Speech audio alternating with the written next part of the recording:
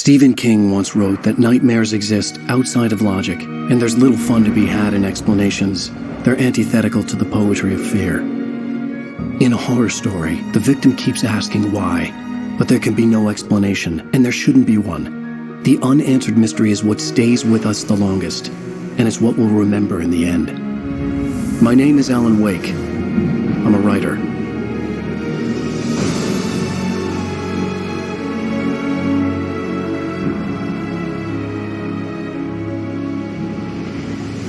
I've always had a vivid imagination, but this dream unsettled me. It was wild and dark and weird, even by my standards. So yes, it began with a dream. Following a typical nightmare pattern, I was late, desperately trying to reach my destination, a lighthouse. For some urgent reason, I couldn't remember. I'd been driving too fast down a coastal road to get there.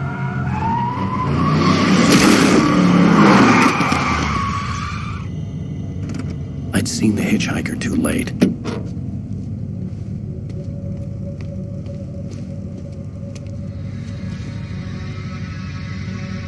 He was dead. I was convinced they'd put me in jail and I would never see Alice again.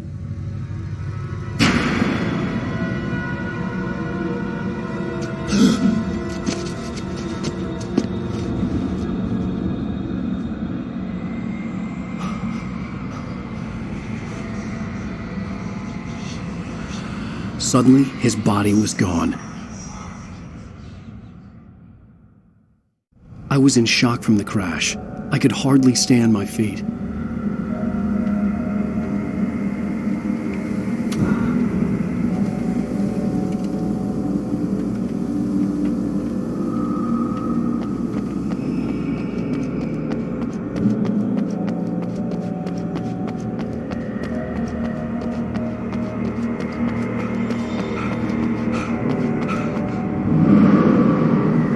I had to go to the lighthouse. I knew there was something important waiting for me there.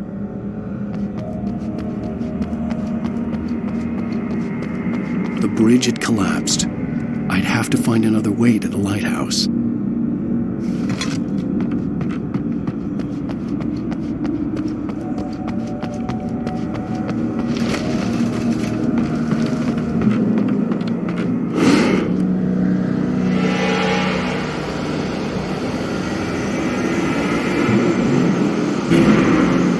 You don't even recognize me, do you, Ryder? You think you're God? You think you can just make up stuff? Play with people's lives and kill them if you think it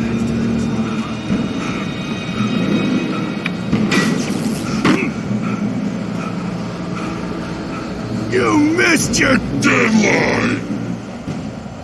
Damn.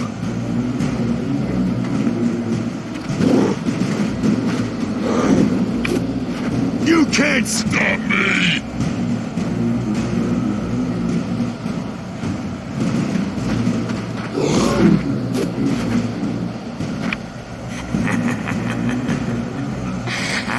I realized that the hitchhiker was a character from the story I'd been working on.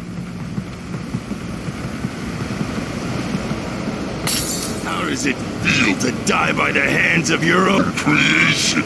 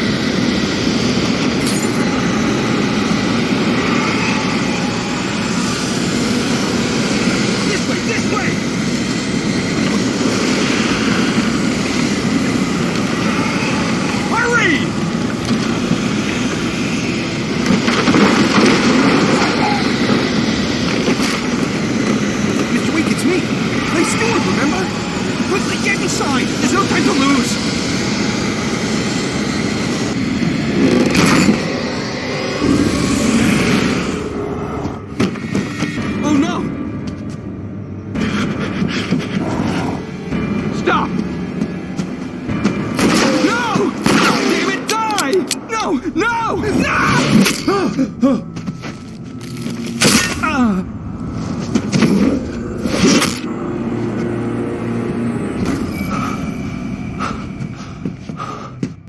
was trapped. There was no way out.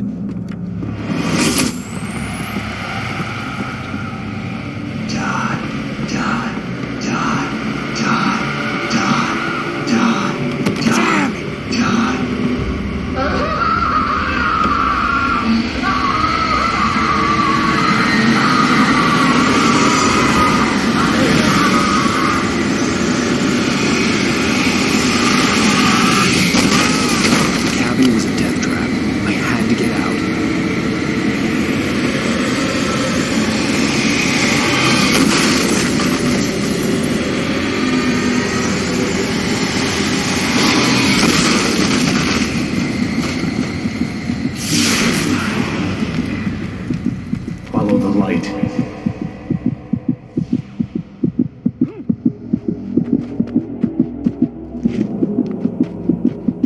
You are hurt. You should go into the light. You are only safe there.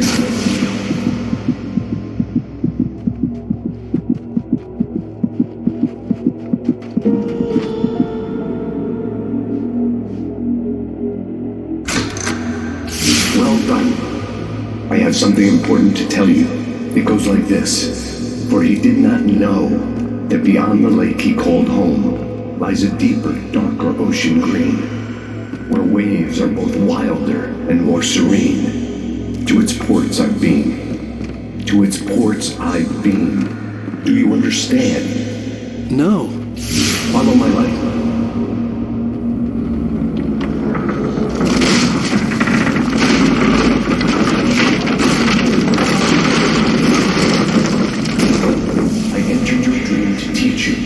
Darkness is dangerous. It's sleeping now. When it feels you coming, it will wake up. There's no time. I can only show you the most important thing. The hitchhiker has been taken over by the dark presence. You can't hurt him now. The darkness protects him from all harm. Only light can drive the darkness away and make him vulnerable again. Here, take the light.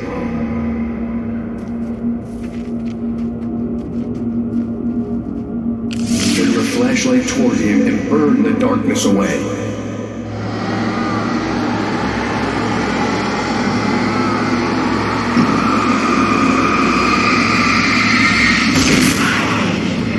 You did it. Now the darkness no longer protects him, but it's still inside, controlling him. He can't be saved. He's still a threat. He is still your enemy.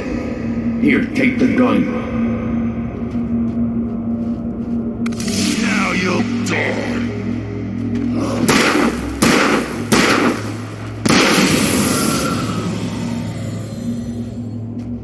Good. You've done well. Remember what I've taught you. That is all. I will give you back your dream now.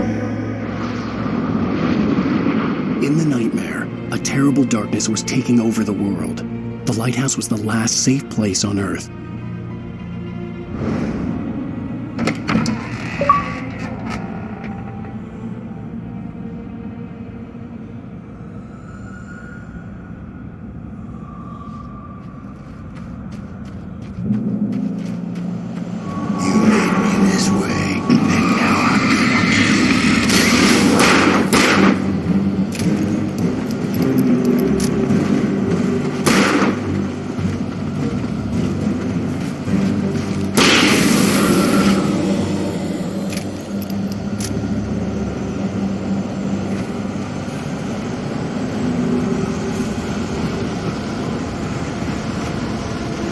This isn't weak!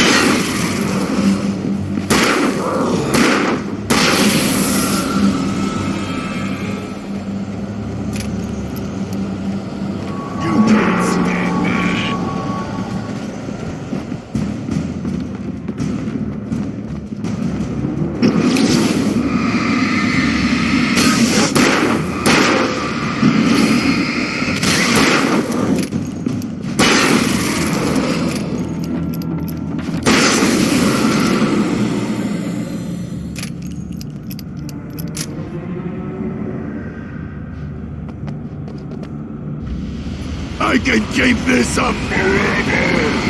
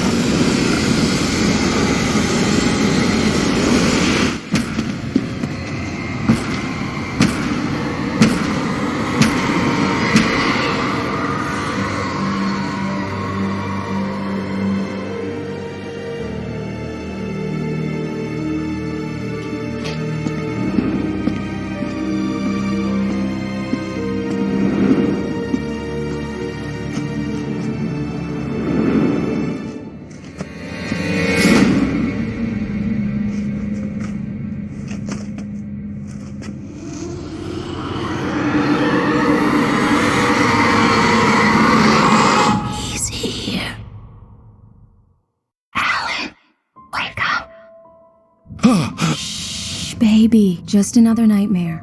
Everything's fine. You dozed off. Right. Anything more than dozed off would be news for everyone. Cheer up, handsome. We're here.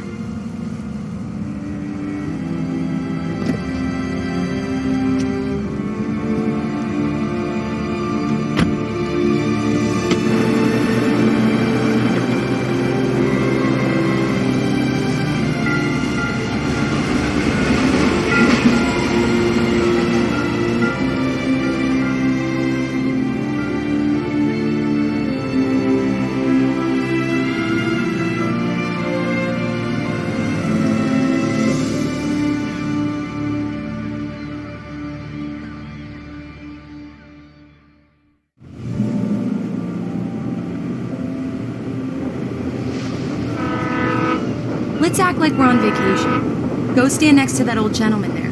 I want a shot of you with the town in the background. Sure. I'll even give you a title for the shot. A city boy, moments before he got eaten by a bear. Hi. Hello there. You picked a good time to visit our town. Deerfest is just 2 weeks away. Deerfest, huh? Did you hear that, honey? You have a lovely wife. If you don't mind me saying. I'm Pat Maine, by the way. Nice to meet you. Yeah, I'm Alan Wake. I won't pretend I don't recognize a famous writer such as yourself, Mr. Wake. A pleasure. I'm an avid reader myself. I hope this isn't too presumptuous of me, but I'm the night host at the local radio station. Any chance I can get an interview? Look, Mr. Maine, I'm on vacation. In fact, I'd appreciate it if we could keep my being here just between the two of us. I'm sure you understand. Fair enough. You can trust me to be discreet. Not a hard man to track down if you change your mind, though. I hope you two have a lovely holiday.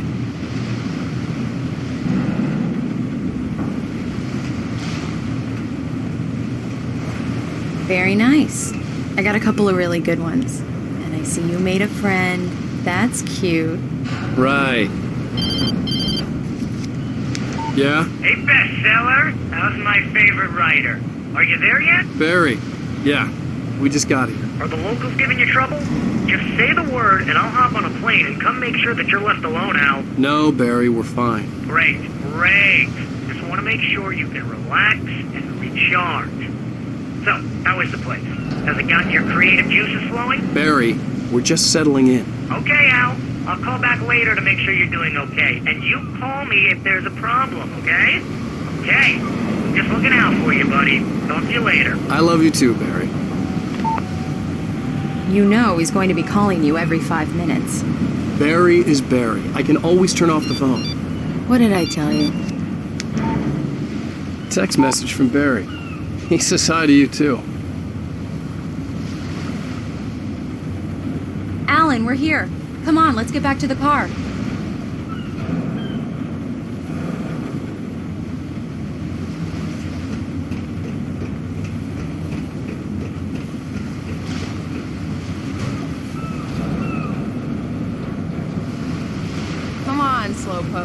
You get the full service here. I've made all the arrangements. I drive the car. I'll even carry the bags. All you have to do is drag your cute butt into the car and enjoy the ride. Yeah, sounds like you've got... We need to stop at the local diner to get the cabin key from the landlord, a Mr. Carl Stuckey. He's waiting for us. I'll go fill her up while you get the key. I'll pick you up here in, say, 15 minutes? Sure. Alan, thank you for coming here with me. I love you too. Go on. I'll promise to behave.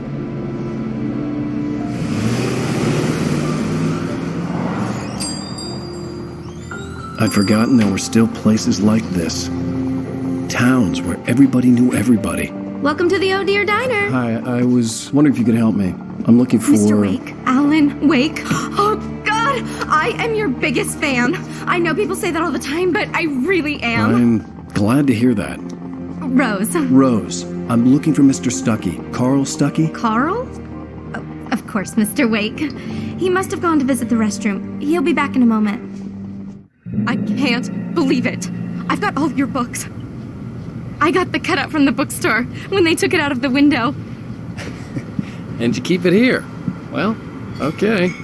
Good for you. Right. So much for a quiet Try the vacation. coffee. Just don't blame me when you fall in love, because it'll break your heart when you have to leave. Rusty here is no longer human. Nothing but black coffee under a thin layer of skin. Yeah, that makes two of us. Do me a favor, Sonny. I could really use a tune right now. Coconut, number 6 in the jukebox. I'd do it myself, but both of my legs have gone to sleep. Bad circulation. Yeah. Are you serious? Coconut again? You disgust me. Call yourself a rocker. Unbelievable. Ha!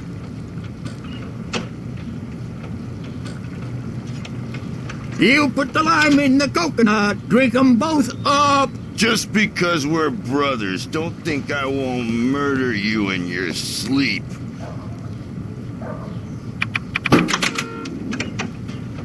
Yes, that's my favorite tune. Coconut. Now that's what I'm talking about. Yes. This is it. I've died and gone to hell. Don't go in there, young man. You can hurt yourself in the dark. I think I can handle it, ma'am. I didn't want to wait.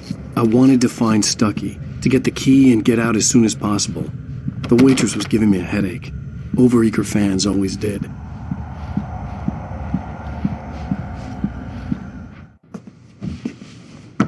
Hello? Mr. Stuckey? Carl couldn't make it. Unfortunately, he was taken ill. But I have the key for you and instructions on how to get to the lake. Okay. I wish you a good stay in my cabin. I'll come by later to check how you've settled in. And to meet your wife. I insist. Thanks.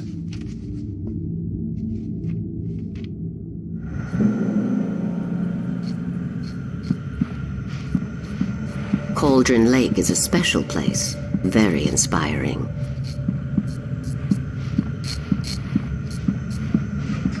You got lucky this time, young man. You can hurt yourself in the dark. This really ought to be fixed. Even that sounds better than your singing. Are you all right? Splendid, splendid. Damn hernia. It swells up like a balloon if I lift anything heavier than a spoon. Yeah, splendid, splendid. It's been a long time. The Andersons, they're, local musicians. We're waiting for Dr. Hartman to come pick them up. They wandered off from his clinic at the Cauldron Lake Lodge. Bye, Mr. Wake. Mission accomplished. The key and the directions. My hero. I got some flashlights, just in case. Hey, wait! Mrs. Wake! Your keys!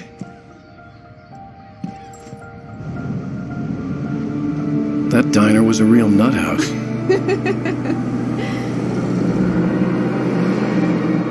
Can you believe this place? This would make a wonderful setting for a book. We're supposed to be on vacation, Alice. I'll figure it out when we get back home. Okay? Okay. We can talk about this later. Bad man here on PBFF. I didn't want to talk about it. I wanted to bury my head in sand. Here's another one of my favorites to go with it. Once upon a time, I was a successful writer, but that was a long time ago. I hadn't been able to write a word in 2 years, not since my last book. And now the weather. It's gonna be a clear night, so you folks in the big city might want to look up every once in a while, see those stars winking down at you. It gets pretty dark out here, but they'll light your way.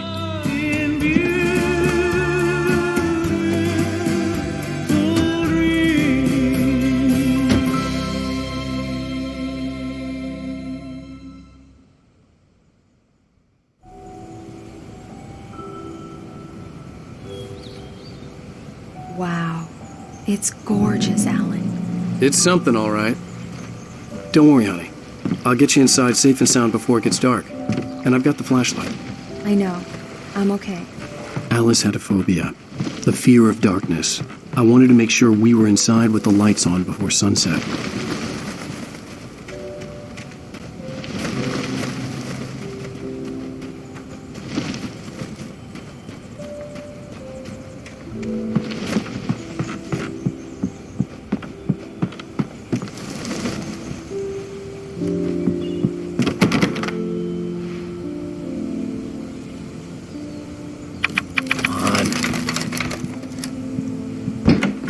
Dark in there. We need lights.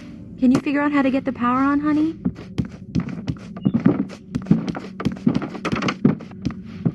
Hello? Anyone here?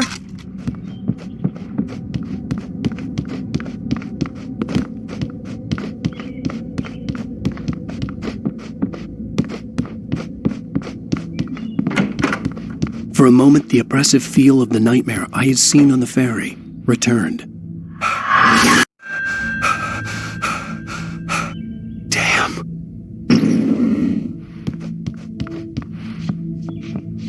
I needed to get the power running in the cabin.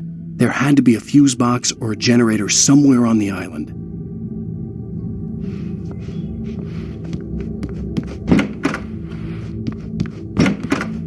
The cabin looked like a time capsule from the 60s, or even earlier.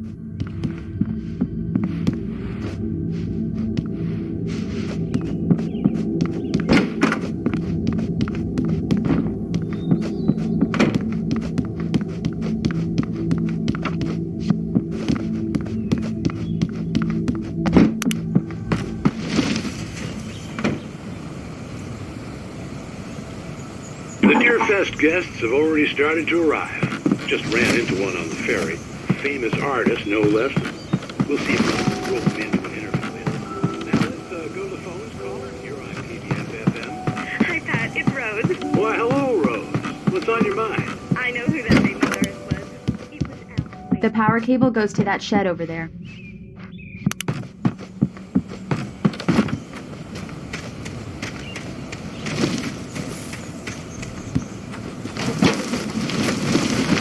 An old generator had been connected to the power cable. The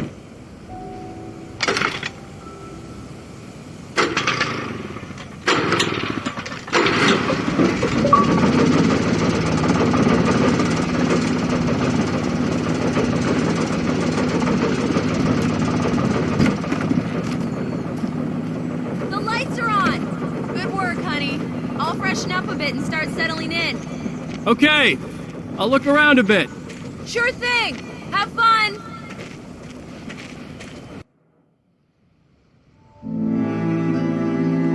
It was a beautiful place. I told myself I could rest here, sleep here, and forget about my work.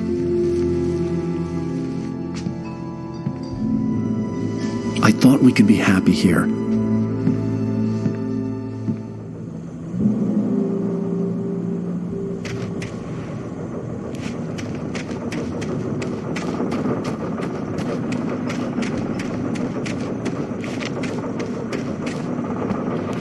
The island had once been the site for a love story. Maybe it would be that again.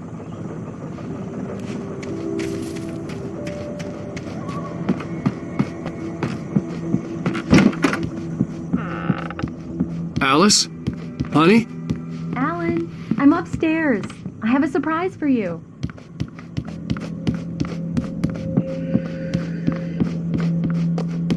Well, hello there. I'm not the surprise. It's in the study. Go take a look. Okay.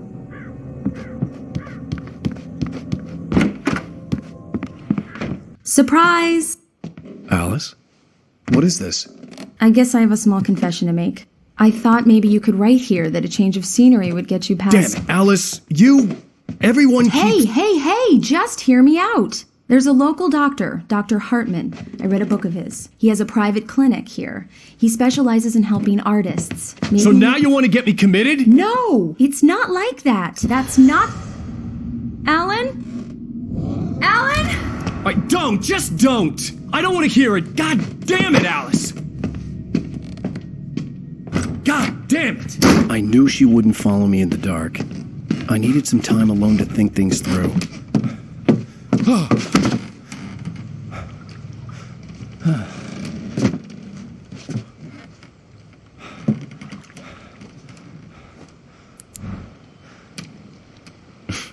Damn it.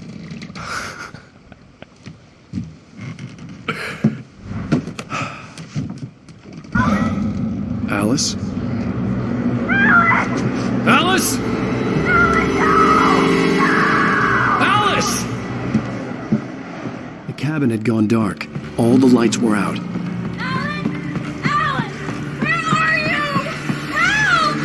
Alice, I'm coming! It's all right, I'm coming!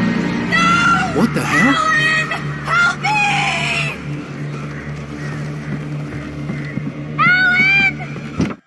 Alice? Alice?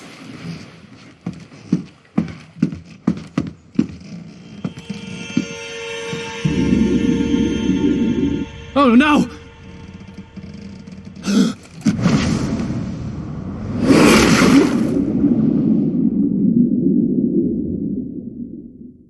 Keep going, Alan. Wake up. Alice?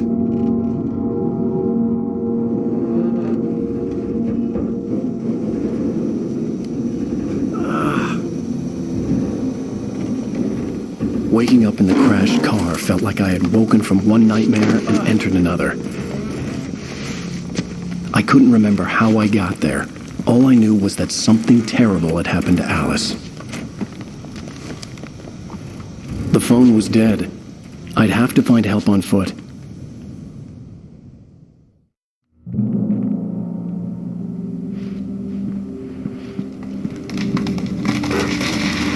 Among Alice's things was a book, The Creator's Dilemma, by a Dr. Emil Hartman. Seeing the book brought back my fight with Alice. I didn't like it, and I didn't like the guy's smug face on the cover either.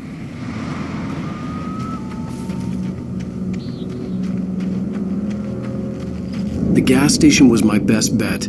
They'd have a phone I could use. It looked like a long hike through the forest to get there.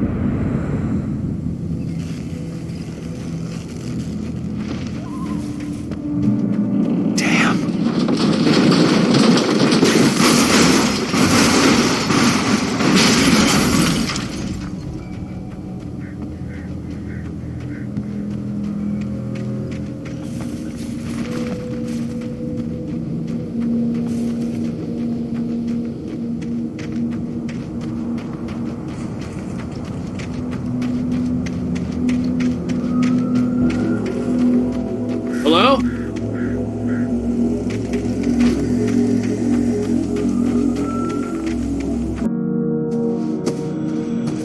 Hello?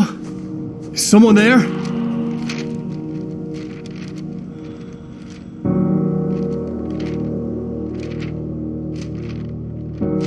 The loose sheets of paper were pages from a manuscript entitled Departure.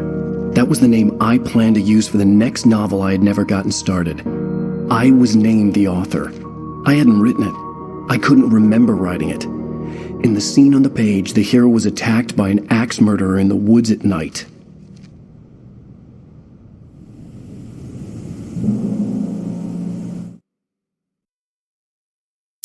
Departure by Alan Wake.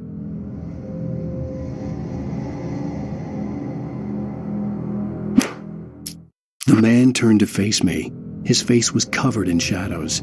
It was hard to make him out in the darkness of the forest that surrounded us, but the axe he lifted was plain to see. It glistened with the blood of his victim. He grinned madly. The shadows were alive, distorting his features. It was a scene from a nightmare, but I was awake.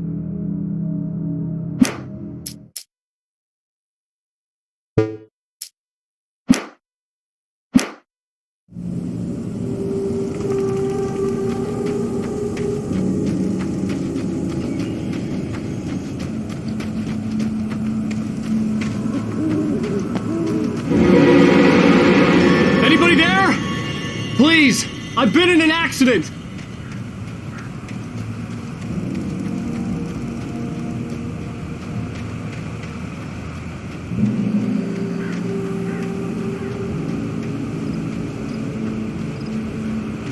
The lights up ahead were a good sign. Maybe I wouldn't have to hike all the way down to the gas station to find a phone.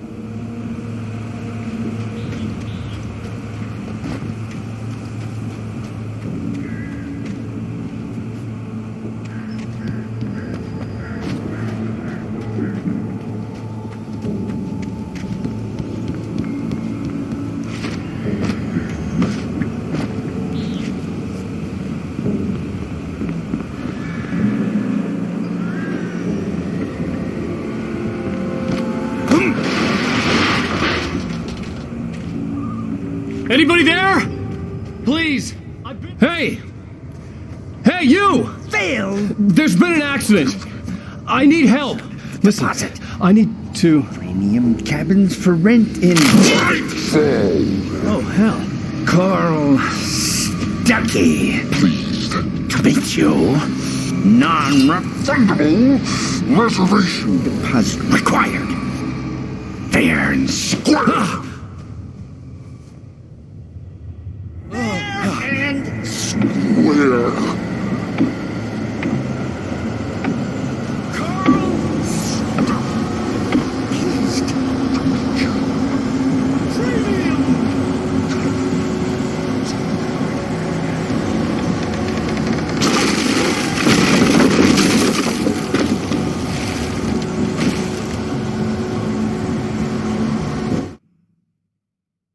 The Taken stood before me. It was impossible to focus on it, as if it stood in a blind spot caused by a brain tumor and eye disease.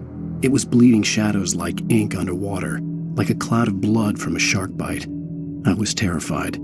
I squeezed the flashlight like my life depended on it, willing it to stop coming any closer. Suddenly something gave, and the light seemed to shine brighter.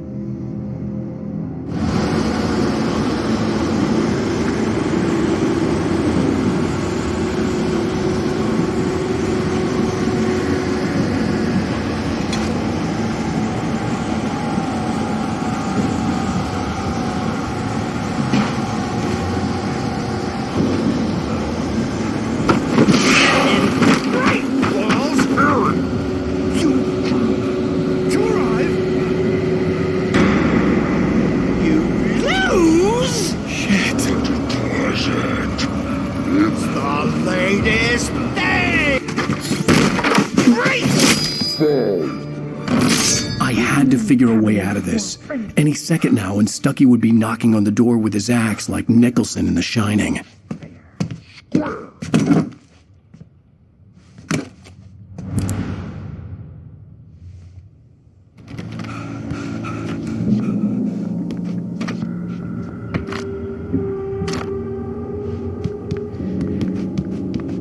I wasn't about to open the door, as long as I was liable to catch an axe with my forehead.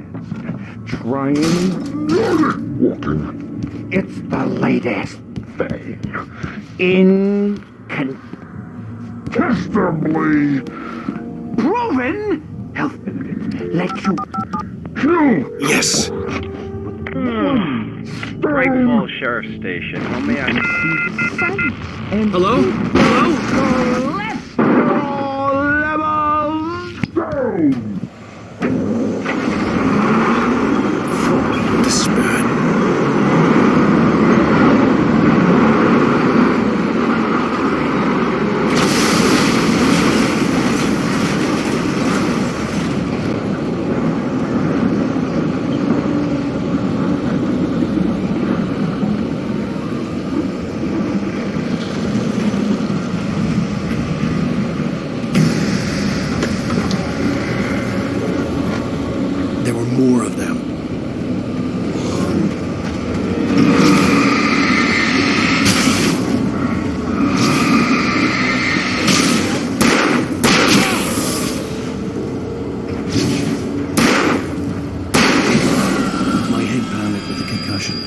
I'd never fired a gun outside a shooting range, and now I just killed someone. Or something. There were no bodies. They just disappeared. If I was dreaming, it felt real enough to make me sick.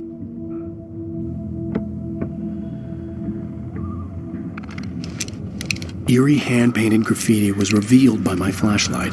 Someone had hidden a chest of supplies near it.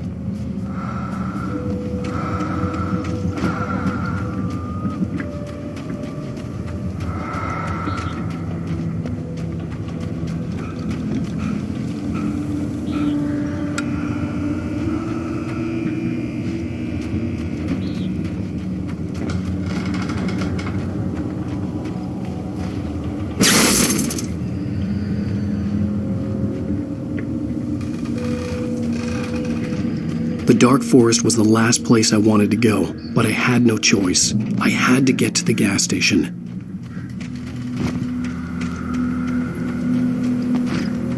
It's rabbit season!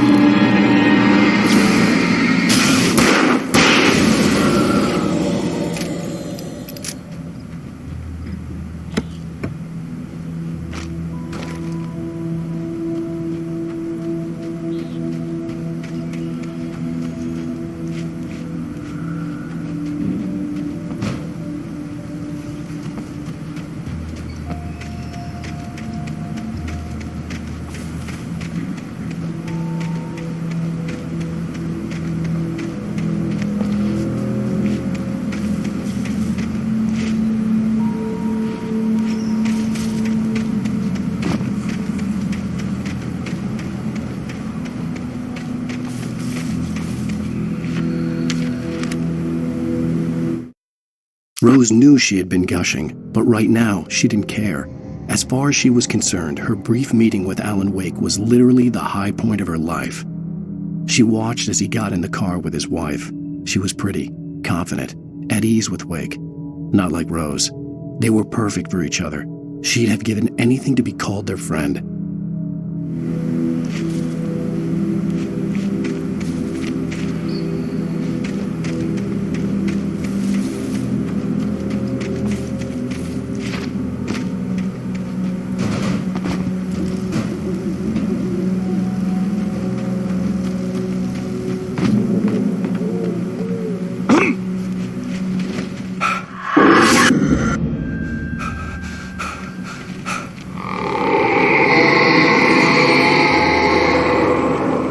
What the hell was that?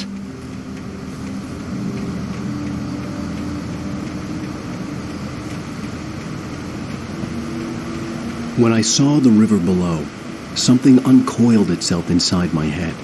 I realized that I'd have to find a way across. I didn't even want to look at the water.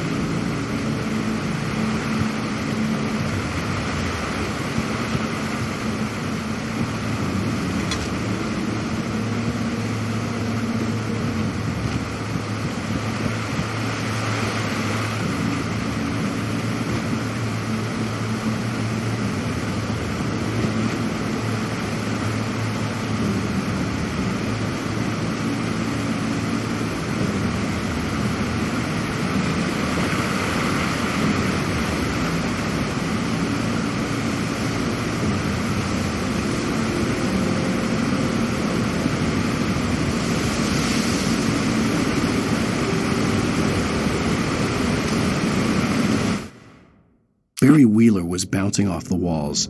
He jumped on a plane after his calls were ignored by both Al and Alice for several days. It could mean that they were both on a second honeymoon. But Barry didn't buy it. Al had been way too unstable for that, not sleeping, messed up. Barry had years of experience dealing with Alan Wake, and he couldn't ignore it. Something was wrong.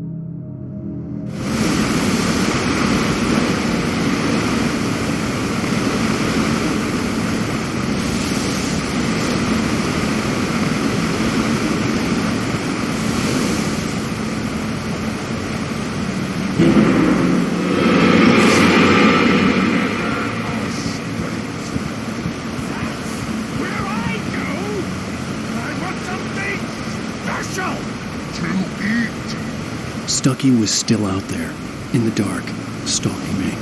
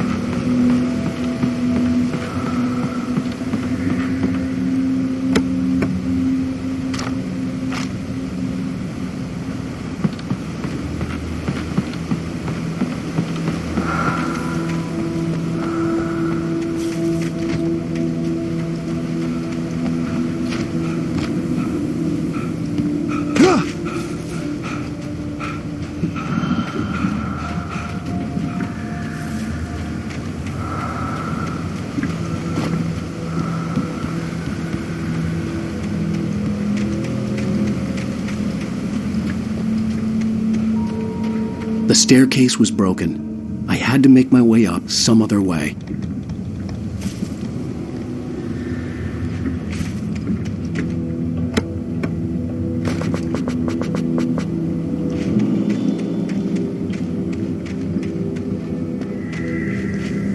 There was no power. There was bound to be a generator somewhere at the logging site.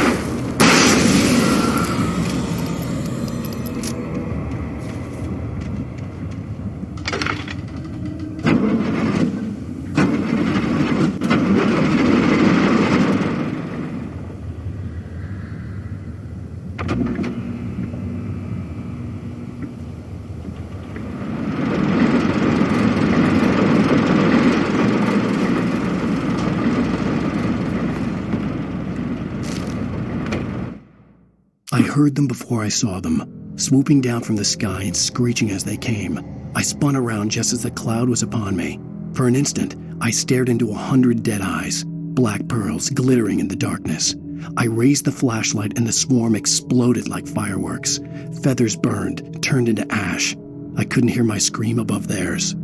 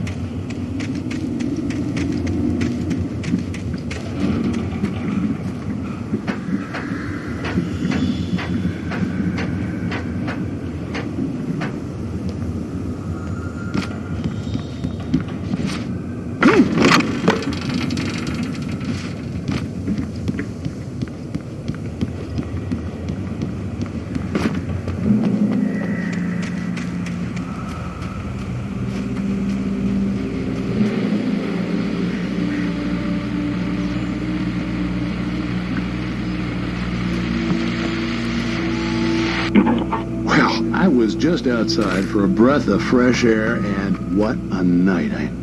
I know most of you are probably in your beds by now, but if you're still up and around, take a moment. Step outside for a spell and breathe in deep. The weather is absolutely still. The sky is crystal clear. It's like the forest is quietly breathing along.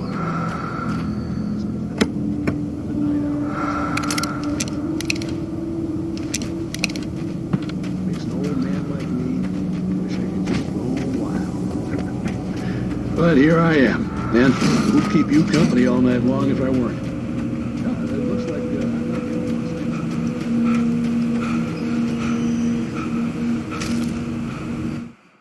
At first, I kept finding the pages as if by accident.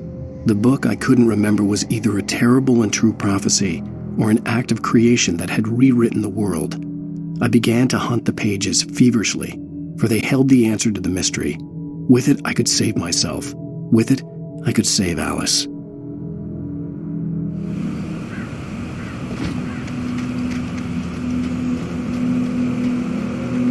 The gas station was closer now, its light welcoming in the darkness. Paul makes the best dogs in the state. Belly Burster is the best with no coat. Monster Dog is second best. The famous dog is...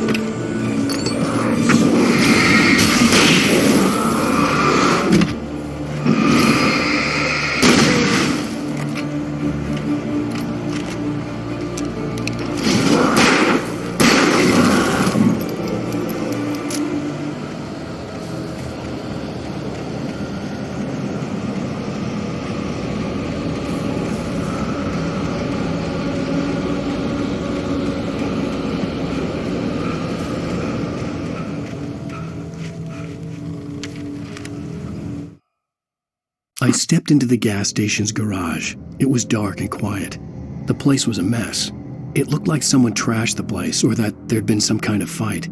Light spilled into the room through an open door at the back, and I made my way toward it. Without any warning, I was blinded by a bright light. An old portable TV on the shelf had come alive by itself. Impossibly, I could see myself on the screen, talking like a madman.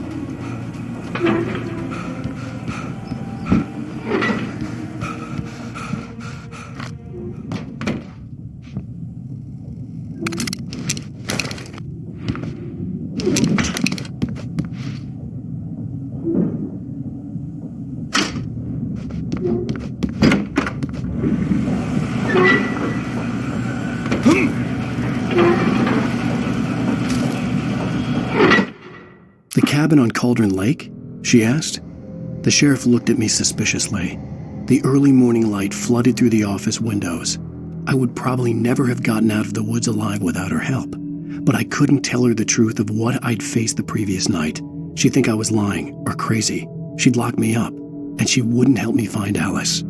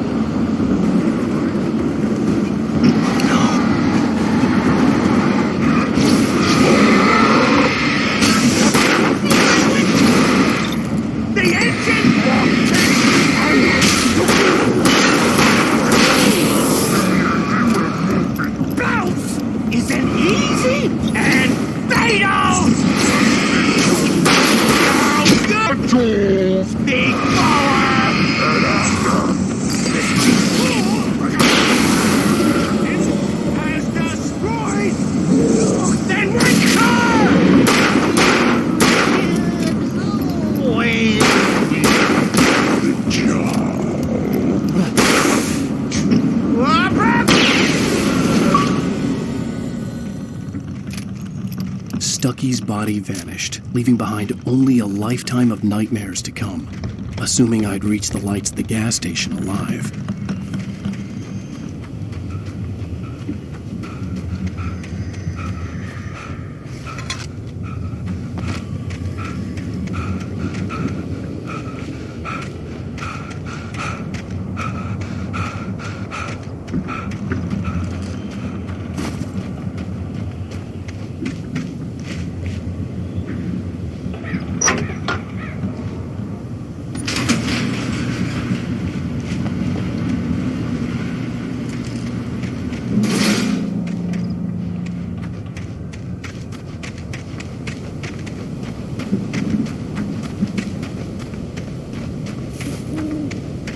I recognized the parade float I had seen in Bright Falls when I first arrived with Alice.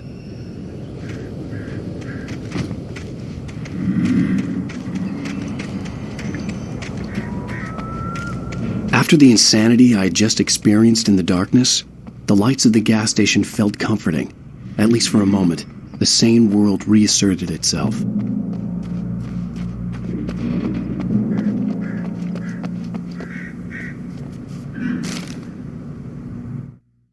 Stucky spat on the garage floor and tried to shake the cobwebs from his head. Ever since the couple never showed to pick up the keys, things had been fuzzy. A feeling caught his attention. Stucky looked up and stared as his brain tried in vain to process the horror before him. He stumbled back, knocking over a can of oil. A black pool spread across the floor while he struggled for a brief moment, then let go as the unrelenting darkness engulfed him.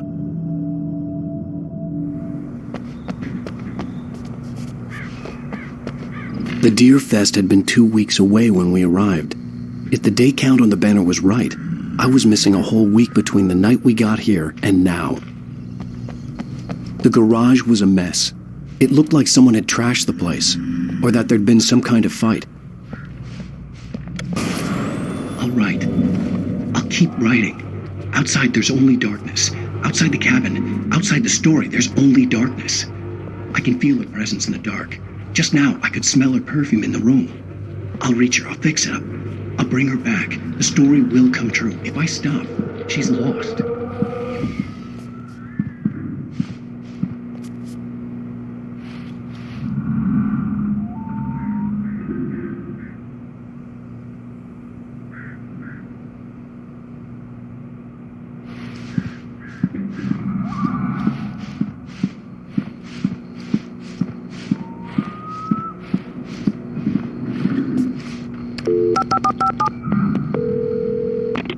Bright Falls Sheriff Station.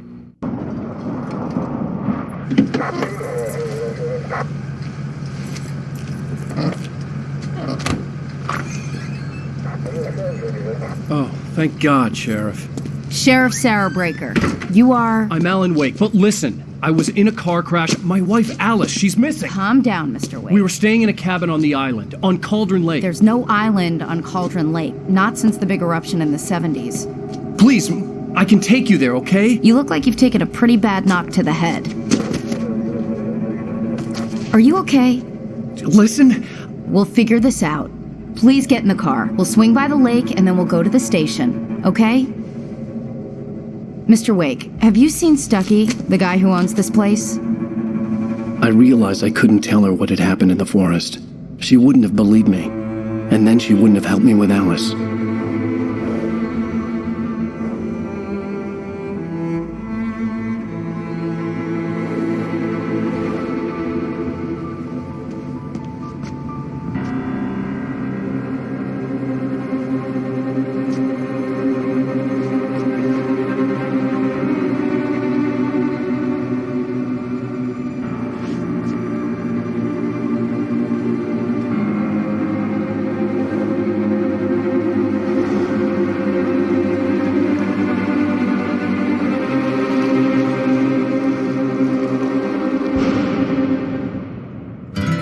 A candy-colored clown they call the Sandman tiptoes to my room every night, and just to sprinkle stardust and to whisper, go to sleep, everything is all right.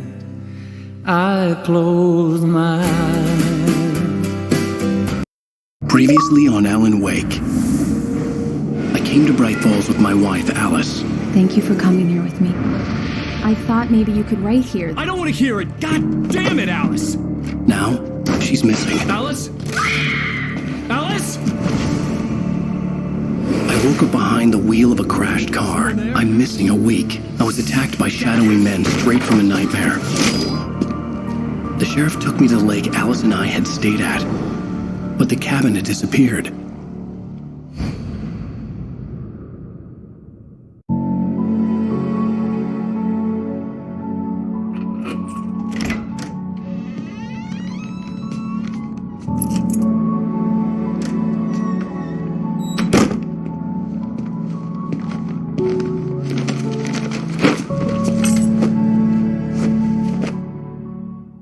Honey, I'm home. Back here, sweetie. How was it? Worst weather I've ever seen. You should put some coffee on. It'll warm you up. Hey, handsome. This is gonna be a long night, but these shots are turning out great. I guess you're gonna need that coffee then. I'll go put it on.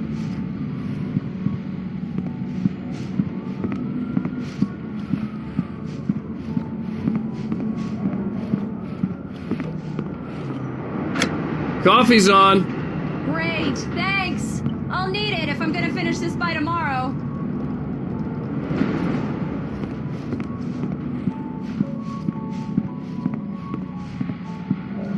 Oh, hey, I just finished those cover mock-ups. They're on your desk. Tell me what you think. No kidding. I didn't think you'd get them done this quickly. On occasion, I can perform all sorts of miracles, my dear.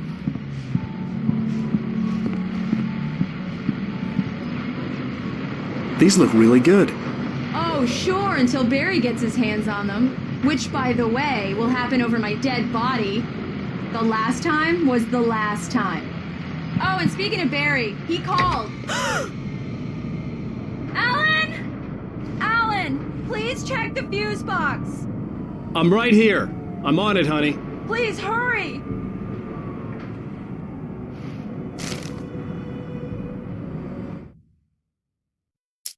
It's true what they say about the fall and the sudden stop at the end.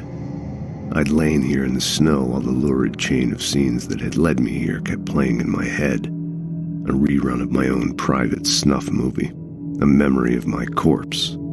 Alone at my own wake. Thinking in metaphors again. The femme fatale was gone. Only a sour taste remained of the kiss that killed me. This was a late goodbye. 13 years after I'd gotten my revenge, it had finally caught up with me. It had been a long time to bear the pain. My blood painted the snow red. A gruesome slushy dissolved all the scattered painkillers and leisurely dripped down to the sewer, mingling with the bile of the city, becoming one with it. I can see them now, my wife and my baby. Honey, I'm home.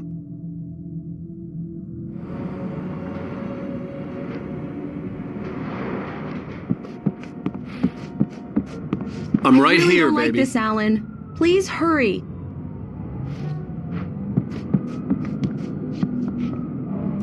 Honey, it's a power outage. I've got the flashlight. Okay. Hi. You okay?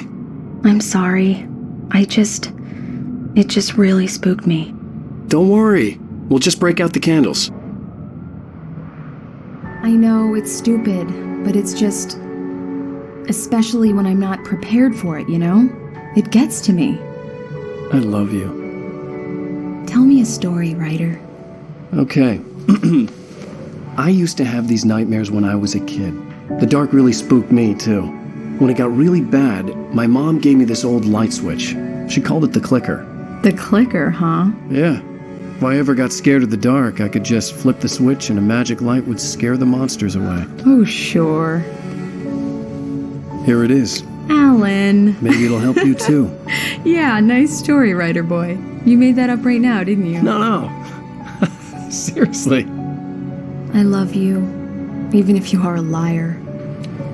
Thanks for this.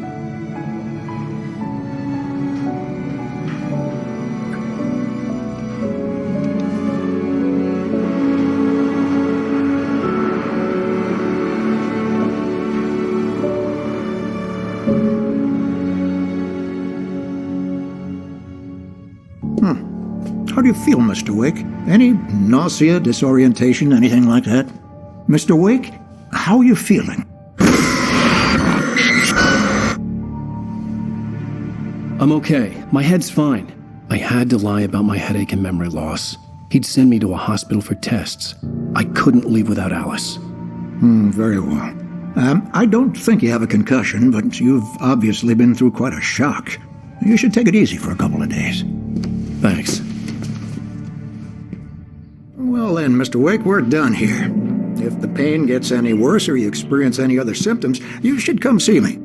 I'll let you get on with it then. Sarah, Sheriff Breaker, is waiting for you. She's very good at her job. I'm sure she can locate your wife in no time. Doc Nelson was the image of a small-town doctor. Sheriff Breaker had called him to the station to take a look at the cut in my head.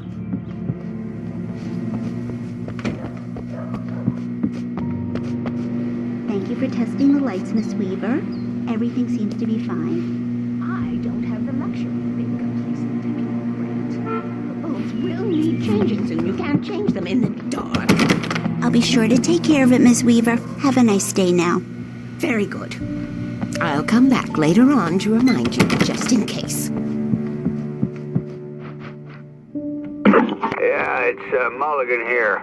I'm at Stucky's gas station with Thornton. There's no sign of him. Over. Wait. Yeah, this is Thornton. Look, we've located the brake float. It's here. That's some good news, right? Stucky was supposed to be driving it at the rehearsals today. Over. Oh, give me that. Mulligan here. Alice looked through the viewfinder, lining up the shot. Cauldron Lake was breathtaking.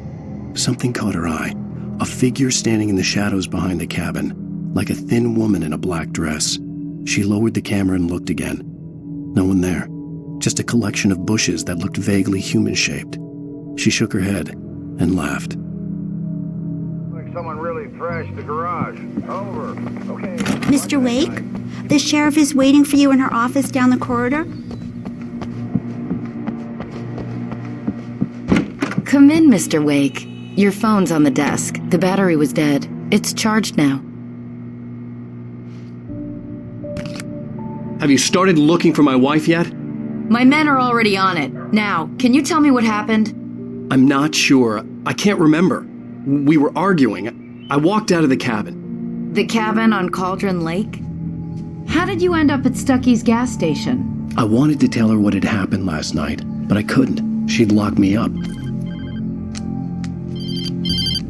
Excuse me, I need to take this. Hello? Alan, please help me. Alice? Stop talking to the law. You'll do exactly what I say if you ever want to see your wife again. Who is this? Go to the back lot. There's a hole in the fence on the left. Look inside the junker. I left a little something there to convince you we're all on the same page here. After you ditch the cops, you're gonna meet me in Elderwood National Park. Mr. Wade, can I help you with anything? Midnight. Don't do nothing stupid, pal. We're watching you. I need to get some air. The sheriff said I could go out back. Of course, Mr. Wake. You can get there through the cell corridor. Hey, can you turn the light? The light's on! The deputies, they don't understand. They won't listen to me. I need it to be bright in here! In spite of its human mask, to describe the dark presence as intelligent would have implied human qualities on something decidedly inhuman. Nonetheless, it found the one spot in the diner that was dark enough. Some light spilled into the corridor, ravaging it. But it took the pain. Horrible as it was, the writer would soon fix that. He would be coming to the one place where it still had power.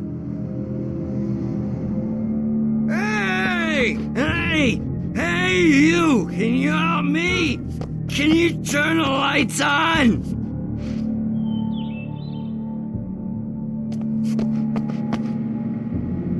Thank you, man, thank you. Hey, you're all right. You're a good guy. Don't let anybody tell you different. You know, I shouldn't even be in here. The cops, they got it. The early morning light hurt my eyes and made my head ache. The man on the phone had said, "Go through the fence on the left."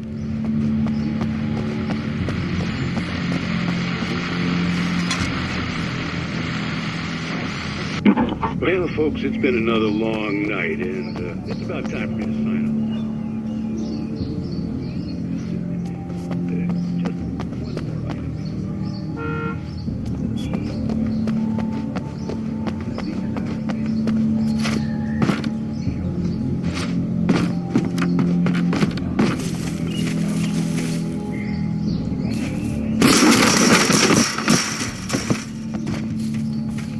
Alice's driver's license had been placed on the front seat. The caller meant business.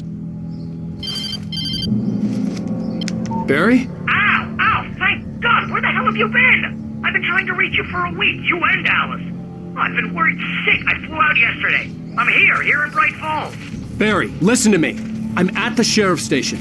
Come and get me. I can't talk now. Al, what the hell is going... I had to get the sheriff to let me go. I needed to get to Elderwood National Park to meet Alice's kidnappers.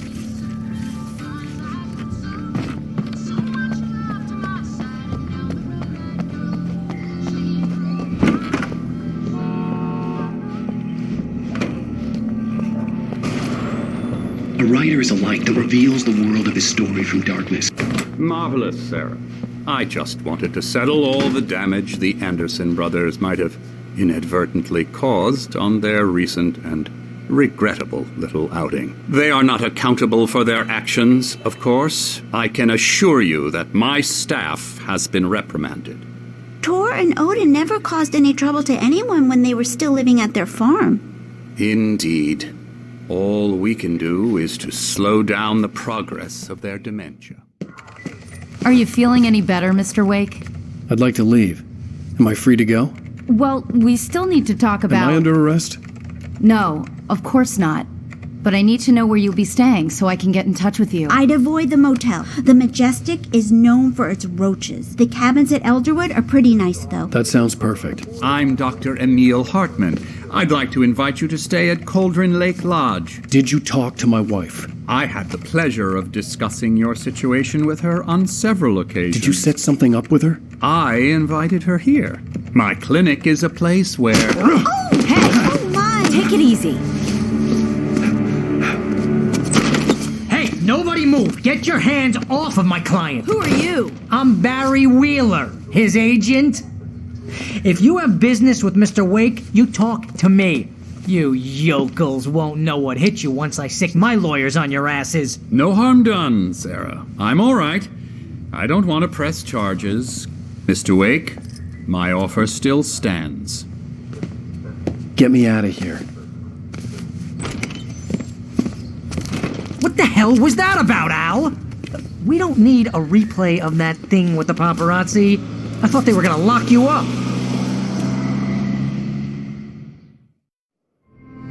I had to talk to someone. I told Barry everything. He thought I was certifiable, but when he heard about the manuscript, I had him. The fact that I'd written something, even if I couldn't remember it, was enough for him. He smelled money. And he believed that Alice had been kidnapped. Anything beyond that was another story. I had a midnight appointment with the kidnapper in a place called Lover's Peak, somewhere in Elderwood National Park. The plan was to rent a cabin. I don't like it, Al. I don't like any of it. It's not good. In fact, it's the absolute opposite of good. Mr. Wake! Barry, you found him. Hi, Rose. Oh, wow. I was just thinking about you, too. Great. I was just bringing Rusty some coffee. He's on the balcony, looking after Max. Poor thing. I really need to go. Great to see you again, Mr. Wake. Later! Who's Max?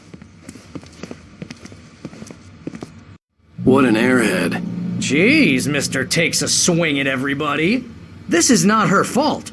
She's a very nice girl and, more importantly, a fan. She even has a fan site dedicated to you. And she was very helpful when I was looking for you. Seriously, Al, what you were saying in the car? Just listen to yourself. What, you shot a guy and his body just disappeared? When was the last time you slept? What, are you high? Have you been drinking? No! Look, Barry, I'm missing a week, and someone's got Alice, and everything's just... Do you understand what it sounds like when you say stuff like that? Don't get me wrong, it's a good story, could be a bestseller. But when you start confusing fiction with reality, you're buying yourself a ticket to the funny farm. Wait here.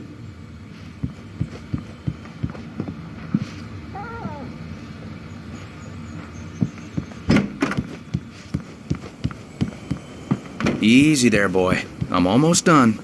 Hey, Rusty, right? You rent cabins. Oh, Mr. Wake. I'd shake your hand, but mine are kind of full here. Actually, I'm sorry about this. Would you mind grabbing the registration form from the desk? It's just across from Bucktooth Charlie. Okay, sure. What happened? Crazy poachers. Max here got his foot caught in a trap. They're illegal to use here. Hell, you're not supposed to hunt within the park at all. But that doesn't stop some lowlifes. Seriously, Al, you can't just go and meet a kidnapper. Those situations always end up in disaster. You gotta talk to the cops. She's my wife, and it's my call. Can we talk about this later? No. This whole thing... Listen, you hit your head. I mean, geez, Al, come on. You gotta understand how crazy all this sounds. I think this is the form you wanted. And here are the keys. Okay, you're all set, Mr. Wake. Glad to have you staying here. Thanks. Can you tell me how to get to Lover's Peak? Oh, sure. It's at the end of the nature trail. Just follow the paths, you'll get to it eventually. It's an easy walk. Nice spot, too.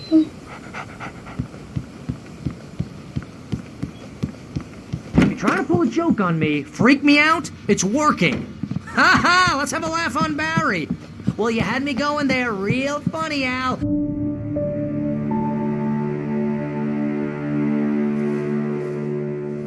That's just crazy talk, Al. Al? Al? We should go to the sheriff or call the FBI. Damn it, Barry, they'll kill her! This is not a goddamn debate, Barry. I'm going to Lover's Peak. He said to come alone. Okay then. I understand. You're my best friend, and I'm worried that you're not right in the head. Tell me what to do to help, and I'll do it. You stay here, and if I'm not back by morning, call the cavalry. Achoo!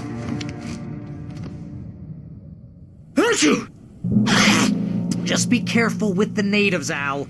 These yokels are dangerous. Everybody hates a tourist, or it'll be Deliverance all over again. Achoo!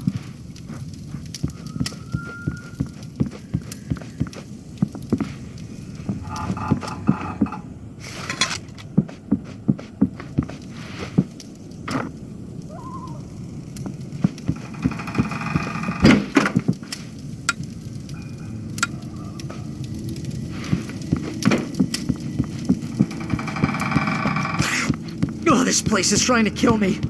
I'll bet there's mold in here, spores, poison ivy, God knows what. This is so not worth a 15% commission.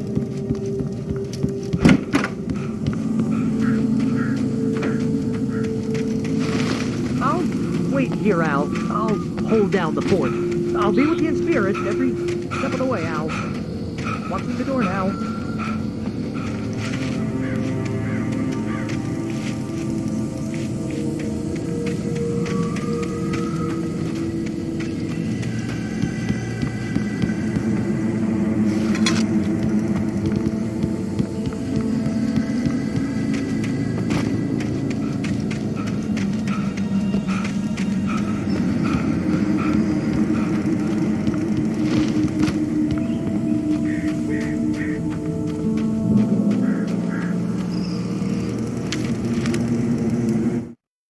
Barry had never gotten along with Alice, but he knew Alan loved her with an almost frightening intensity.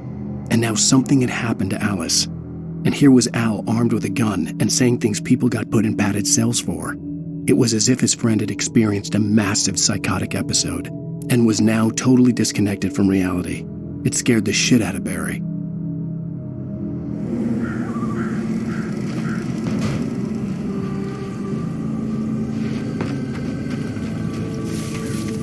I knew I should have gone to the cops. This wasn't the smartest thing I'd ever done, but I was still angry with Barry for trying to talk me out of it. These people had called me right in the sheriff's station. The cops wouldn't scare them, and they had Alice.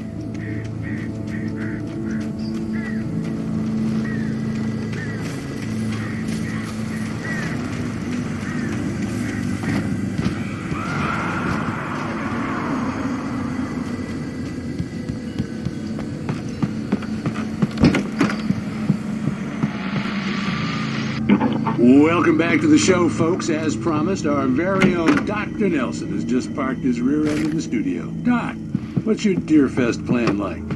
My plan? You make it sound a lot more organized than I ever seem to manage. Oh. No plan, really, just taking the atmosphere.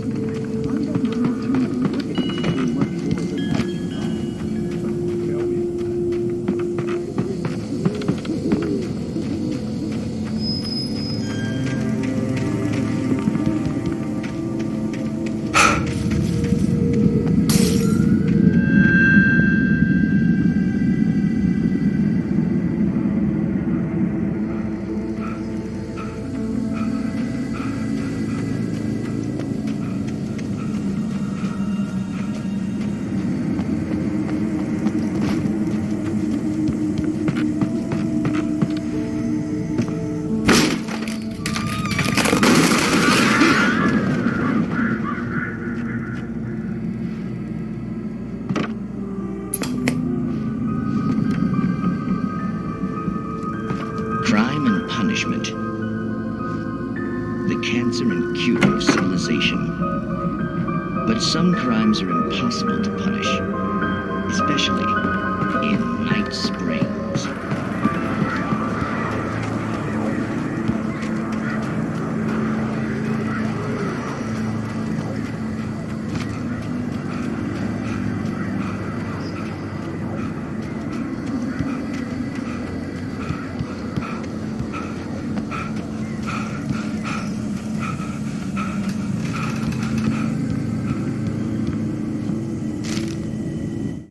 Rose knew that Rusty was in love with her, and she liked him too. She liked him a lot. He taught her to dance, and life had certainly taught her the value of a man who was gentle. He treated her well, made her smile, made her feel good. But Rusty wasn't the prince of her dreams, and that tended to underline the unbearable truth. She was no closer to that Hollywood magic than he was.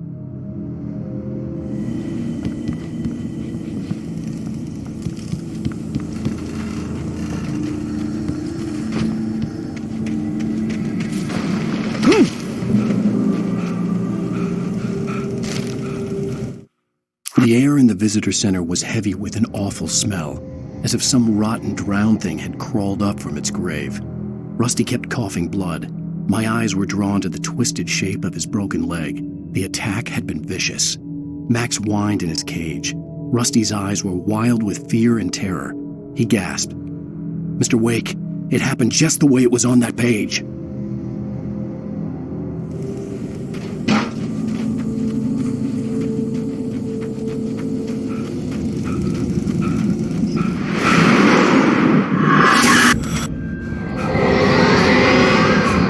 The vision left me weak. This was no head injury.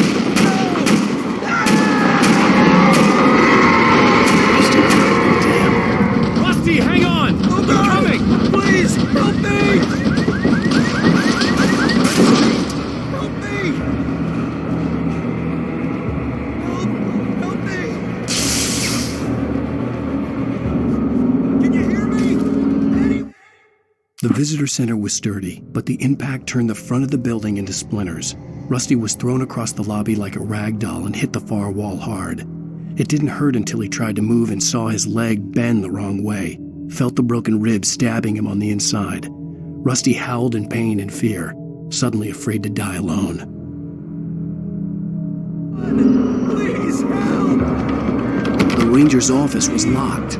I'd need a key to get in. Hello? Back here. Mr. Wake? Oh, hell. It happened just the way it was on that page. I found. Came true. It knew. So dark. It'll come back for me. You must... The lights. In the office. I have the key. Okay, Rusty. Hang on. I'll be right back. Whatever did this couldn't be far. Rusty had found a page from the manuscript. It would help me understand what had happened.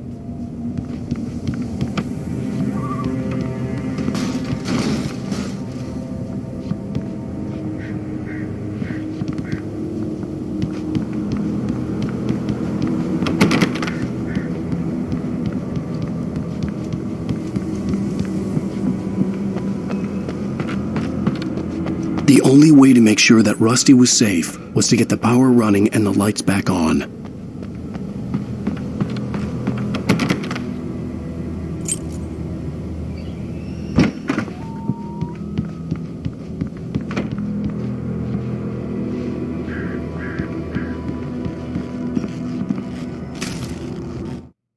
At the last instant, I changed direction and threw myself down. The axe splintered the trunk of a tree. I stumbled into the pool of bright light. My lungs burned. I was too exhausted to move. I tensed as I waited for the killing blow, but it never came. I raised my head. Nothing moved in the darkness beyond. For the moment, bathed in the cold light, I was safe.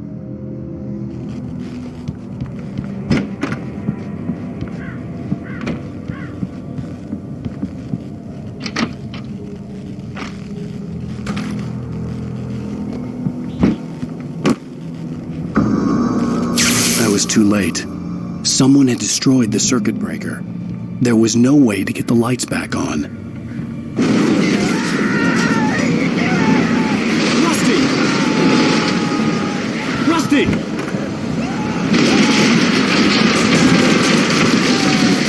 The ground was covered with oily patches that looked like liquid darkness. There's need hunting licenses.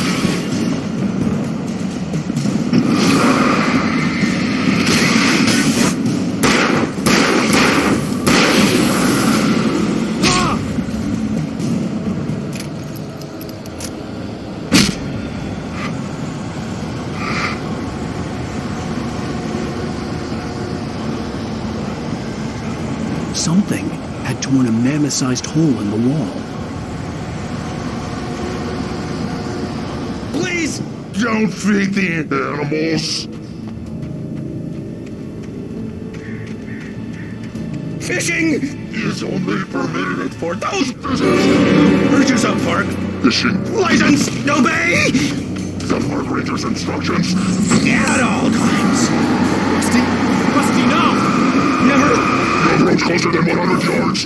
To bears and wolves, never approach any other wildlife closer than 25 yards.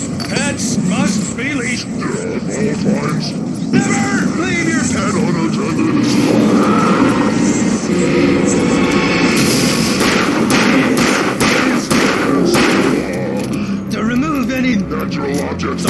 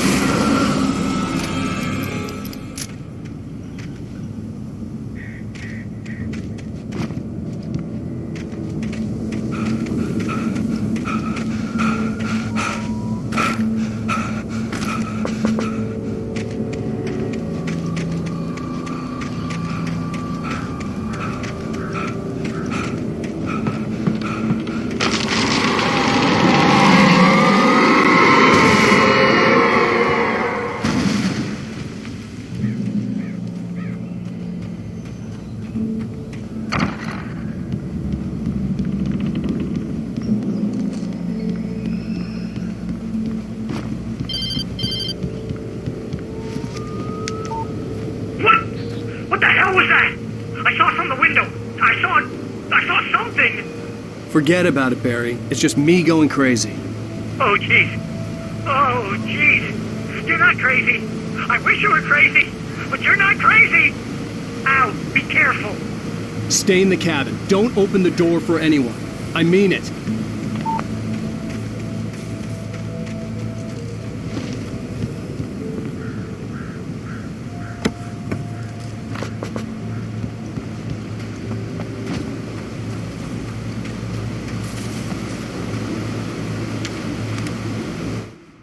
In that last instant of consciousness, Rusty thought about Rose.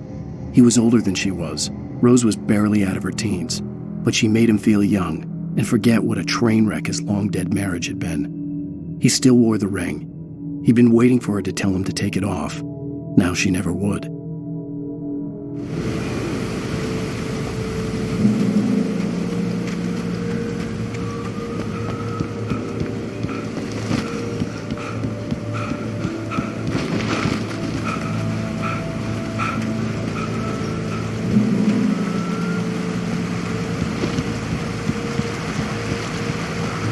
Lover's Peak was at the far end of the nature trail.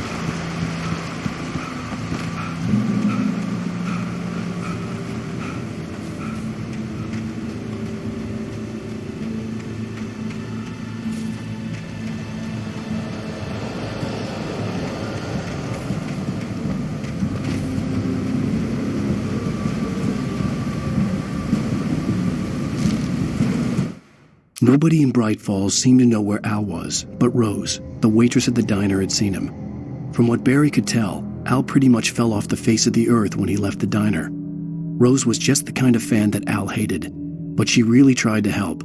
She was smart, too, knew a lot about what was going on in the town, knew a lot about Al, even knew who Barry was. Barry liked her. That was no big surprise. When it came to women, Barry and Al rarely saw eye to eye.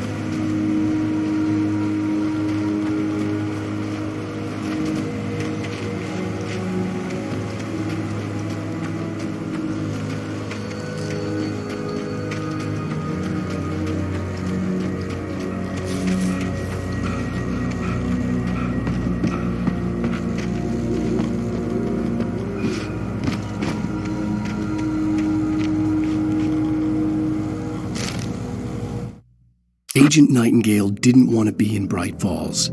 These little communities revolted him, and he didn't like the trees or the coffee. He now knew that impossible horrors lurked behind the storefronts and smiles. He desperately wanted to turn the car around and just drive until he passed out or ran out of road and booze. But he had a job to do. He had a rider to catch, at any cost.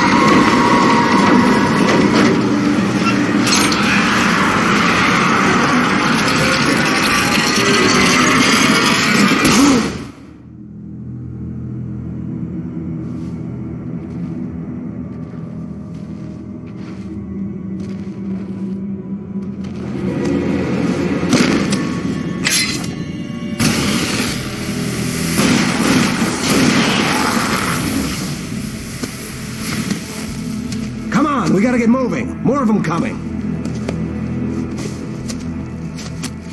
That flashlight's kid stuff. The flares will keep the bastards away.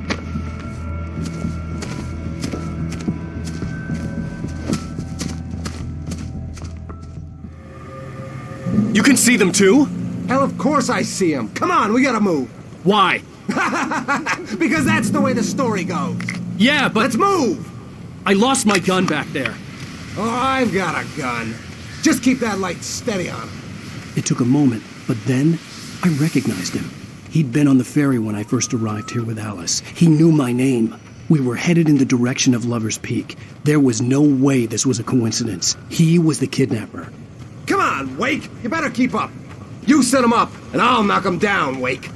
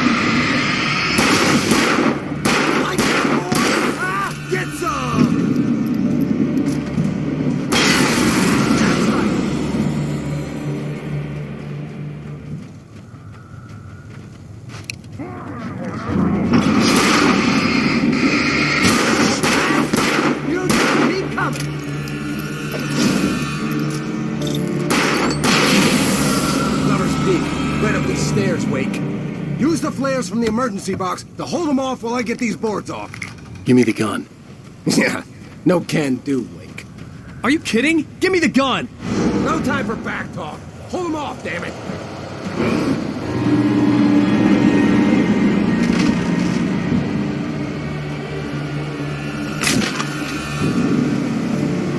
Just a little longer. Scare them off. Get some light on those bastards. That'll keep them off.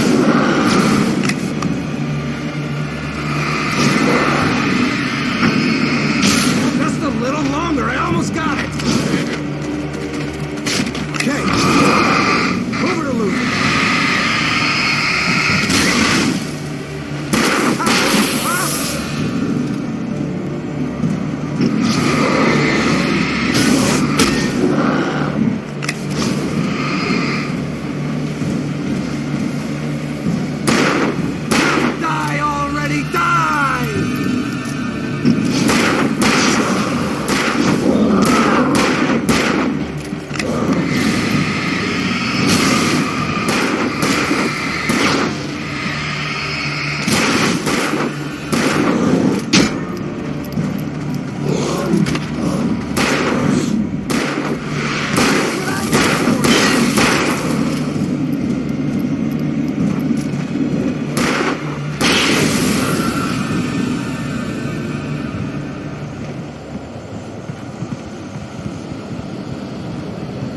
Oh, you feeling better now, Wake? All cozy and safe.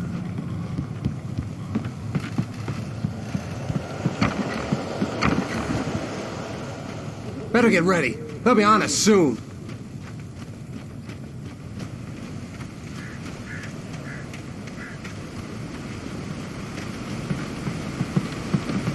This is it, Wake. The last stand.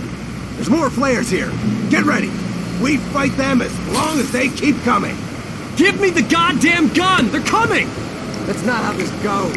Get with the program, Wake.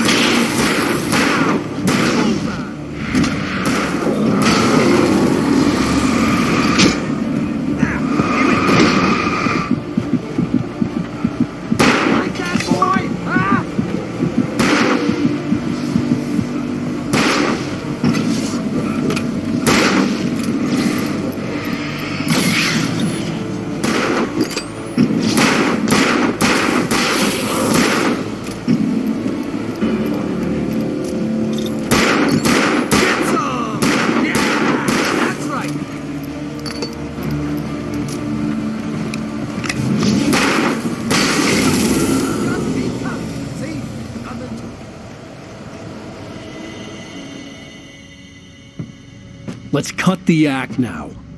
Where's my wife? I knew you were going to say that. I read it all before. You're a hell of a writer. Congratulations.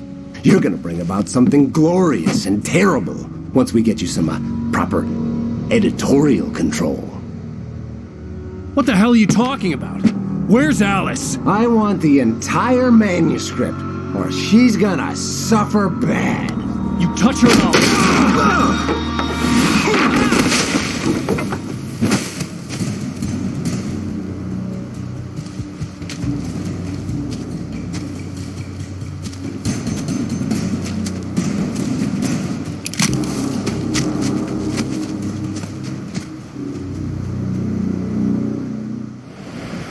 You're gonna give me the manuscript, or you'll be sorry. No! Come back here! I swear I'll kill you if you hurt Alice! Do you hear me? Come back here! He had Alice, and he wanted the manuscript because he thought it held some magical power. But I had no manuscript to give him. I had to get back to Barry and figure out my next move.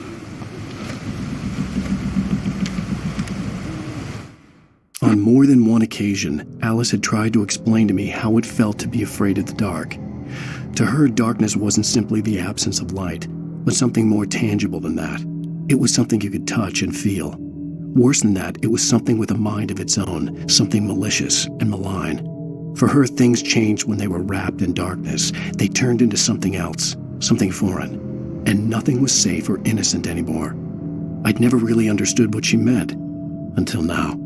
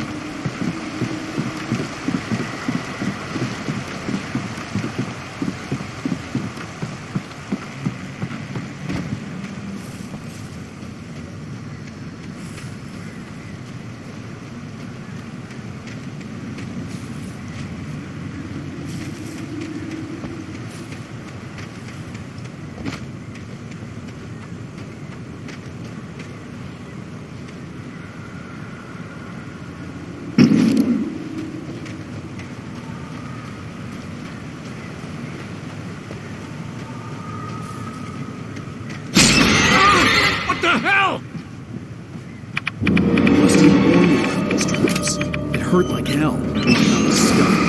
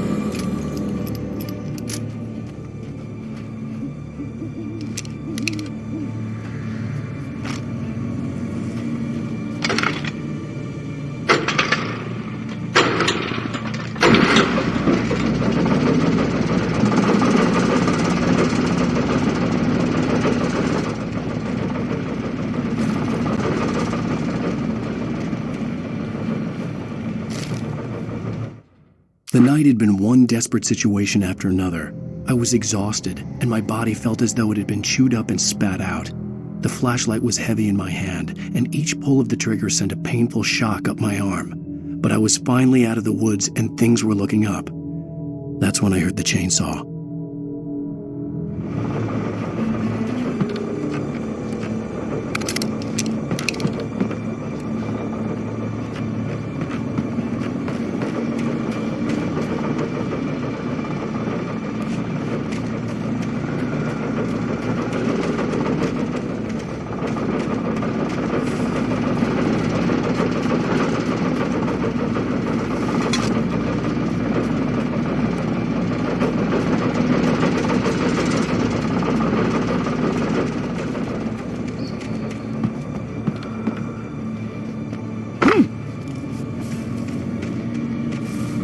I had heard the plane fall. It made no sense. It was clear that it had just fallen here. It was very old and obviously hadn't flown in decades. Looking at it sent a shiver through my spine.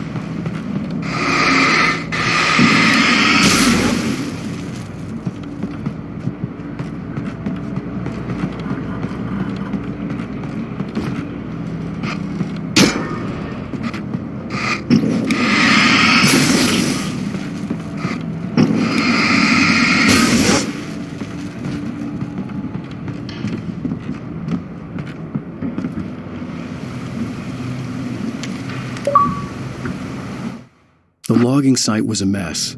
The modular office had been pushed off the cliff. Deputy Thornton climbed up from the wreckage excited, breathing hard from the exertion. Nobody there. It's weird. Don't you think that's weird? Bored, Mulligan let out a mighty snort. Hell, it's always weird, Thornton. Just a question of sorting out what kind of weird it is this time around.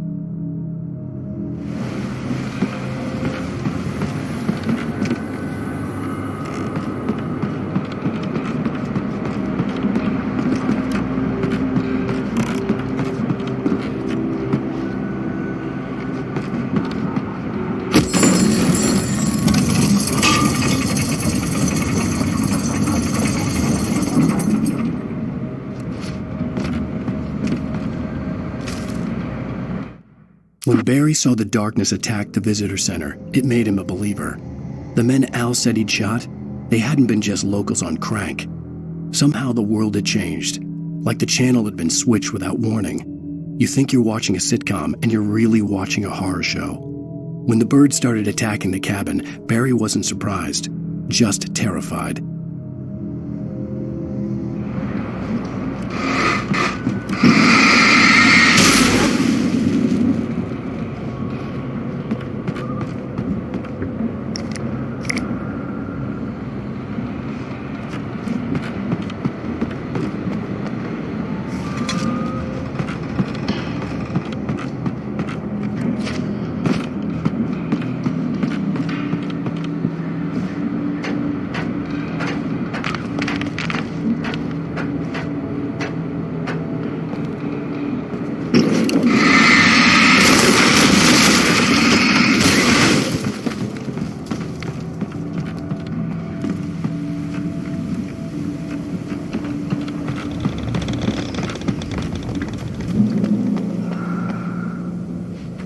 Beware of Widowmakers!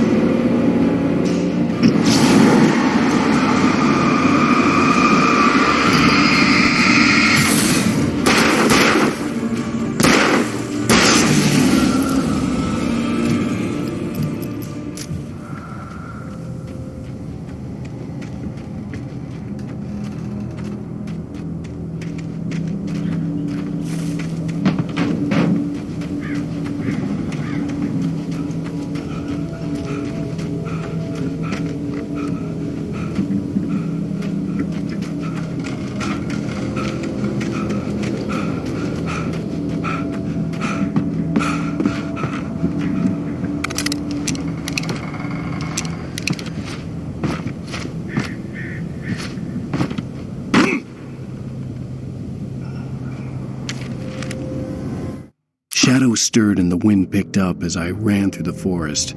I felt the dark presence turning its gaze toward me. Then the moonlight was blotted out by dark shadows that raced violently across the ground, moving too swiftly to be natural. Darkness gathered between the trees and melted again to reveal the taken. No natural path had brought them here.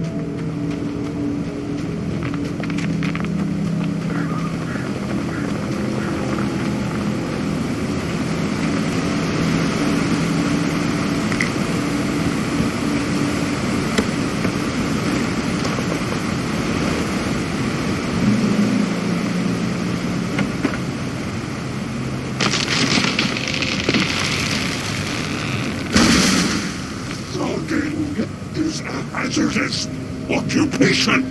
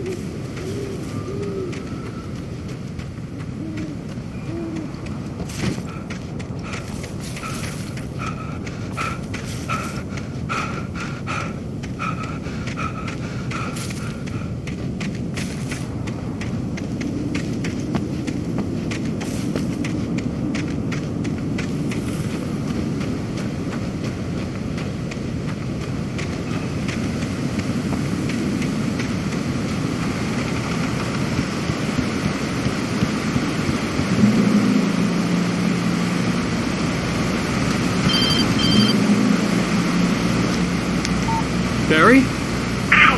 The porch is covered with birds. They've got all Hitchcock on me. Stay out of sight. I'm on my way. Don't open the door. What, am I crazy? Stay hidden. I'll be there soon. Just make sure you keep the lights on.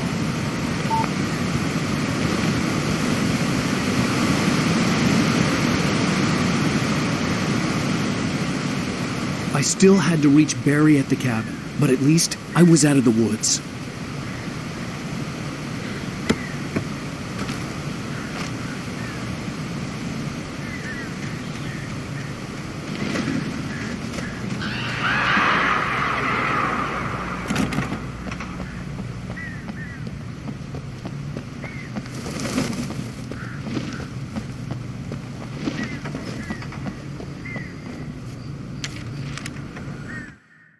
The FBI agent's command froze me in place.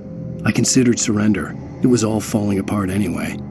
I could give in, let someone else deal with it, but it felt all wrong. Call it instinct, his posture, the way he held the gun. He was no friend. Shots ringing in my ears, I leaped for the hole in the fence and stumbled into the darkness beyond.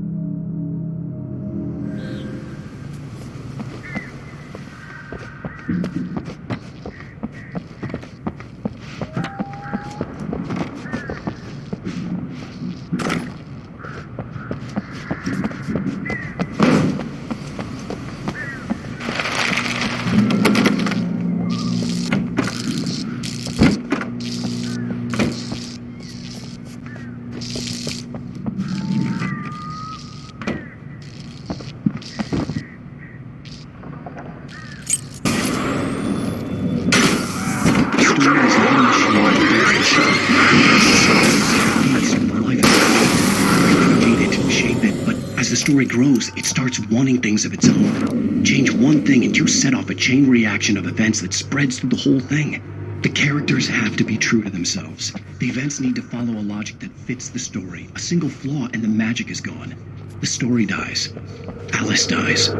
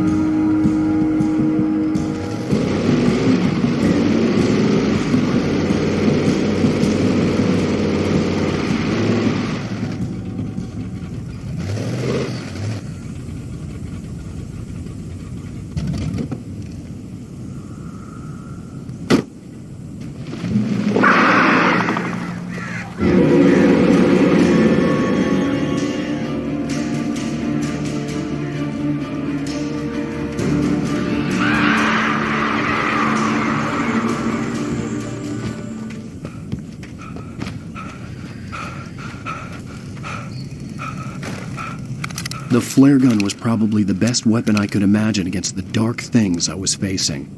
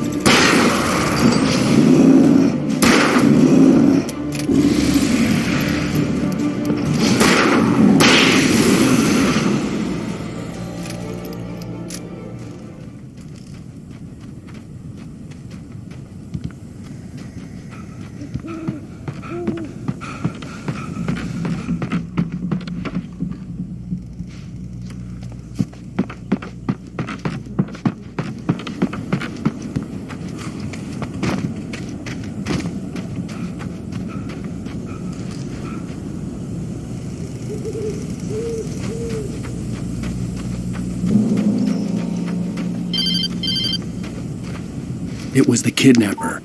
You son of a bitch! Where's my wife? Enough horseplay, Wake. You deliver the manuscript, and you can have your woman back. Simple as that. I don't... Listen. I'm gonna need time to finish it. I still need to write the ending. I need a week. It's not done? I need a week. 2 days. The old Bright Falls coal mine is nearby. You can find it easy, city boy. The main building, there at noon. You bring the manuscript, you'll get your wife. If not, well, get me? Yes, I get you.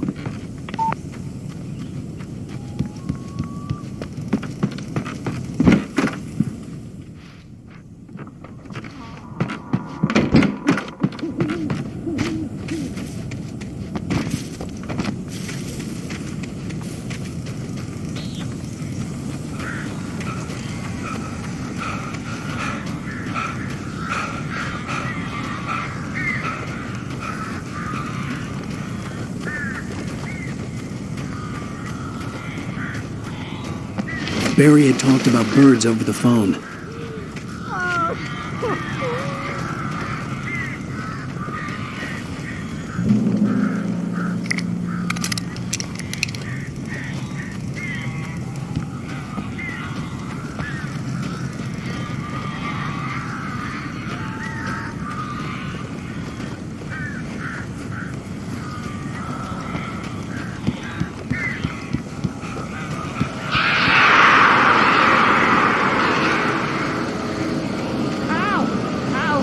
So glad you're here. A couple of them got in here before I blocked the chimney. This isn't normal. These birds are weird.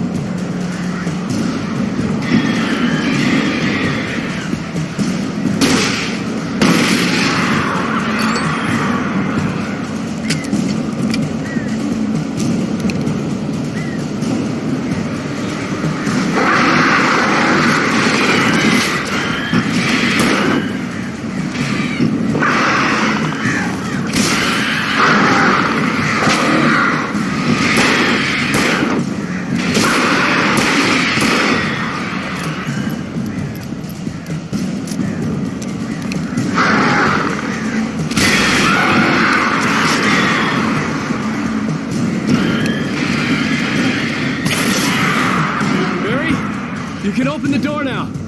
They're gone. Hey, Al. I'm sorry for thinking you were having a psychotic episode, man. I sent Barry to the town to ask around about a man fitting the kidnapper's description. He'd go through the archives of the local paper. Perhaps he could learn something. Anything about the island and the cabin that had disappeared. The man wanted a manuscript. I had to try to write him one to get Alice back.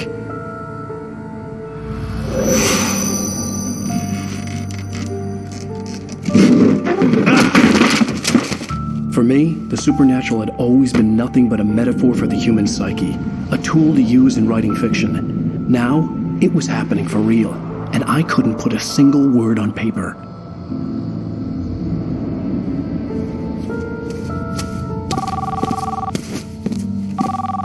Barry Wheeler speaking. This is Rose. Rose? I found Mr. Wake's pages. Oh, you sweet, brilliant girl. Could you and Mr. Wake come get them? I live in the trailer park outside the town. We'll be there in less than an hour. I know. See you soon. Have a great day. Hope you come back soon. Welcome to the Oh Dear Diner. Good girl.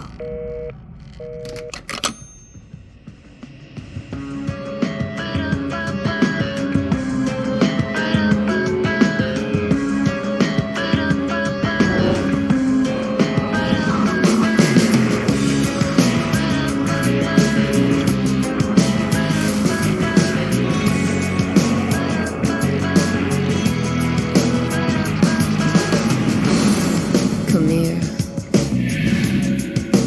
Pretty please, can you tell me where I am? You, won't you say something? I need to get my bearings. Previously on Alan Wake, Alice has been kidnapped. Alan, please help me. Alice? You'll do exactly what I say if you ever want to see your wife again. I can't tell anyone except my agent Barry. Damn it, Barry, they'll kill her. You're my best friend, and I'm worried that you're not right in the head. The ransom is a manuscript I supposedly wrote that's coming true before my eyes. It happened just the way it was on that page. So dark. I have found only a few scattered pages. I want the entire manuscript. The deadline is in 2 days. I found Mr. Wake's pages. Good girl. How the hell did she get her hands on the manuscript anyway? I don't know. She's resourceful. I told you were too hard on her. Listen, I found out all sorts of interesting stuff while I was digging around. Yeah. Mr. Wake, it's Sheriff Breaker. We have an FBI agent here, Agent Nightingale. FBI? He's anxious to see you. You'd better come to the station. Okay, I'll be right over, Sheriff. Let's make this quick, huh? Help you folks? Name's Randolph. I'm the manager. We're looking for Rose. Works as a waitress down at the diner. Rose, sure. Nice girl. Who wants to know? I'm Alan Wake. The writer, huh? I heard on the radio you were visiting. Well, I'll show you her trailer. That Rose, she's a nice girl. Always pays her rent on time. As I was saying, Al, I found all sorts of weird stuff from the local newspaper's archives. This place is crazy! Disappearances, mysterious deaths, urban legends come true, and, get this, most of this stuff takes place around Cauldron Lake. Well, you ain't wrong, mister. The Indians thought the lake was a doorway to the underworld. I'm the God-fearing type myself. I don't hold with that sort of thing. Yeah, okay. Anyway, there was an island there owned by a guy called Thomas Zane. Now, some of the articles I found about him make him out to be a famous writer, but I ran a bunch of searches, couldn't find a single thing he wrote. Zane was heavily into diving, so much so that the place came to be called Diver's Isle. But the volcano under the lake erupted in 1970, and Zane went down with the island. Yeah, how about that? It was there in the morning, as if it had fallen from the sky. But it would take a tornado to lift something like that. We're damn lucky it didn't crush any of the trailers.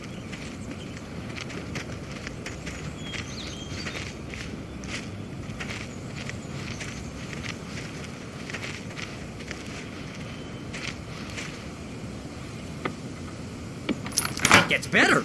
A local girl, Barbara Jagger, drowned in Cauldron Lake just a week earlier. They were lovers. Sure, Jagger's a local spook story. The Scratching Hag. Comes for you in the dark. Childish stuff like that. Anyway, Al, I'm just getting to the best part. All of the articles about this stuff were written by Cynthia Weaver. I asked around, and she's that crazy bag lady you met. What, the lamp lady? She can be a little loopy, but she's not homeless or anything. Yeah, anyway, she knew both Jagger and Zane before they both died, and she had some kind of a breakdown.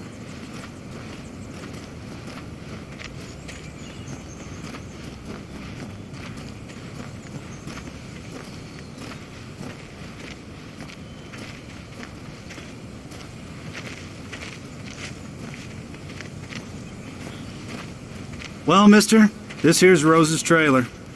You mind me asking what you want with her? We're just here to talk to her, pal.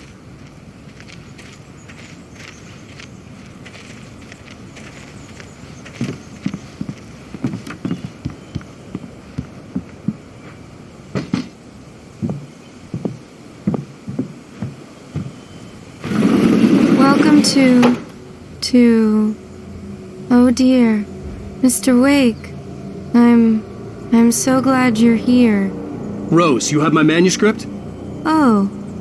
Oh, yes. Yes. Please, come in. Hey, this is really good. Rose, Yes, my manuscript. I really need it. I understand. I know what you need. A muse to inspire you. Oh, for Barry? She doesn't have anything. Yeah, hey, Al? Al, what's... Oh... Barry! What? What?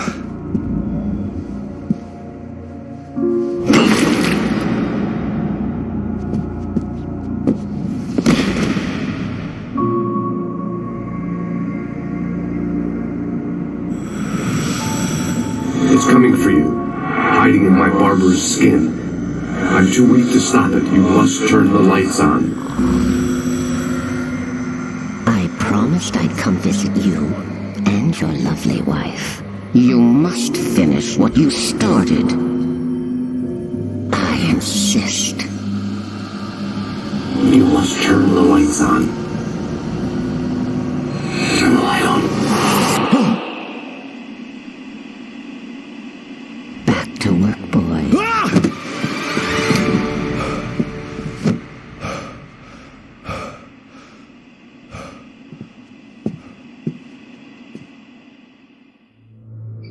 I felt nauseous, hungover.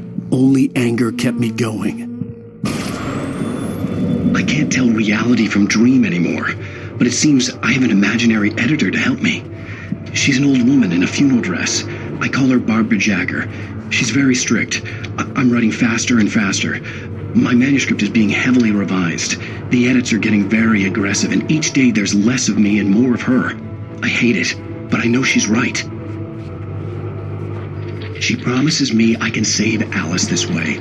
She knows more of this than I do. Rose took a day from me. I had less than 12 hours left to meet the kidnapper.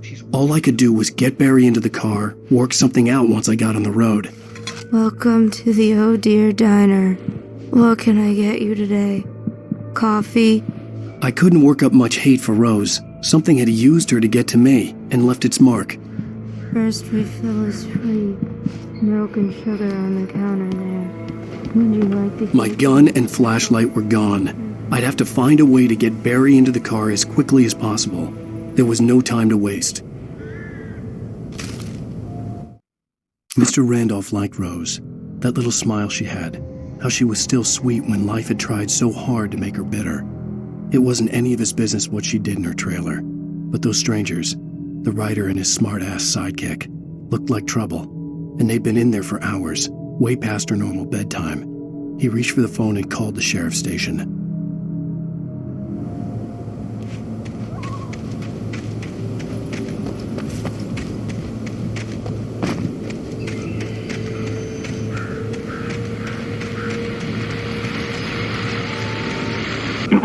I just stepped outside to catch a breath of fresh air. Let me tell you, the weather's getting heavy. Nights like this make me especially glad I'm here talking to you and not home in bed.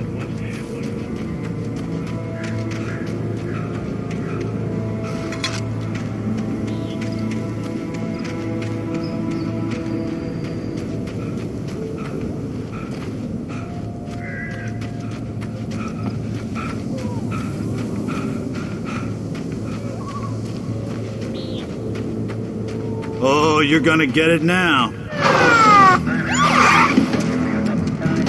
God knows what you've done to that poor girl. This is Agent Nightingale, FBI! Get him up, Hemingway! You're under arrest! You move a muscle, I'll unload right in your goddamn face! Stay right where you are, Spillane!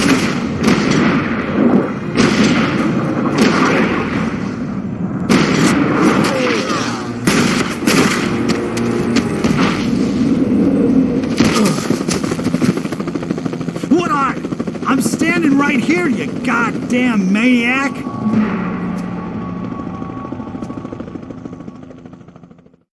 I hated to leave Barry behind, but there was no way I'd miss my appointment with the kidnapper. Give it up, Mr. Wake. Come on. Make it easy on us. Don't let him get away.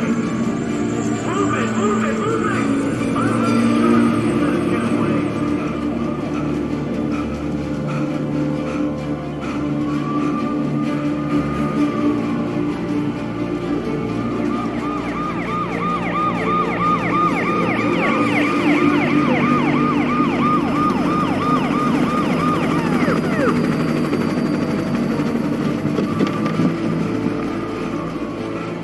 Stop running! Freeze! Okay, men. Keep your eyes peeled. He's gonna try to make it through here. Oh, damn. Man, now! Wait! Wait! Get up your way! Wait!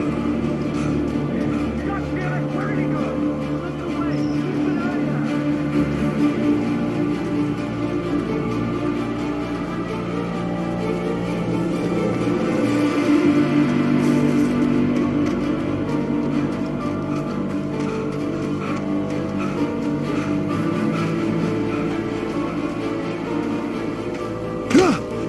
He's gone! Come on, guys! We need to head him off!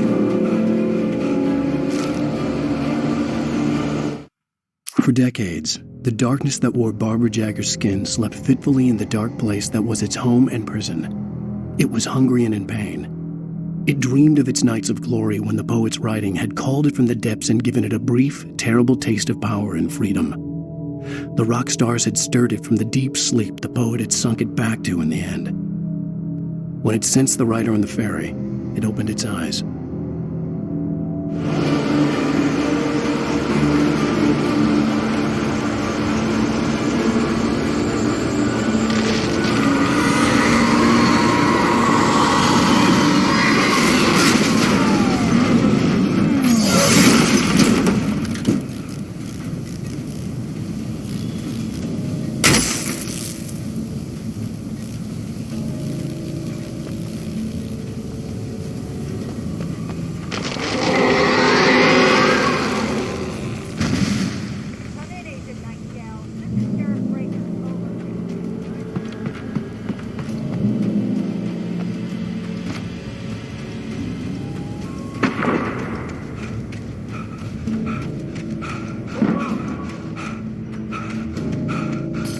Search the area!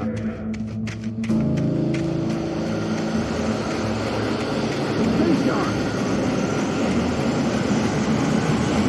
This way! Over here!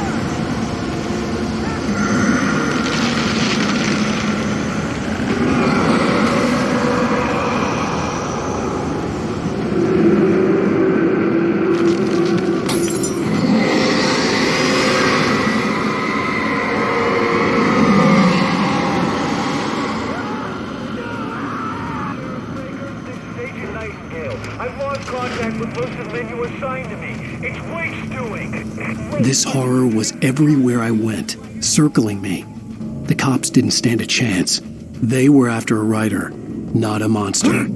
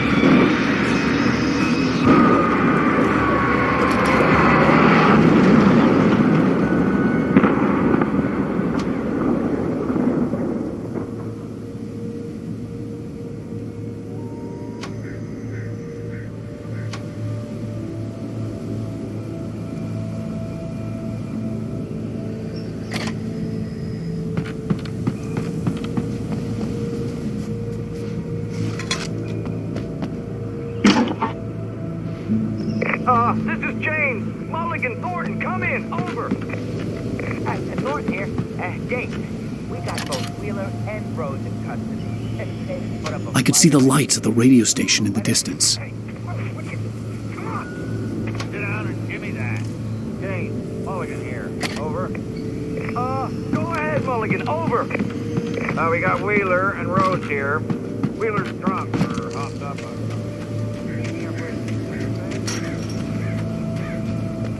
I imagined that the broadcast tower in the distance was part of the local radio station. Maine seemed like a decent guy. Perhaps he could give me directions to the coal mine.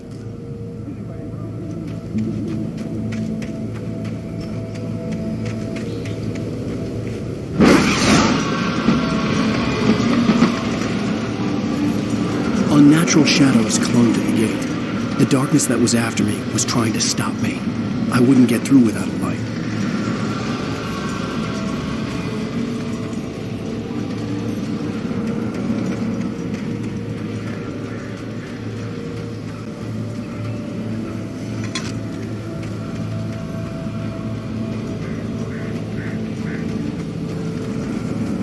There was no power to the searchlight.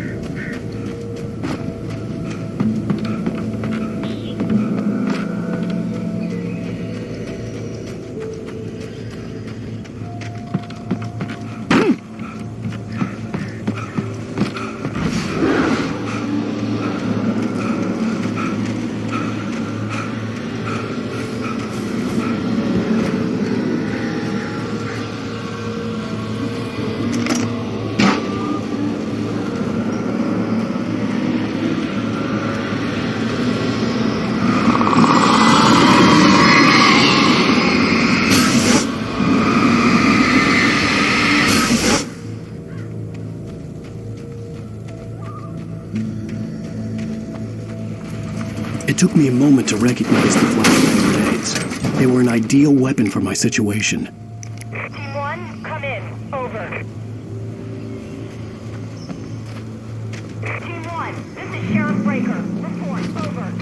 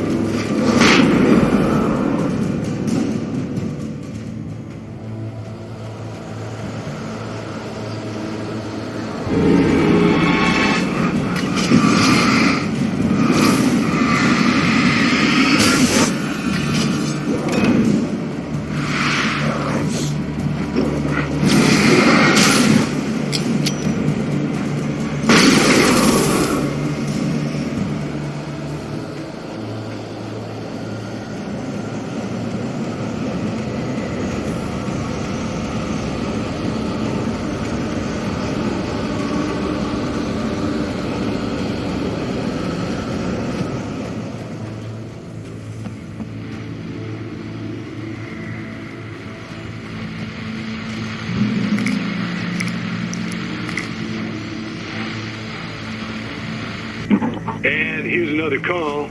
You're on KBFFM with Pat Maine. It's Mill Peabody, Pat. What's on your mind, Mill? Well, I live near the trailer park, Pat, and there's a big ruckus going on over there.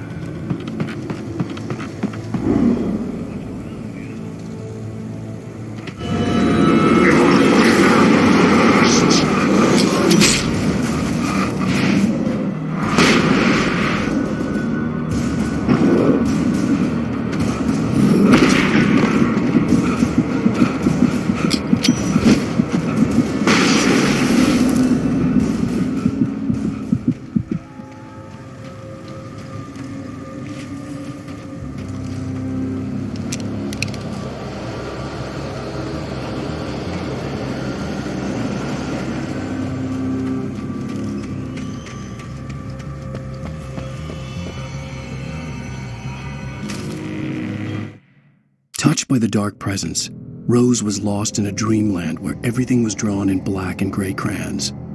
The old lady had promised her that all her wishes would come true. She would be Alan Wake's muse. She was smiling so hard it hurt her face. She crushed a bottle full of sleeping pills into the coffee. Deep down inside, she was screaming in terror.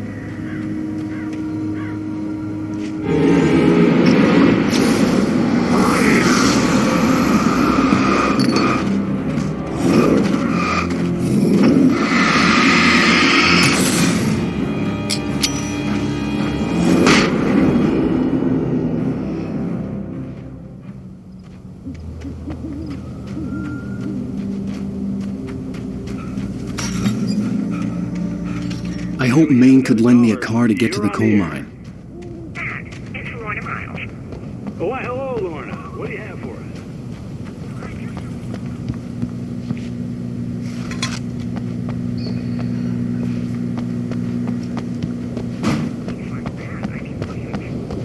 The sheriff should be helping us normal citizens instead of wasting resources on those people.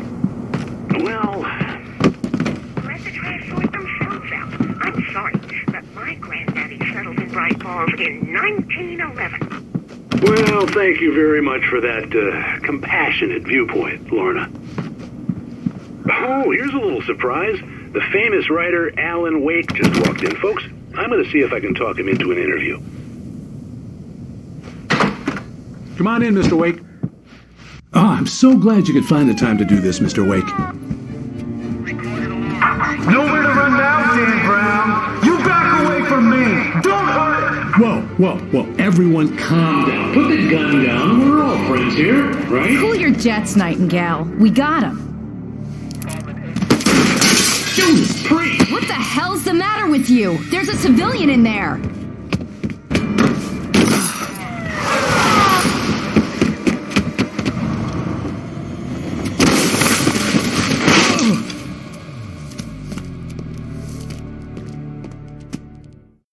I'll get you yet, even if it kills me. You hear me? You hear me, H.P. Lovecraft? I had fallen off so many cliffs it was ridiculous. That's what you get for naming a book The Sudden Stop.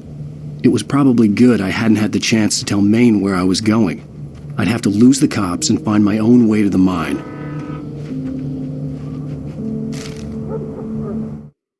Nightingale stared through the broken studio window into the dark woods.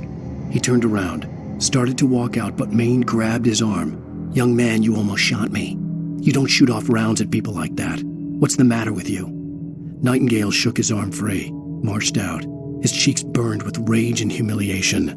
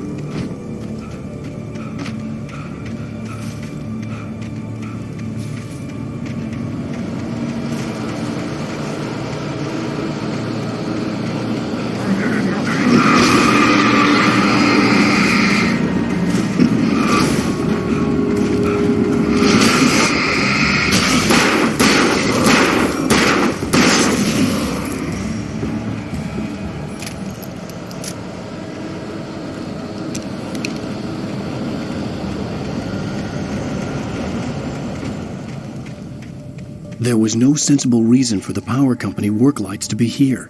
It was almost as if they'd been left for someone like me to use.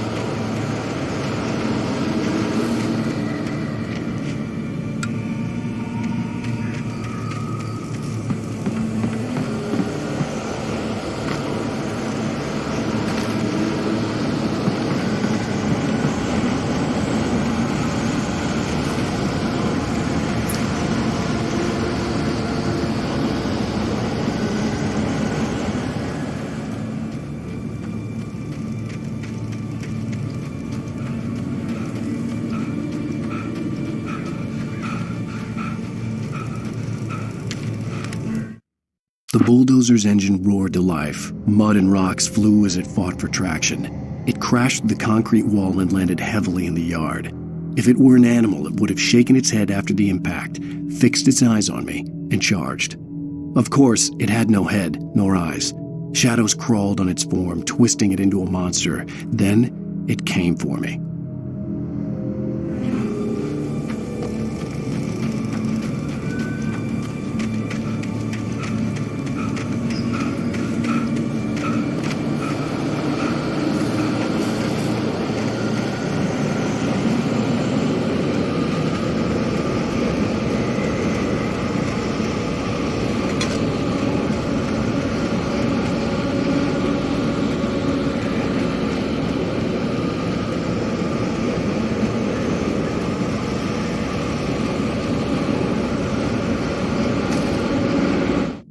Sarah trusted her gut, and her gut said Agent Nightingale was an asshole. He felt wrong, and it wasn't just the smell of stale booze. It was in the way he flashed his badge, pulled rank, the look in his eyes when he wanted answers. Where was Alan Wake? What was this about an accident? Where was his wife? And most importantly, why did she let Wake go? He wouldn't answer her questions. Federal business was all he'd say.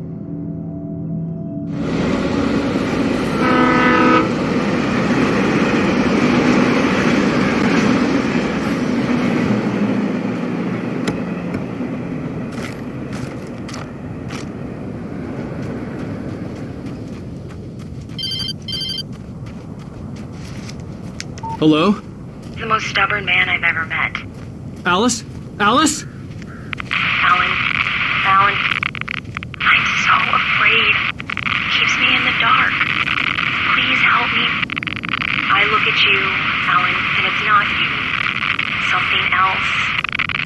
Looking out from behind your eyes. Alice, I'm here. I'm so alone here. It's all gonna go to hell. You need to be careful. Cooperate. The connection had been terrible, but that wasn't the only thing that hadn't been right with the call. She sounded wrong somehow, but she had called me.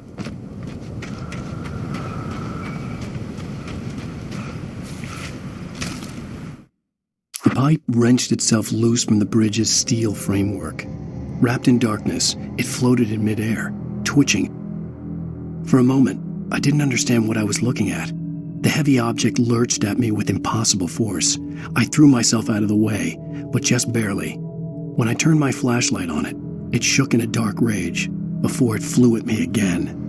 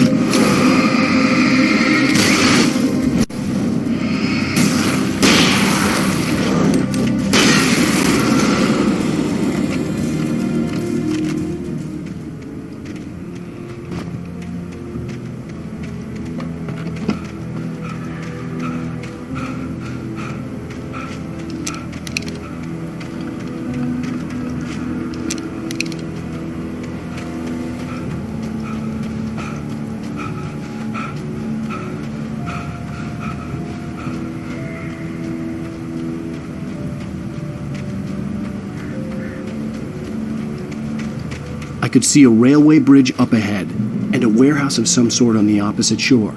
I hoped I could find a car from there.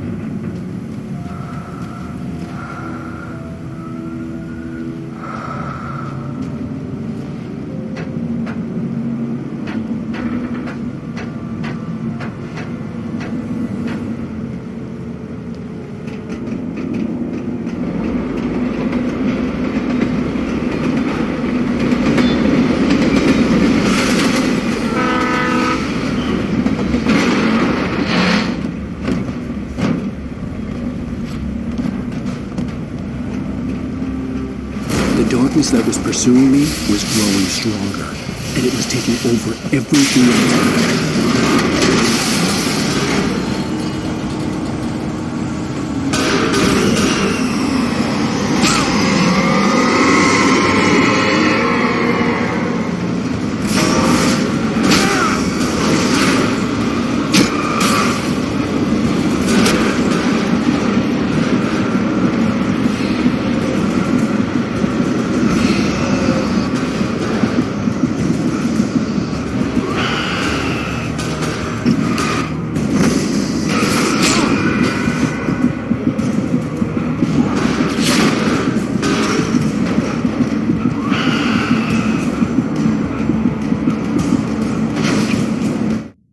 I slammed the door shut right in his smug face. He pleaded for me to open the door. True to form, the asshole actually thought I would obey. I had no sympathy left, no guilt either, not for him. I took a moment to savor the scream. I bet I had a smile on my face. It was all that I had time for. The dark presence was inside the lodge with me.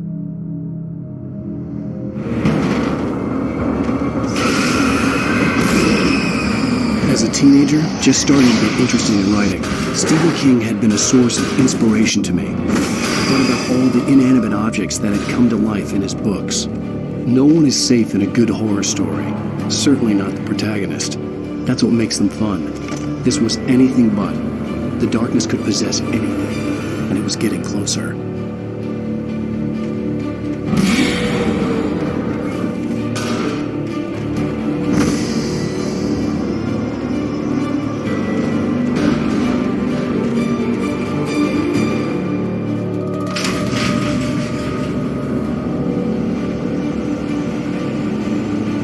Did you call 911?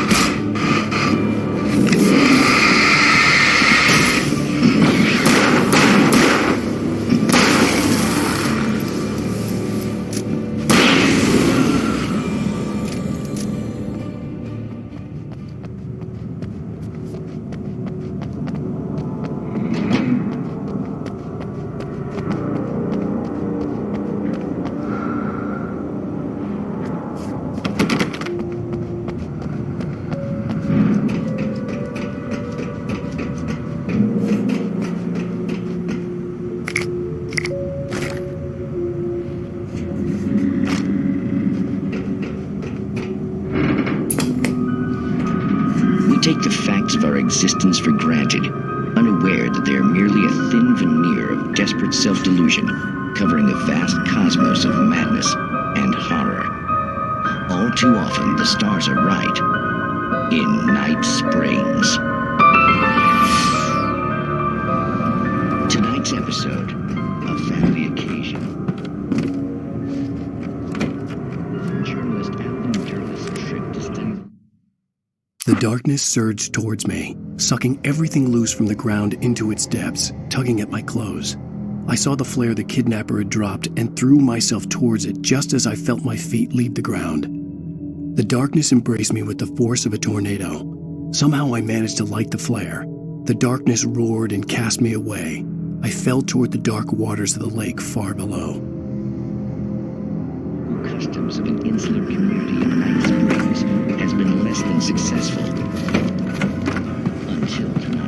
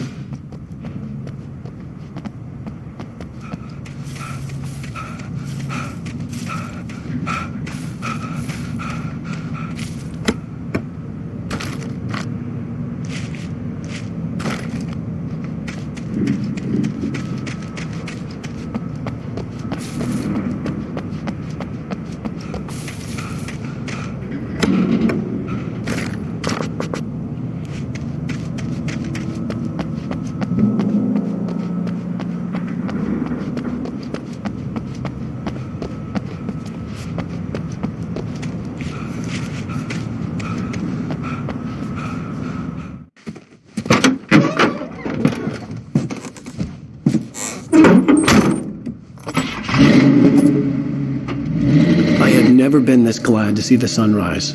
I had a couple of hours to get to the coal mine.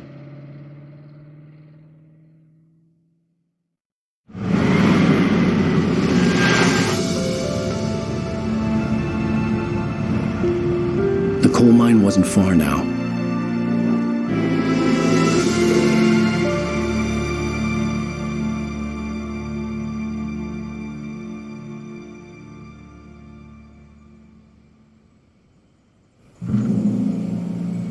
Today, I would meet the kidnapper, and he would give me Alice. I wouldn't give him any other choice. A drowning man will clutch at a straw.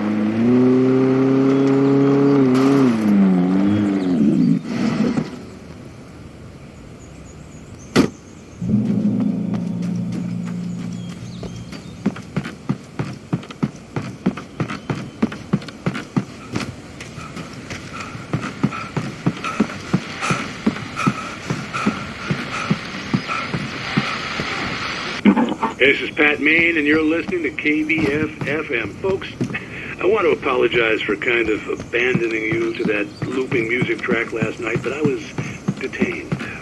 You see, I encountered a big shot G-man with an itchy trigger finger.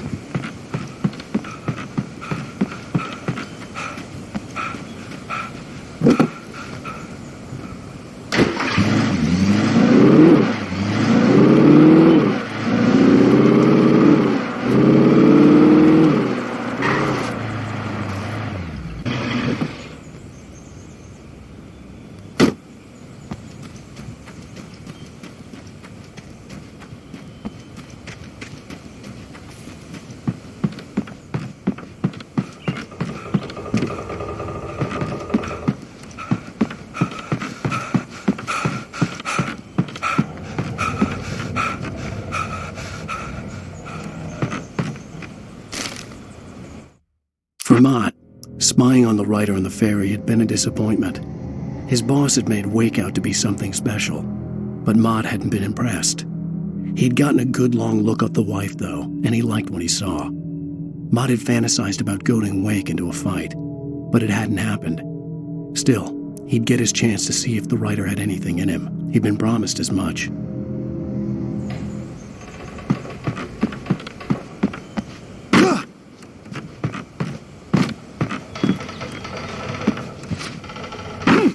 I was early. I was supposed to meet the kidnapper at noon in the main building. The coal mine was quiet. It was a museum now.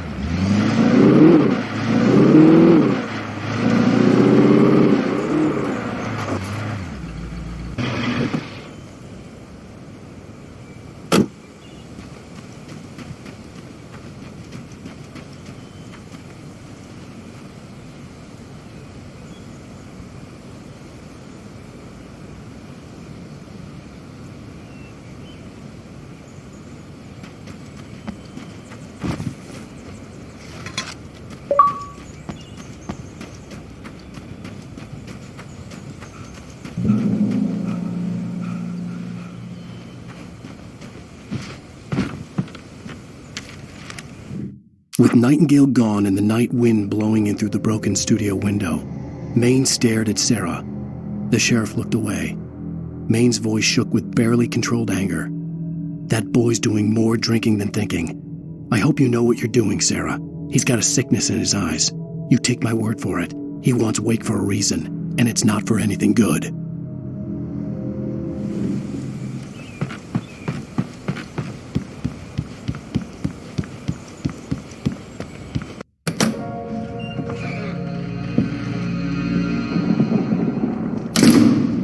I didn't want to go outside. Cops had to be looking for me.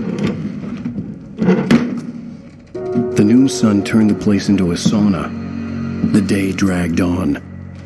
Different scenarios ran through my mind. Ways of how I'd torture the kidnapper to get Alice back. Or the different horrible things he could have done to her. I imagined her dead. I had no way of knowing she was still alive. It was killing me.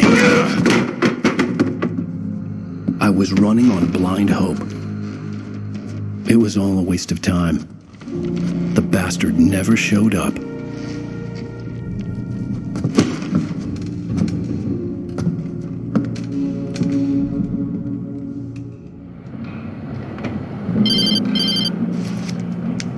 Wake!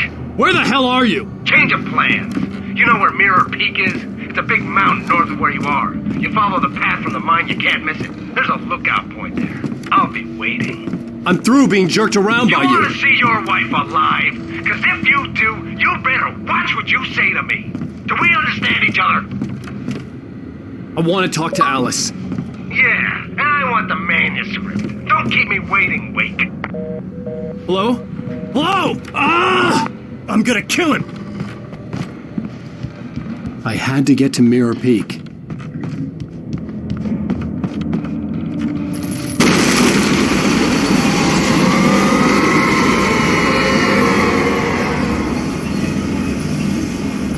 It was close, maybe closer than ever before.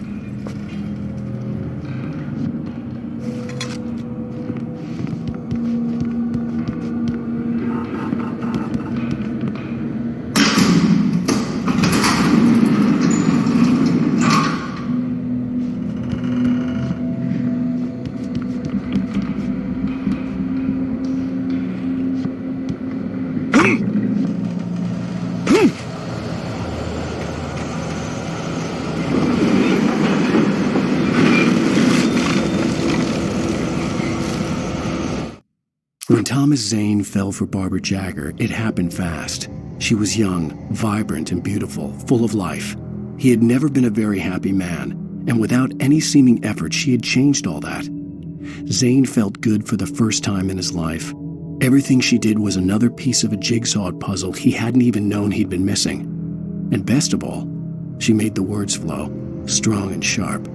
She was his muse.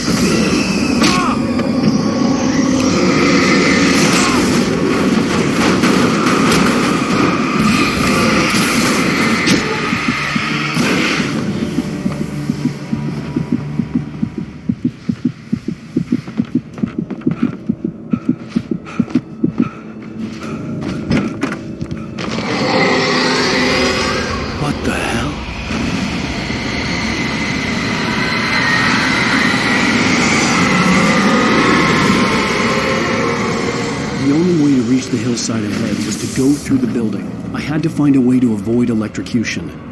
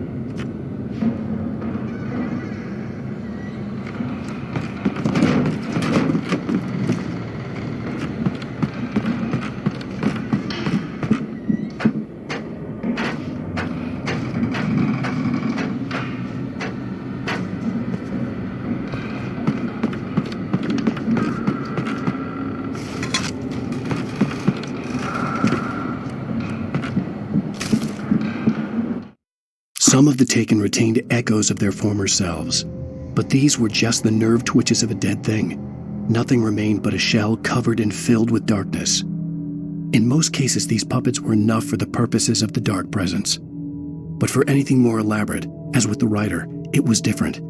It needed his mind. And so rather than taking him over completely, it merely touched him.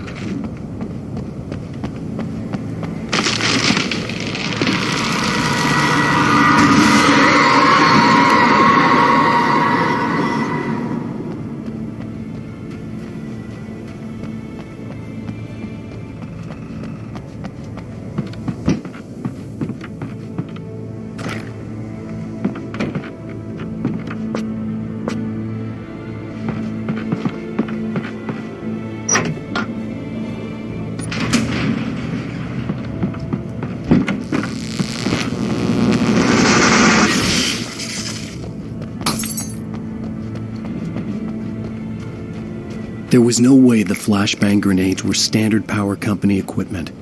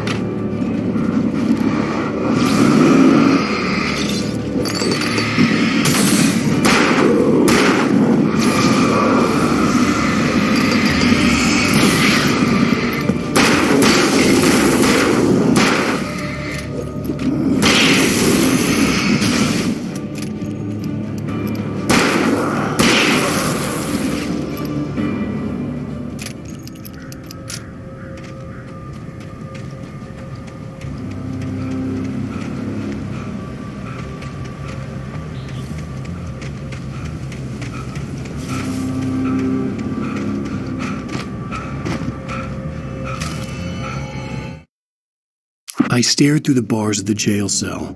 Barry stood behind me, swaying on his feet, looking as ill as I felt. Agent Nightingale stood on the other side of the bars with Sheriff Breaker. Nightingale had a stack of manuscript pages in his hand. He seemed unhinged as he gloated. "Well, I've got you now, Raymond Chandler. It's all here. All the evidence, including conspiracy to murder a federal agent."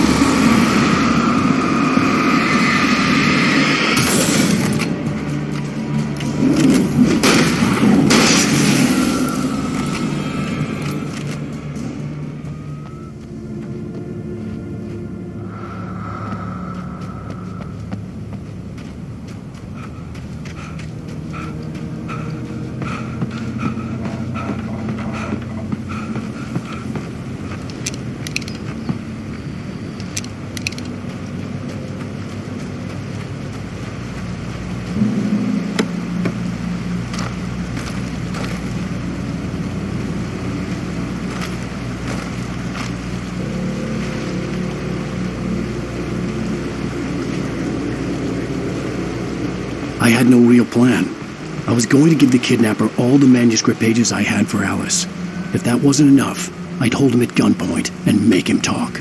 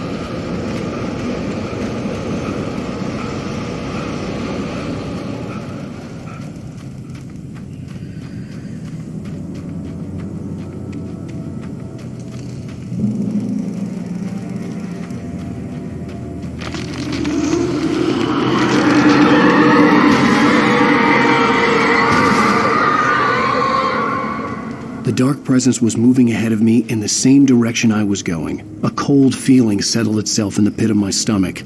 Was it going for Alice?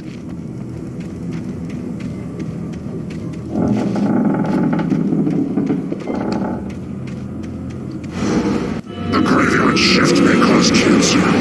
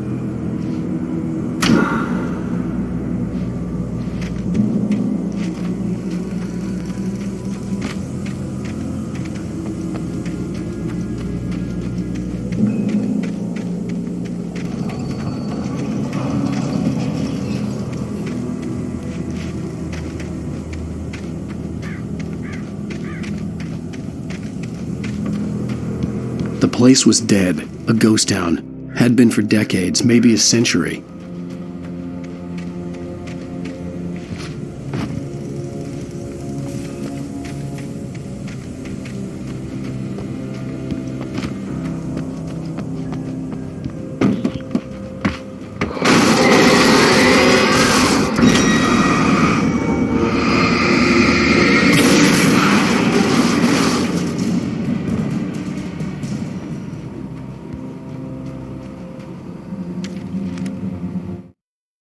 Things were never as simple in real life as in fiction. I had lost count of the times I had wished there'd be a clear reason for my writer's block.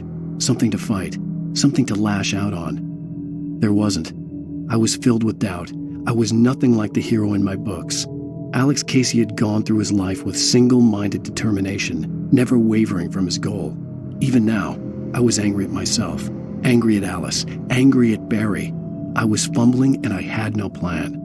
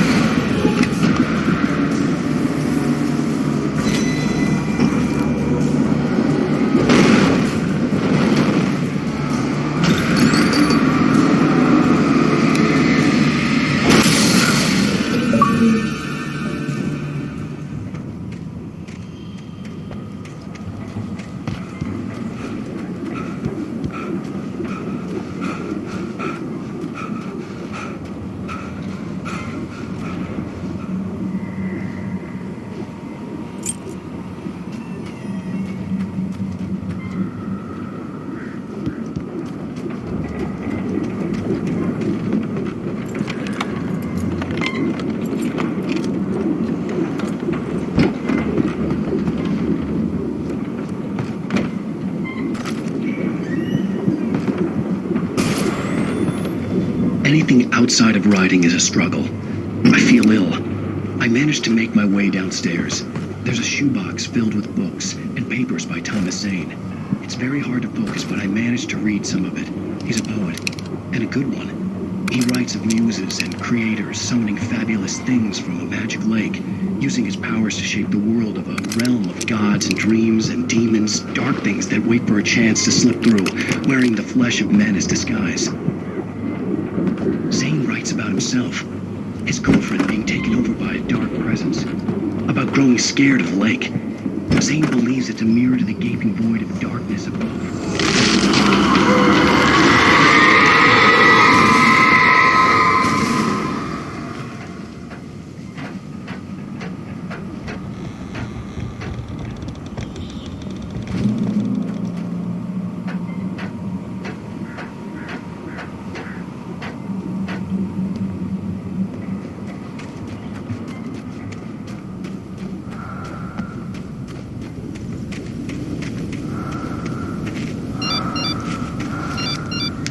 kidnapper had sent me a text. The message was full of spelling errors and insults. It was telling me to hurry up.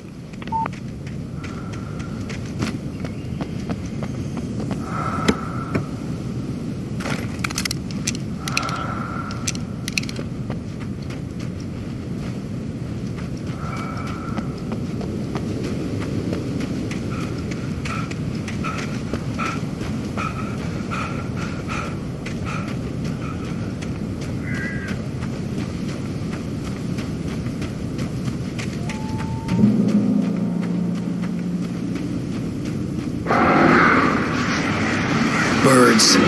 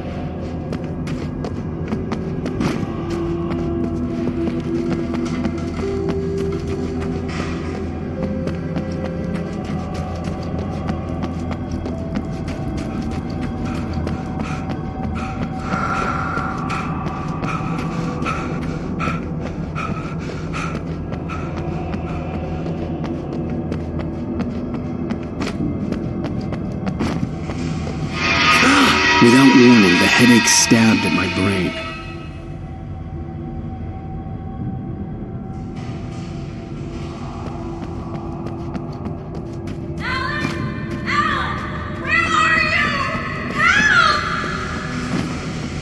Alice?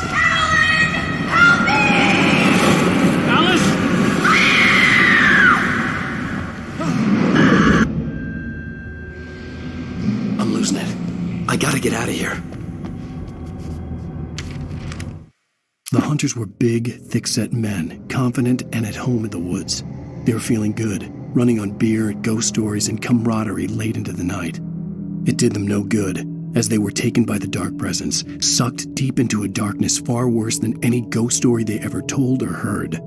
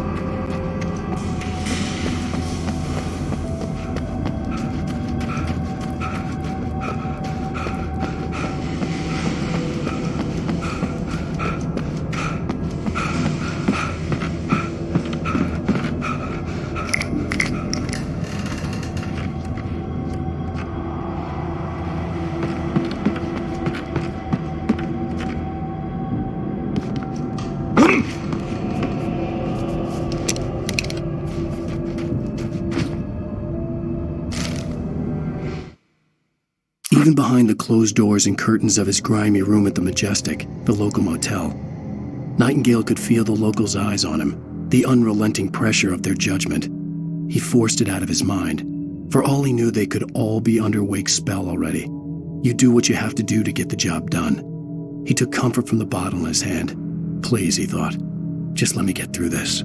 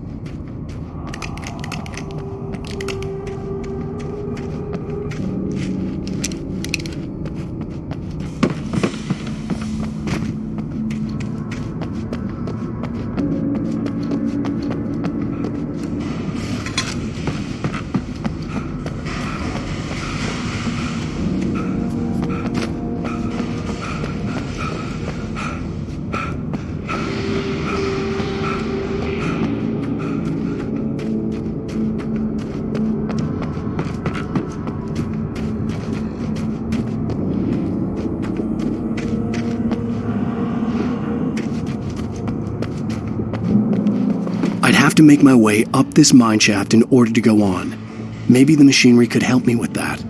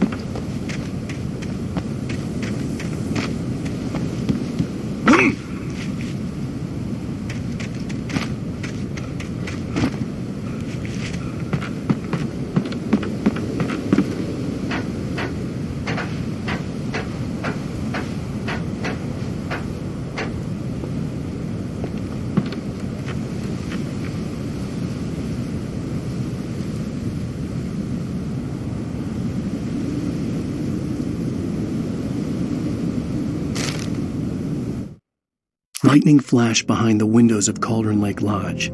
Tor Anderson laughed and held the steel hammer above his head. Nurse Sinclair was trying to calm him down without success. Tor grinned madly and shouted, "My hammer's up. Here's a friendly poke from Molnir, wench." He brought the hammer down with all his might on Sinclair's head. "We're on a comeback tour, baby."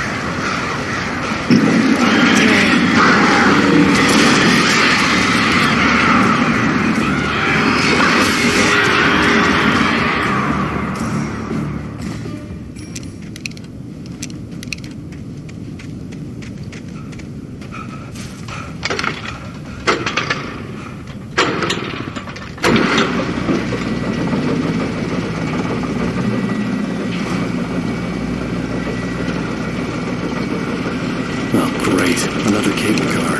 Just great.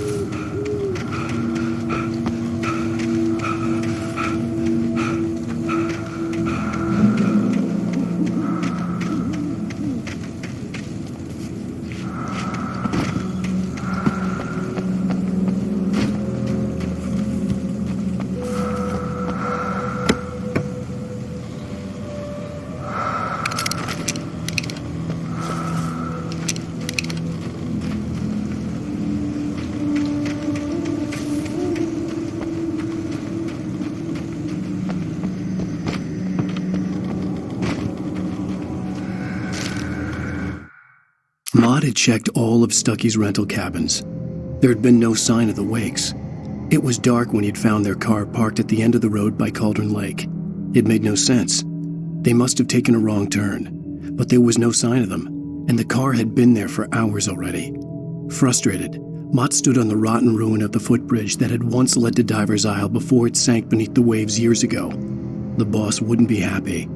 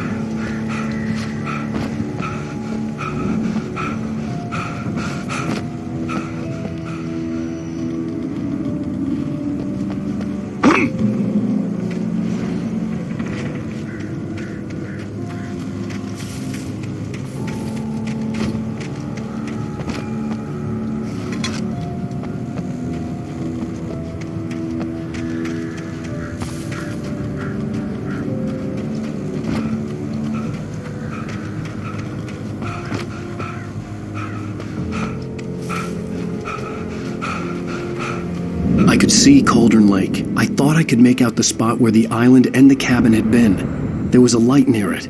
It had to be a boat.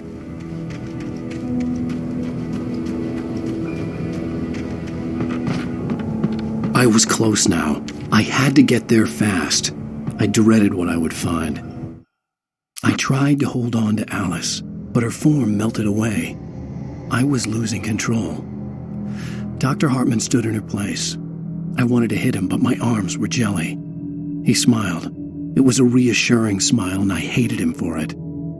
I had to give you a sedative. Don't fight it. You went through another rough period. Right now, it's very important that you stay calm. We don't want you to have another episode. You're a patient at my clinic. Have been for a while now.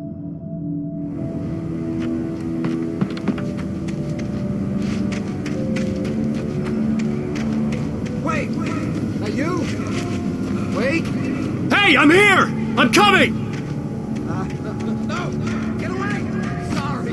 Please, leave. The boss didn't know who he was messing with. I didn't know. I swear, I didn't know. We don't have his wife. We don't know where she is. She's probably drowned. We just said we had her to make him play ball. You see? They got him writing for us. Please. Please, oh.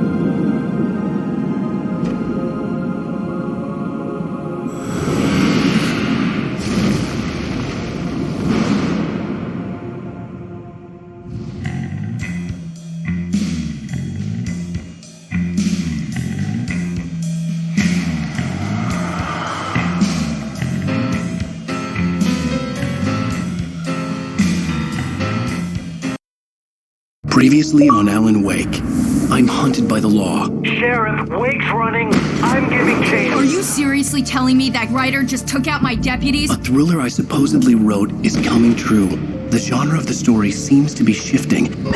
It's turning into a horror story. I was told that Alice had been kidnapped, but that was a lie. We don't have his wife. We don't know where she is. Her purported kidnapper was eaten up by the dark presence before it attacked me.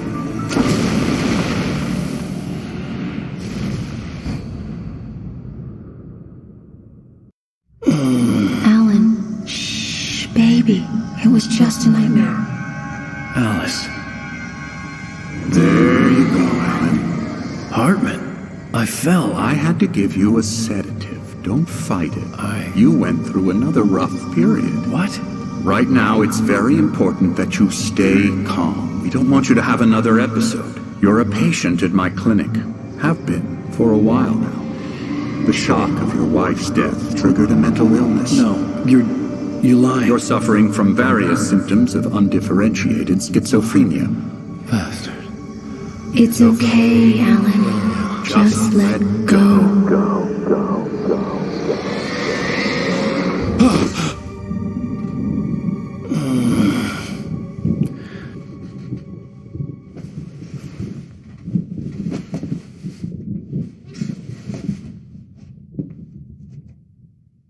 I felt groggy. Whatever Hartman had bumped in me was making me numb. I felt like this was happening to someone else.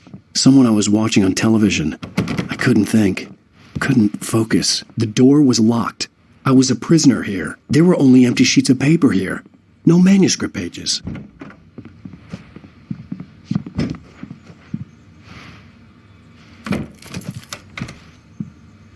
Good evening, Alan. Are we feeling better now? Feeling calm? Yeah. I see you brought your pet gorilla with you. So sure, I'm calm. I get the message. Loud and clear. Quite right. That's the spirit. You're being very brave, Alan. I understand you're confused. I would be more concerned if you weren't suspicious of me. I don't blame you for it. Big of you. Now, why don't you come with me? We'll reacquaint you with my clinic and go over everything you might have forgotten. Little walk and some fresh air? Yes, it will do you good. This corridor is for patients. Most of them aren't here right now. Jack took them out for a fishing trip, except for the ones who are particularly vulnerable, of course. I encourage creativity as a part of the recovery process here at Cauldron Lake Lodge. I specialize in treating artists. I bet you do. Splendid, Alan. I honestly believe we can get this thing under control if we work together. This way, Alan.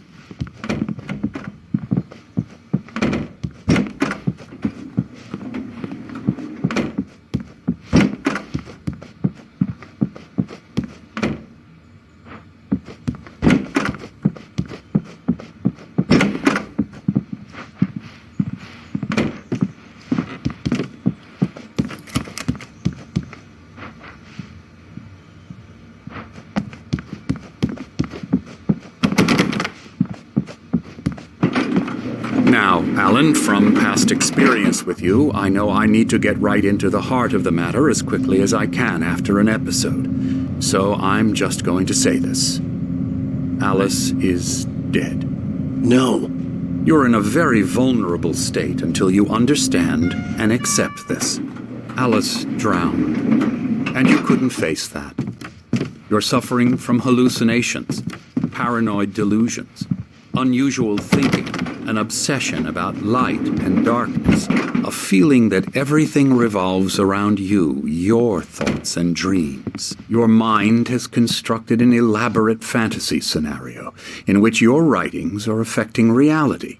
She has been kidnapped and supernatural forces of darkness are trying to stop you. We go this way, Alan. I wasn't ready for another shot, so I went along with it. He had to be lying.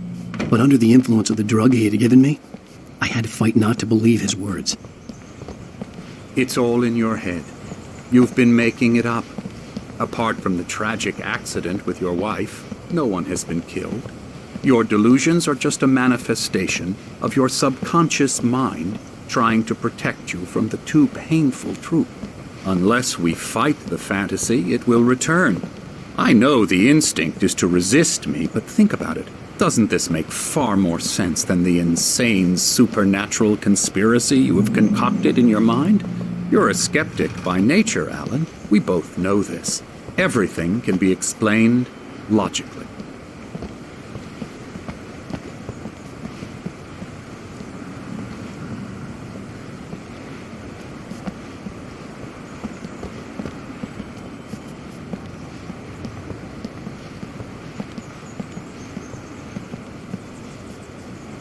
I never get tired of this view. Very inspiring, isn't it? Cauldron Lake spread below us. I could see Mirror Peak on the other side of the lake. I thought I could make out the spot where Diver's Isle had been when I arrived with Alice. Now there was nothing but waves. It seems there's a storm coming. Funny, I don't recall there being a mention of that in the weather forecast. Well, no matter. This way. Follow me. Alan, what I'm telling you is good news. Right now we're in control. Every time you have a relapse, it gets more and more difficult to resurface from the dark depths of your imagination. Not surprising, considering your profession. Imagination is what you work with. After all your nightmares, this should come as an immense relief to you. If it doesn't, why is that? Because I'm lying? Or because you don't want to admit that you're not well? It's very natural for you to think of me as your enemy. It's part of the illness. I let him talk. After all, Hartman obviously loved his own you voice. Out of the world his words you've echoed constructed madly for yourself. inside my head. But I can't I dug do my it nails by into the myself. palms of my hands to stay You focused. need to work with me.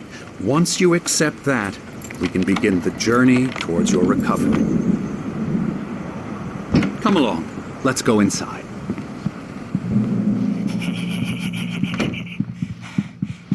Here's the entrance to the office wing. That's for staff only. You were impressed by my trophies when you first arrived here. I do love to hunt. The great outdoors, man versus nature. It's wonderful stuff.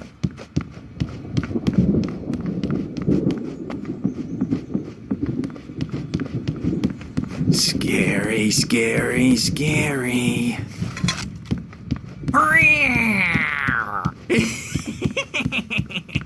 Emerson.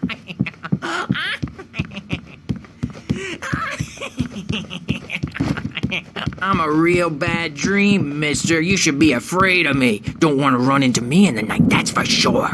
Please, Emerson. Mr. Wake is confused enough as it is.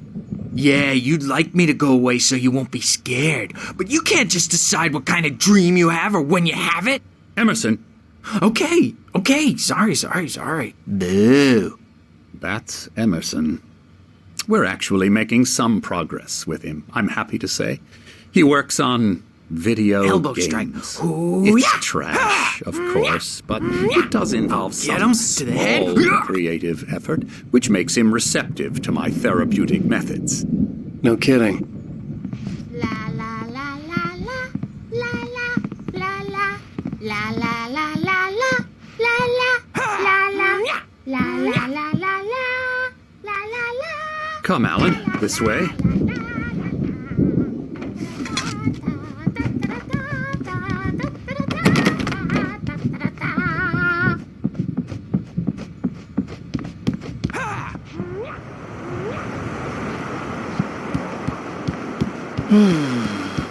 Oh, hello.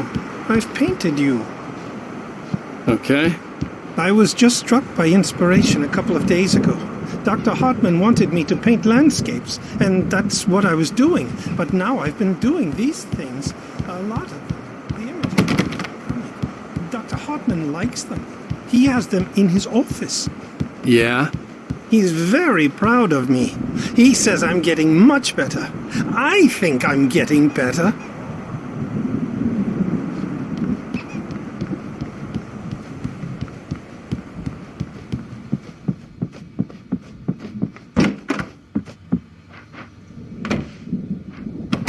Now, you might have noticed the typewriter in your room. You've been writing as a part of the therapy. As soon as you feel up to it, you should continue.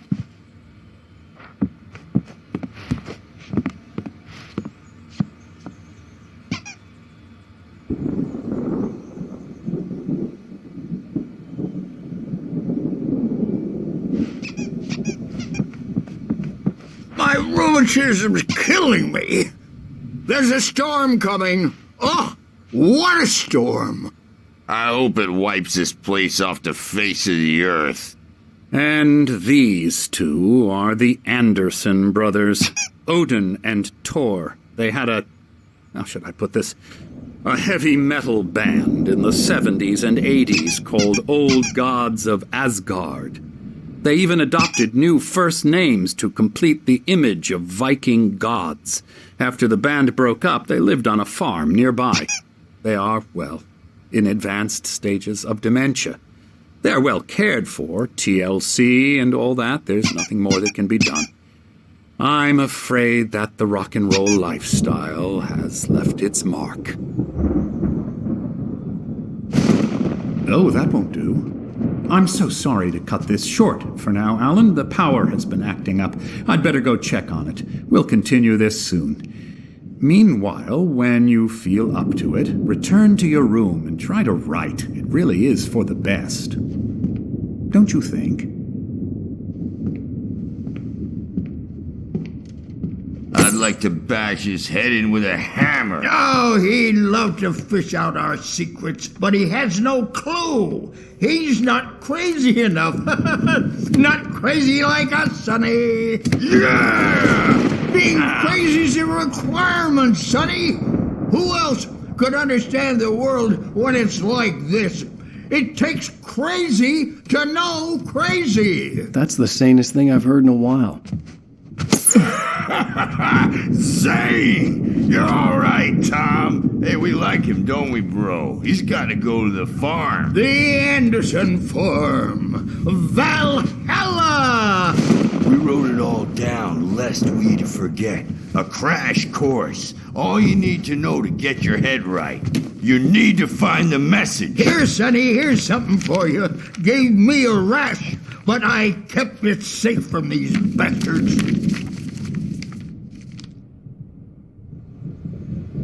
My head was clearing up, or according to Hartman, I was sinking back into the fantasy. I was convinced he was lying to me about everything. Crazy or not, the Andersons made more sense. Tom! Zane could feel the poems, taking form, shaping things. As he experimented, he imagined he could almost feel the power surging through the keys of the typewriter. It exhilarated him. But there was fear, too. If not for his young assistant Emil, he would have given it up. But Emil convinced him otherwise. He too had a way with words. Got any booze on you? Yeah, no. Sorry, We have guys. a stash of the special stuff at the farm. Our own formula. Local ingredients. Medicine clears your head right up. Makes you remember like moonbeams on the brain.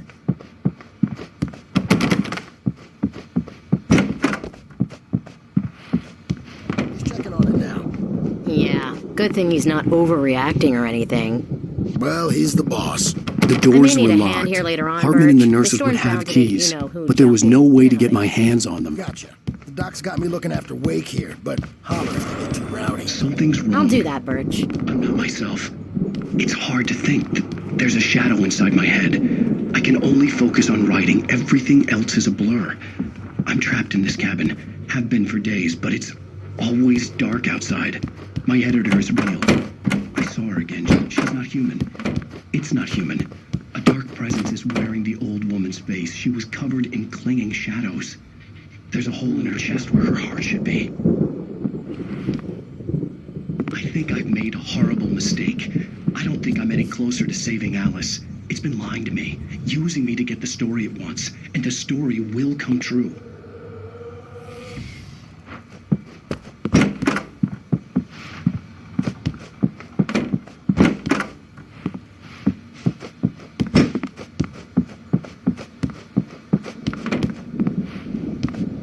The white glare of the blank page in front of me hurt my eyes. My hands began to shake uncontrollably. Everybody, calm down. Put that down. Bert, I need help. Hey, Wake, you stay here. I'm gonna go see what's up. You just keep doing what you're doing. Be cool, okay?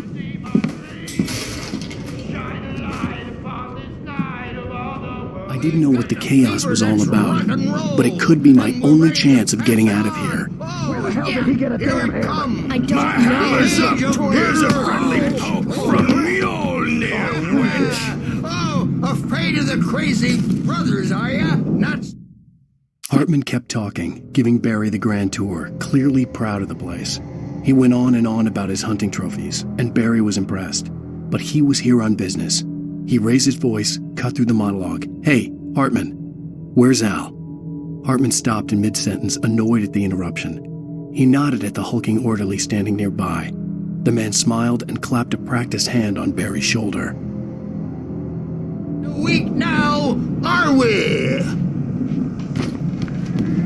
Well, things are unraveling. Sinclair fast, looked aren't bad. they? That wasn't a love tap. The crazy old fart hit her hard. And if she was one of Hartman's goons, she had it coming. backstage is all I could get the yours, key Tom. to the office Seize from your Sinclair. destiny. I had to get to Hartman's office. He had taken all my manuscript pages. That's where he'd been keeping them. Come out and face the music, Birch. It's time to pay the piper. Maybe you could come out and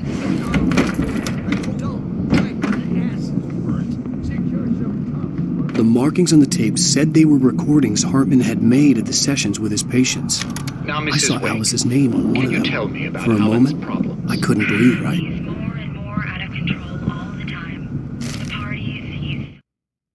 Hartman wasn't happy. Mott could see it in his eyes.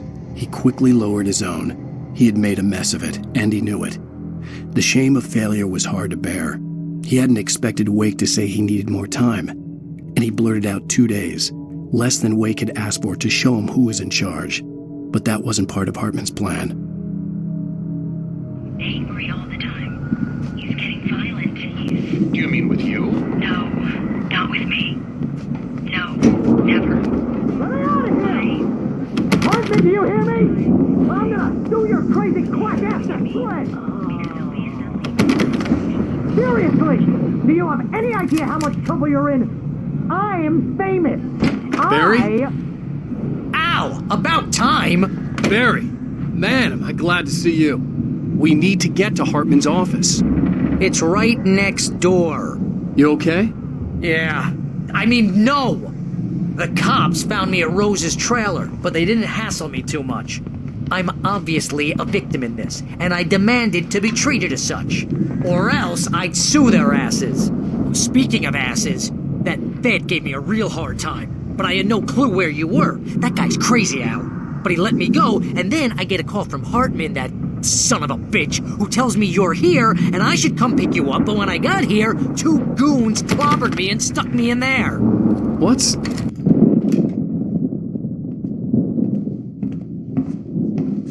These were all the pages I had on me. And more.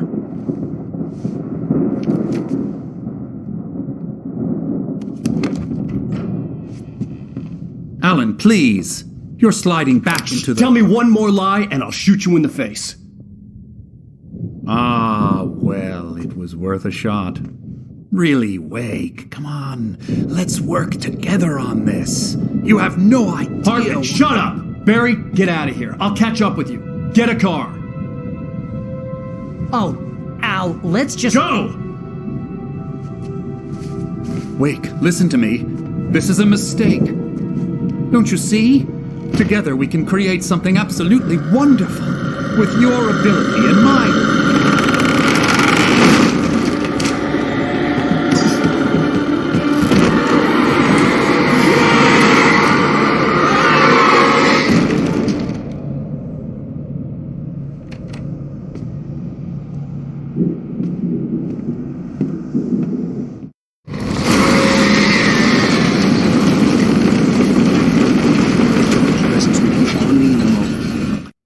Hartman followed the fall of Alan Wake with his binoculars.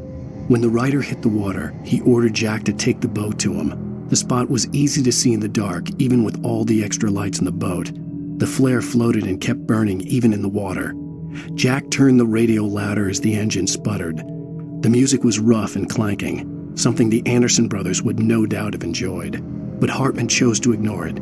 Wake was finally within his reach. Had to find a way out.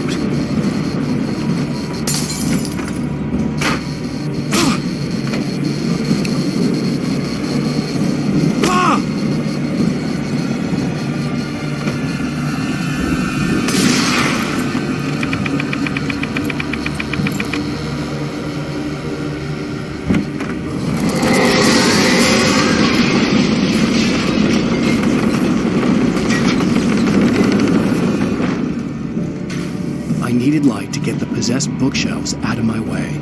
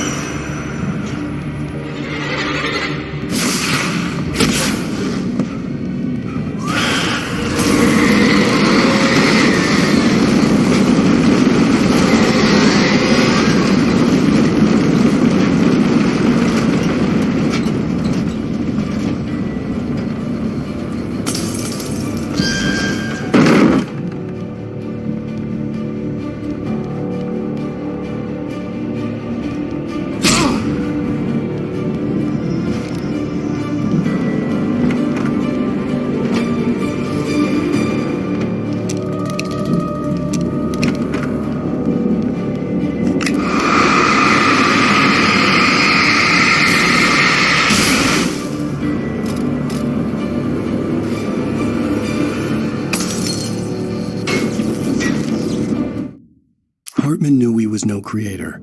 He had no ambitions on that front, and he certainly didn't want to end up like every artist he had worked with here, damaged in ways that were hard to describe, or worse.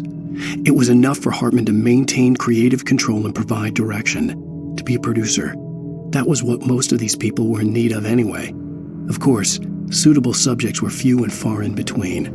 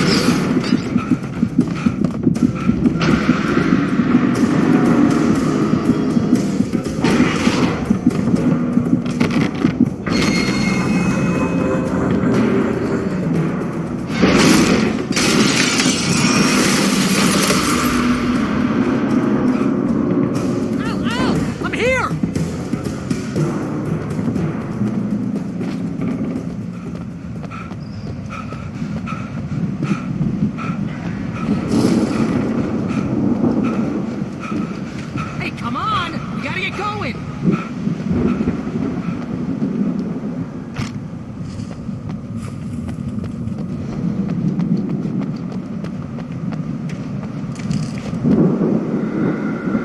Al! I'm over here! I found the car, but the gate's locked. You're gonna have to go through the hedge maze over there! Barry, I don't have a light. Take this, Al! Oh, God! Look at the house, Al!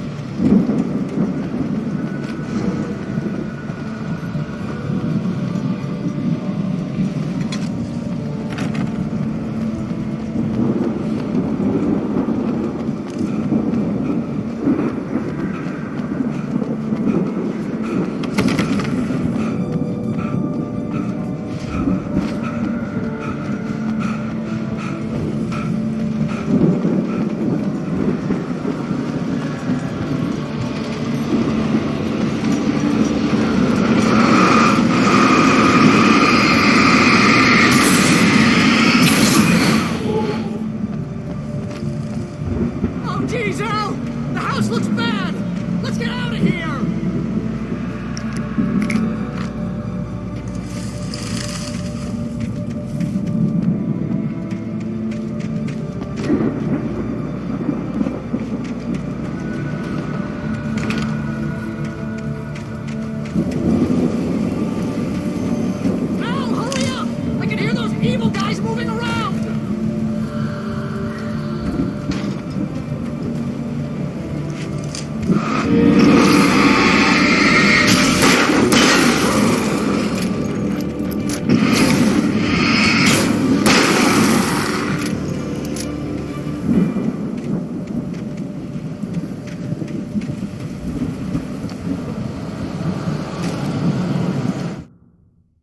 I stared at the Viking paraphernalia that littered the area, surrounding an unlikely centerpiece.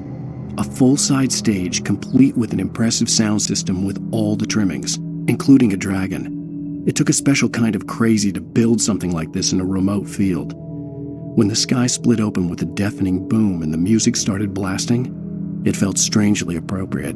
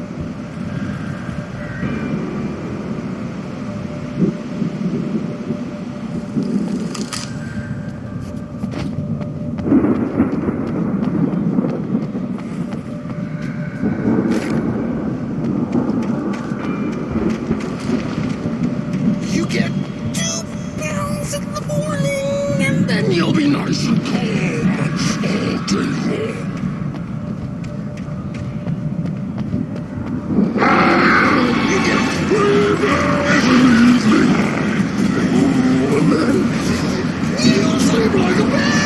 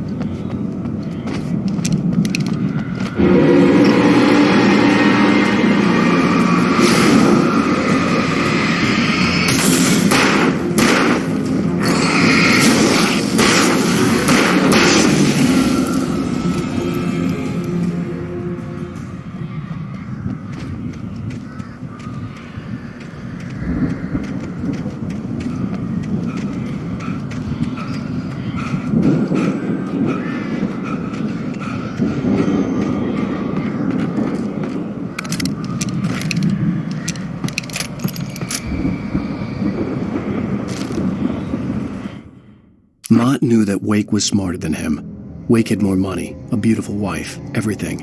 And Hartman said Wake was important. That made him better than Mott. But Mott was calling the shots now. He'd expected Wake to whimper and grovel, but instead, he seemed willing to fight. Mott knew he'd gotten under Wake's skin. If only Mott actually had his wife.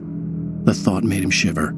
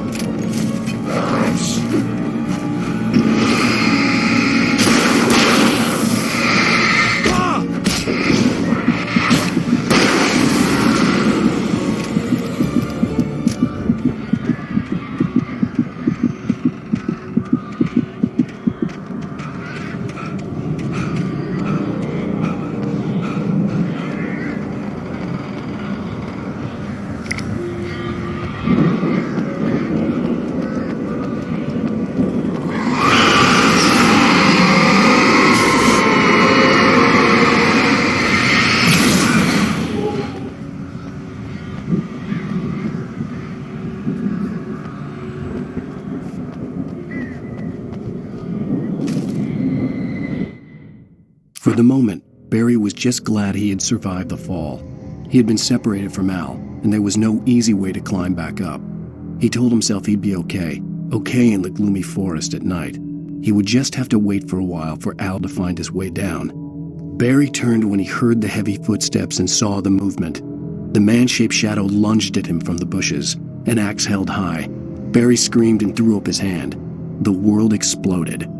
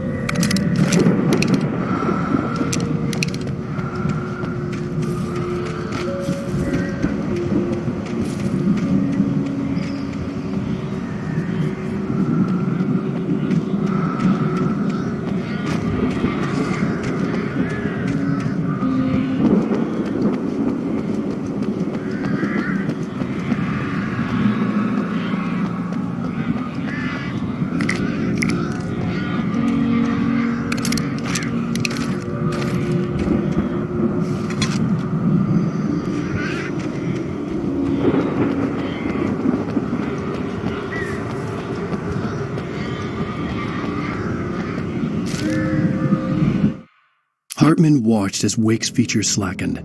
The man was bullheaded, no doubt. Even lying on the bed, he'd almost broken Hartman's nose the second time. But with a little time, he could break Wake down, give him proper direction. Wake was easily the most promising subject he had had. Well, since Tom, really.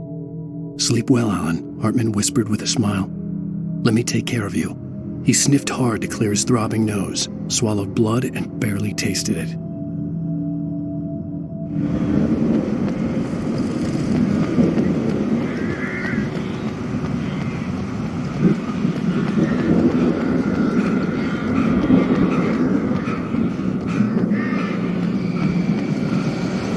Al!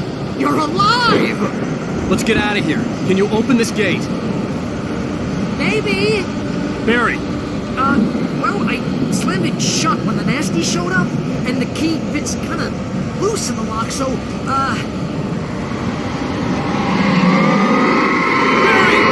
I'll find it, don't worry about it!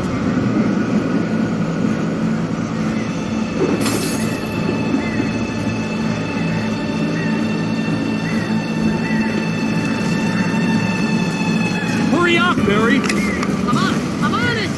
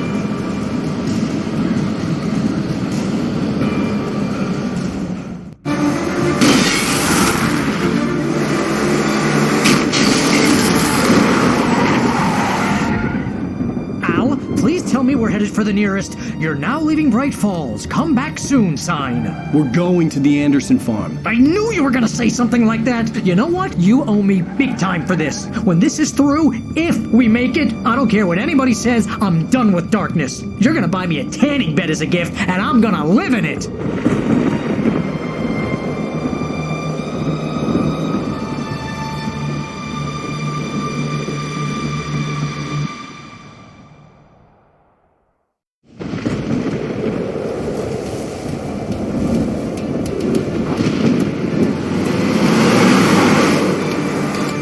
I'm crazy, but that's fine, Barry. Oh, you got that right, Al. You're barking mad. You are by far the craziest... But maybe that's inevitable when you deal with crazy stuff like this. It helps.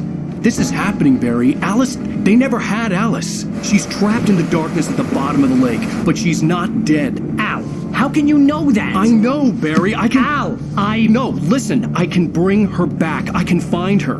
There's something special about this place. The lake, it does something to the works of art created here. It makes them come true. But there's a catch. The dark presence, whatever that thing is, twists it to its own ends. That's why all of this is happening. It's using my manuscript to take over everything. Al, I believe you. It happened to Thomas Zane before. It happened to the Andersons. I believe you. Crazy or not, you're not delusional. Weird shit's going down. That's a fact. I'm on board, man. I'm with you. The Andersons knew about it, but they were too far gone to tell me with all the drugs they were on. But they wrote it down. There's a message somewhere at their farm, Barry.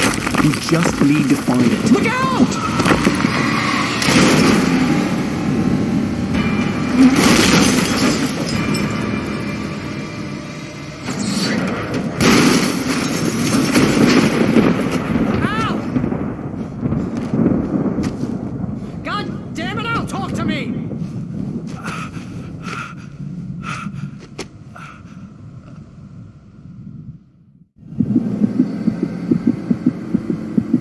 I had lost my gun in the crash. Barry was nowhere to be seen.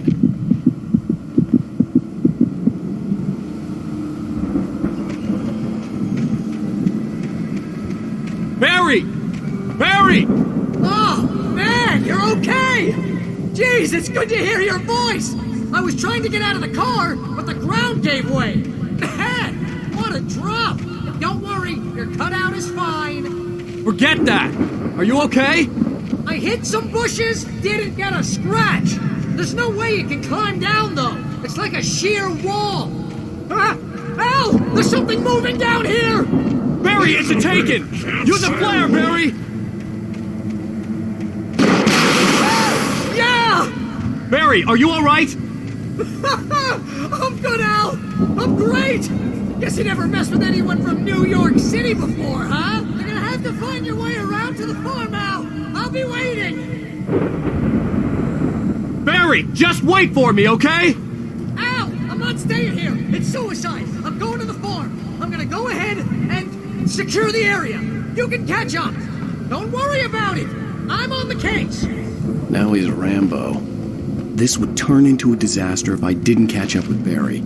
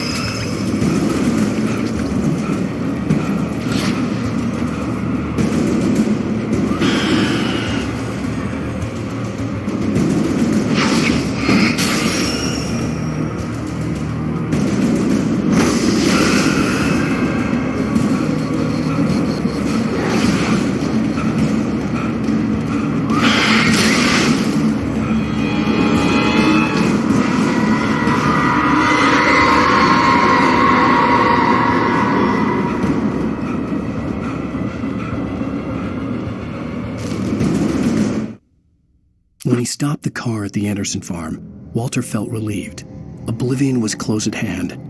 The brothers wouldn't miss a jar of moonshine or two in the booby hatch. But then he saw the man on the porch, and he knew who it was. Driving for his life and knowing it was useless, he didn't realize he was crying until he couldn't see the road for the tears.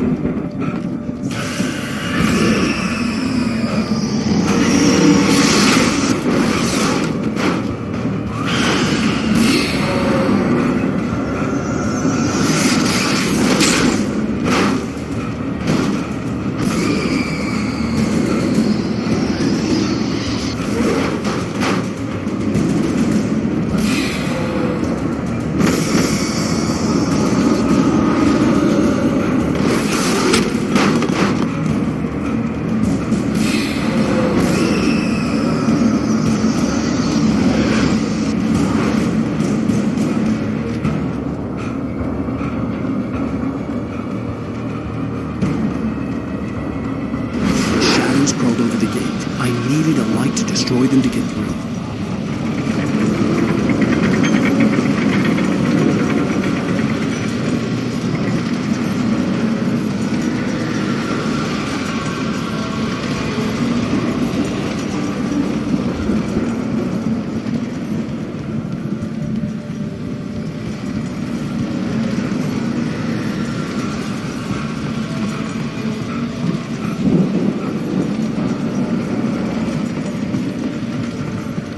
I hoped there'd still be a working generator somewhere around here to power up the old lights by the gate.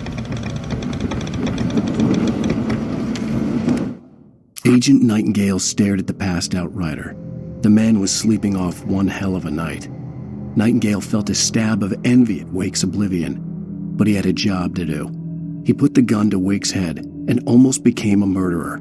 His hand shook and his throat felt tight and dry. Biting his teeth, he tried again to pull the trigger. He lost the nerve. Wake stirred. Nightingale would have to settle for an arrest.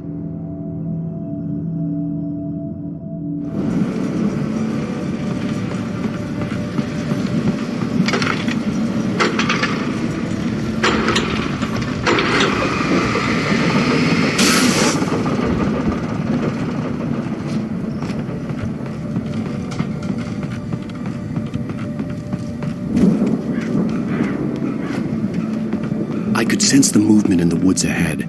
Facing the enemy without a weapon was dangerous, but I had no choice.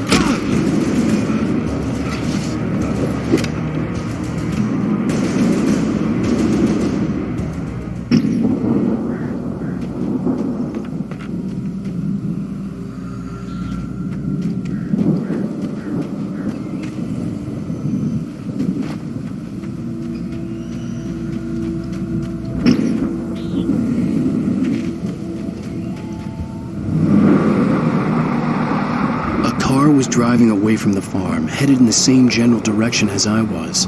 For all I knew, it was Barry, caught in the consequences of leaping before looking.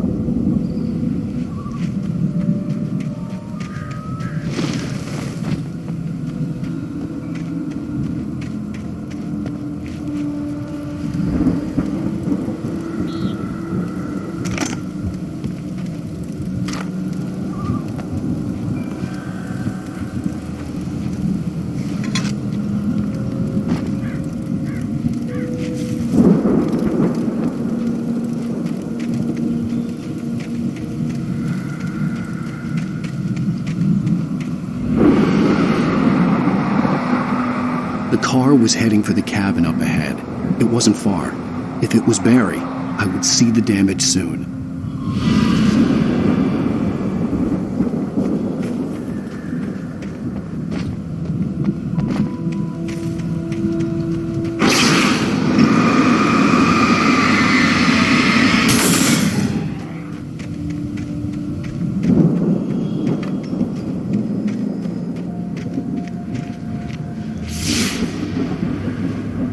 I'm trying to deliver each page to the right time and place. I'm trying to show you how the story goes. I had seen glimpses of the light before. I had seen it in my dream. It was a strange spaceman or a diver in a bulky suit. He was the one who'd been placing the pages on my path.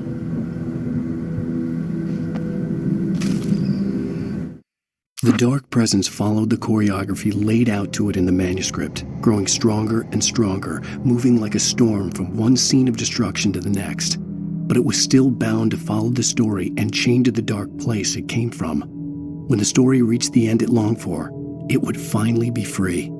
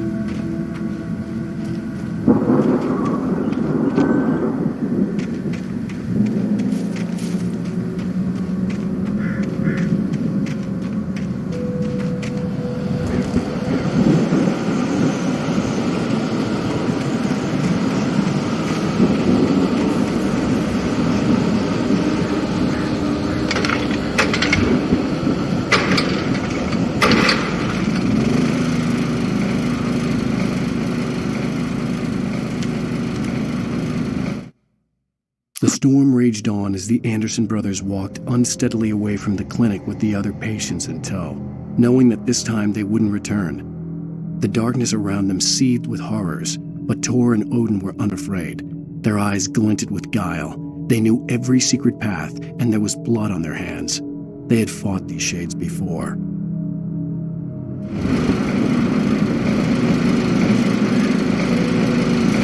Someone had left a gun behind. Now I had a fighting chance of reaching the farm.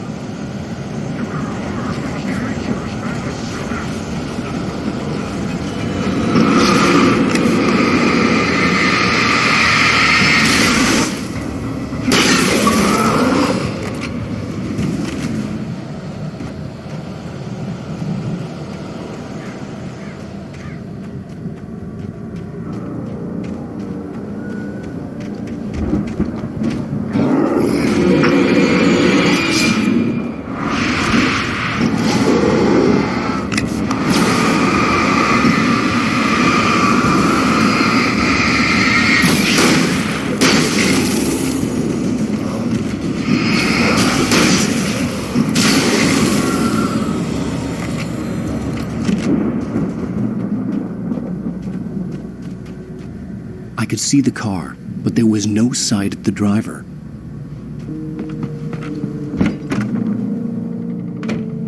Hello? Anybody here?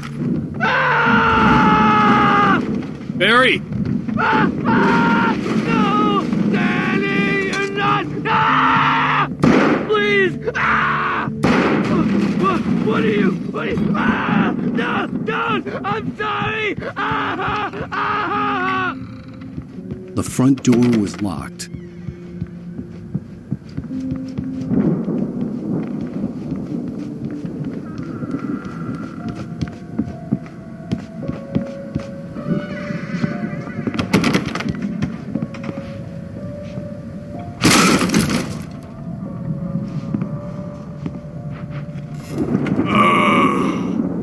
I know you. You were in jail the other day. I went to the farm again for the moonshine, you know? It makes you see. They're not gonna miss it. They're in the loony bin. But my buddy, Danny, I lost him. Something's gone wrong with him. It's not him. Like a real bad follow-up to a real good movie. The best friend's suddenly the bad guy who wrote this. I've run through every possible course in my head. If I continue like the Dark Presence wants me to, the story I'm writing won't save Alice. It's a horror story, and it's going to kill her, and me, and everybody in this town. No one will survive. Darkness will consume everything. This is what it's wanted all along. It will be free, unstoppable. It used Alice to get to me, dangled her in front of me to keep me going. It was never going to release her. I'm going to...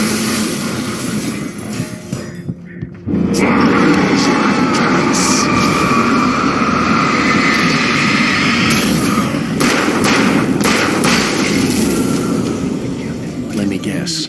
Danny, huh? The story must stay true for this to work. There have to be victims along the way. Near escapes. Cliffhangers. In a horror story, it can't be certain that the hero will... The farm was still a good distance away. I'd need a car to get there fast. Zane's going to be the one who will help me. For a moment, Hartman considered strangling the idiot. Mott was mean-spirited, but easily manipulated. An emotional infant who lived for his approval. Wake, by contrast, was a far more difficult subject. Mott had given him too much leash. In 2 days, who knew what could happen? Hartman would have to find a way to rein him in, and quickly. I'll make it happen.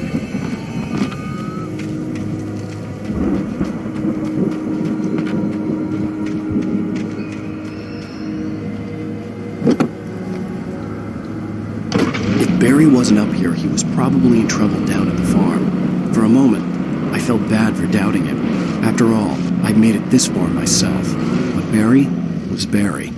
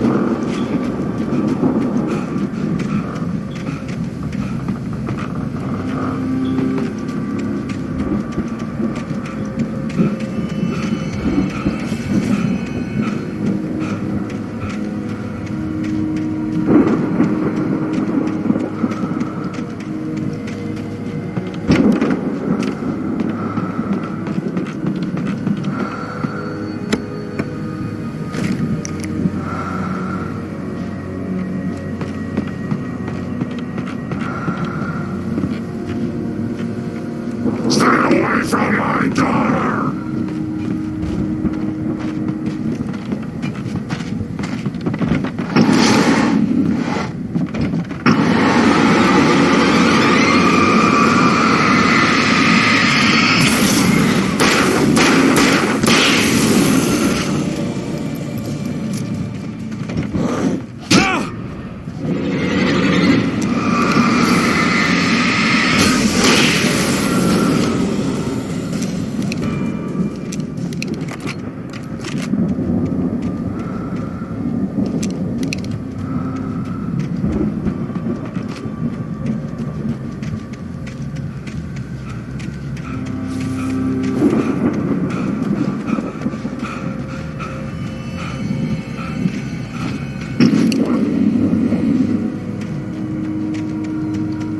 I'd known the brothers used to be some kind of rock stars, but it hadn't really sunk in until I saw this stage.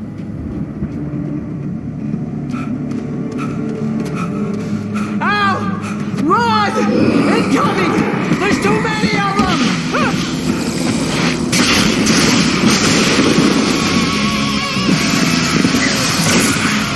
God damn.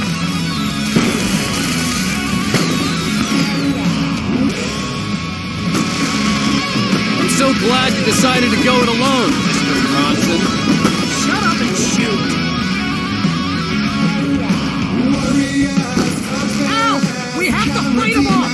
I can set off more of the fireworks from here and help you out! Hey, Al! Ammo and stuff around? Please just stop! Hold on! I'm trying to get the stage lights on!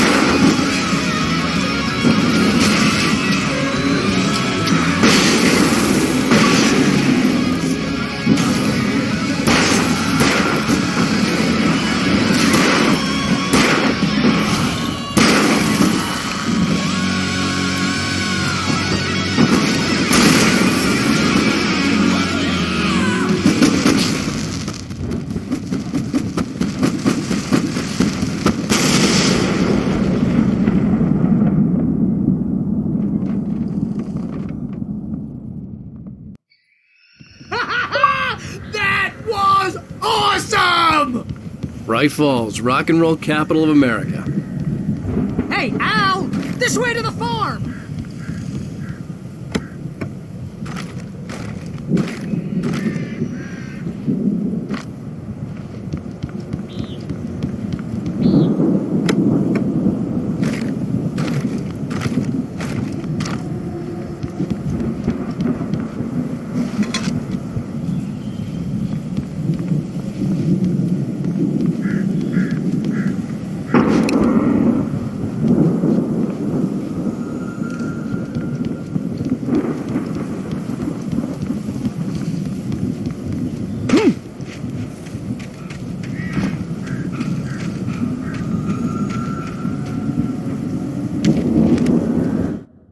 Deputy Mulligan tuned Thornton's chatter out. He didn't think riders were particularly useful people, and a huge manhunt for one struck him as idiotic. Certainly not worth the missed opportunity for coffee and pie. It wasn't even clear what the man had done, except run from them at the trailer park. Mulligan knew he wasn't alone. The sheriff's patience with the Fed was running out.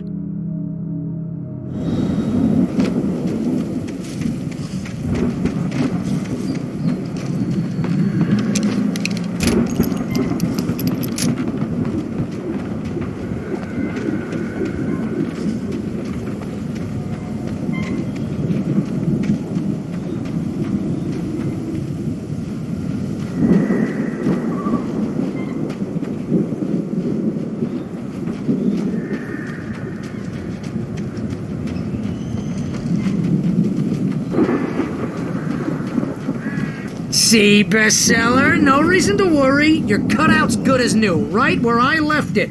I'll come back for it once we have the place secured. Yeah, that's been my biggest worry all this time. We need to get this thing moved out of the way. This is as far as I got before they ambushed me.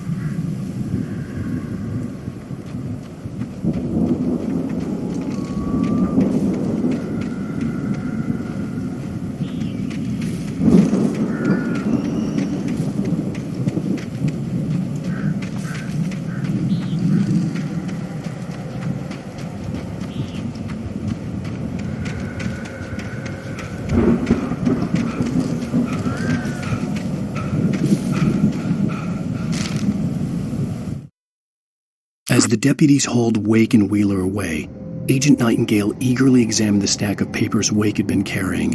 It was incomplete, a collection of random pages, but there was enough. He saw his own name in there, among others. His hands shook with emotion. Finally, it was proof. He had been right all along.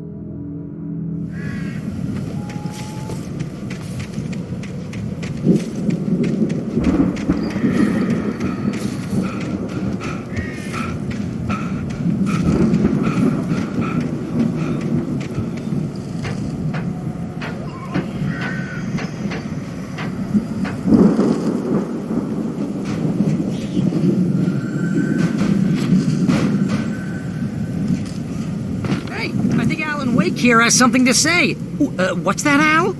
Ooh, I'm Alan Wake. I'm always right about everything. And if I don't get my way, I'll sulk all day long. I'm always intense and moody. It makes me very attractive and mysterious. Right now, I'm just standing here because I need my best friend Barry to carry me. That's okay. I can just take him for granted. I think I see what you did there. Pretty good. You want me to do my imitation of Barry Wheeler? No? Thought so.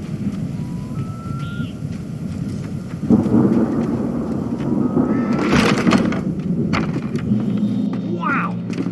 You look at that thing, Al! They really went all out with this Viking crap, didn't they?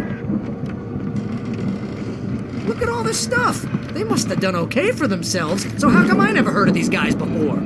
And this from the guy who learned about Ozzy Osbourne through reality TV? We all spend a third of our dreams in soft embrace, somewhere between fantasy Hey, and remember when I got you that gig? Your first real writing job, what got you started? Was this one of your episodes? In Night Springs. Tonight's episode, The Dream of Dreams. That's by someone else. We join Mr. Jones as he explores the endless dreamscape,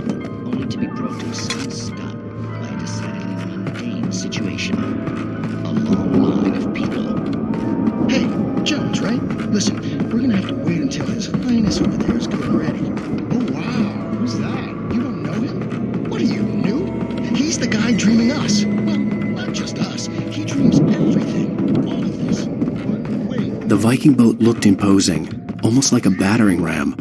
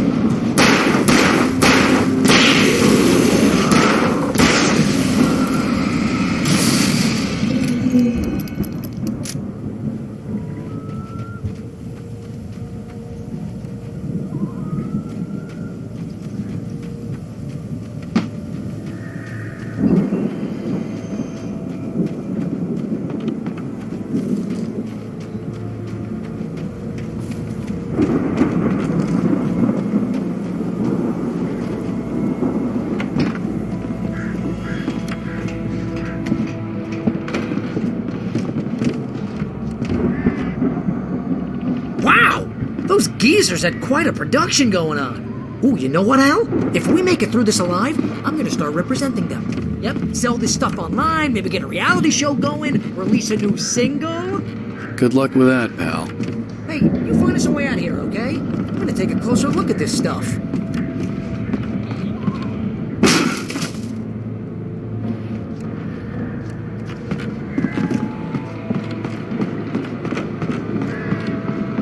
Be careful, Al!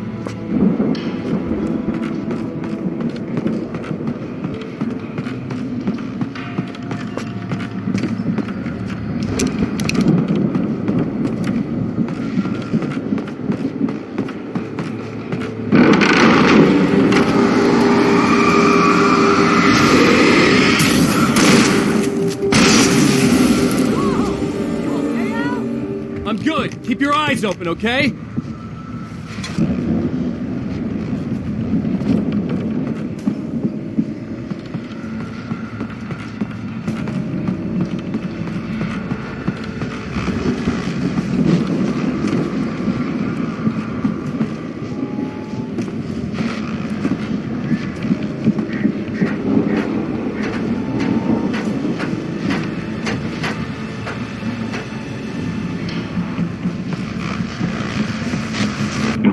As you regular listeners know, I tend to work through the night, but I'm not the only one. Deputies Mulligan and Thornton are taking a couple of moments off their busy schedule to join me here in the studio. Boys, how busy are you now? Deerfest is almost here, isn't it? I bet that keeps you in business. Pretty busy, yeah. Actually, Pat, we've been real busy with other things, which concerns an ongoing investigation. I wasn't gonna say anything. I'm just saying we got, I could see the building that had to be the Andersons' home on the other side of the field. It wasn't far now. I wasn't worried about trusting the ramblings of two burned-out geriatric wrecks. They had the goods.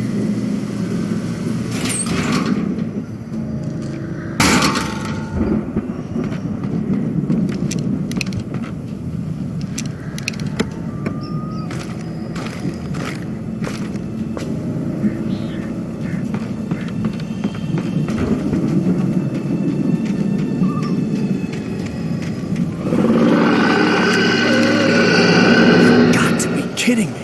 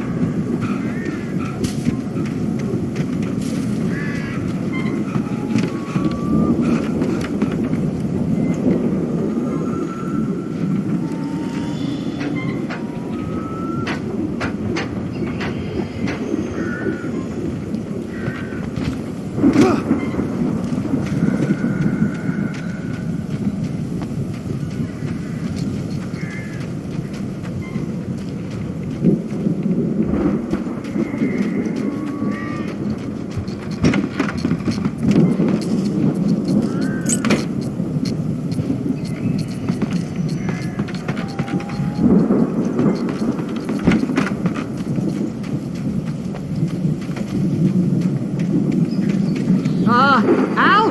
Is that you out there, buddy? Yeah, it's me. Hang on.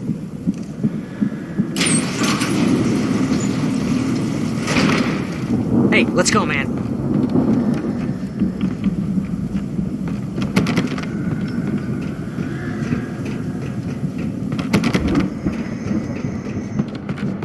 We're gonna have to work together to open this gate, Al. Looks pretty heavy.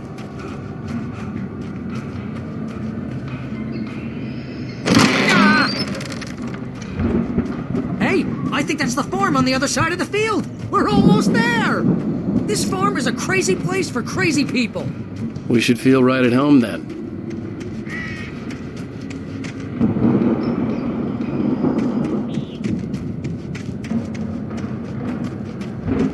Come on, one more game.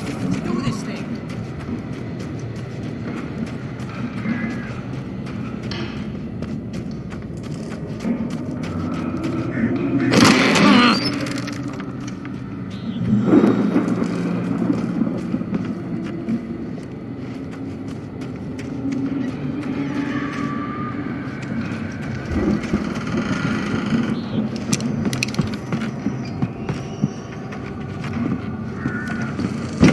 Lights are out. I guess we better check the fuse box.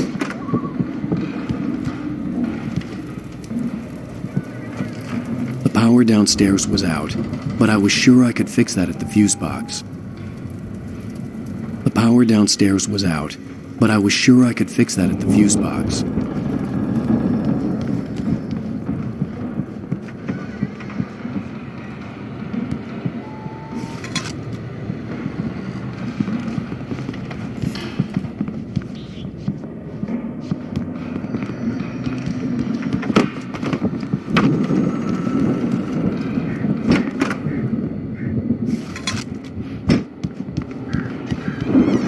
This place looks kind of lived in. I thought the Andersons were the booby hat.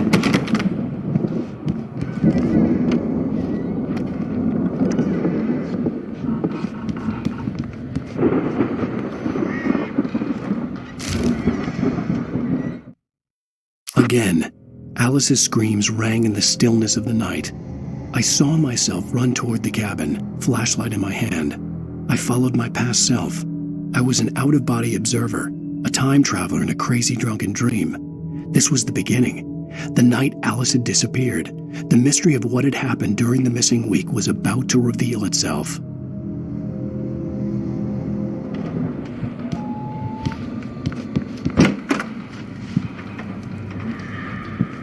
Come on, Al, let's get the lights on, huh?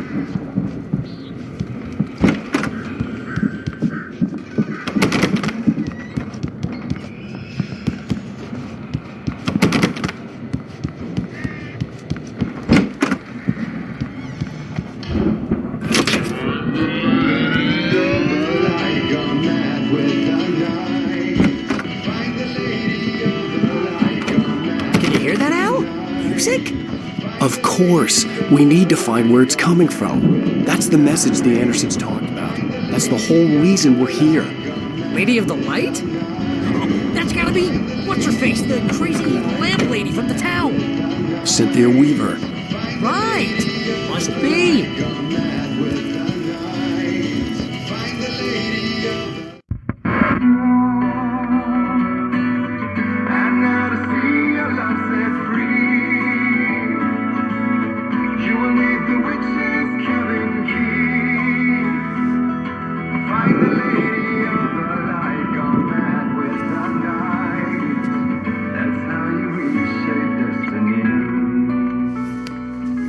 Okay. We need to find Cynthia Weaver. We'll stay here for the night and head back to town as soon as it gets light.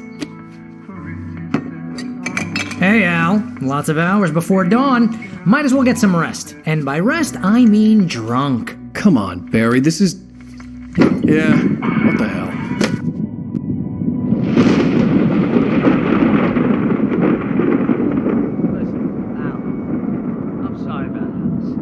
Seriously, because I know we don't get along, but we're gonna find her, right? And even though you're a crazy bastard, I'm gonna stick by you, no matter what, ever, Al. Sure, like a brother. I'm a writer, goddammit. Correct. If I just wanted to, I could write 10 books a year. And they'd be the best books that year. No, you couldn't. That's right, I couldn't. But I could, because I'm a writer. What? What do they put in this stuff? I feel like my brain is coming out of my nose. I'm gonna get the recipe off those coots and be a booze millionaire. I just miss her, Barry. I just want her here with me. I know, Al. I know. It's gonna be okay. We're gonna make it okay.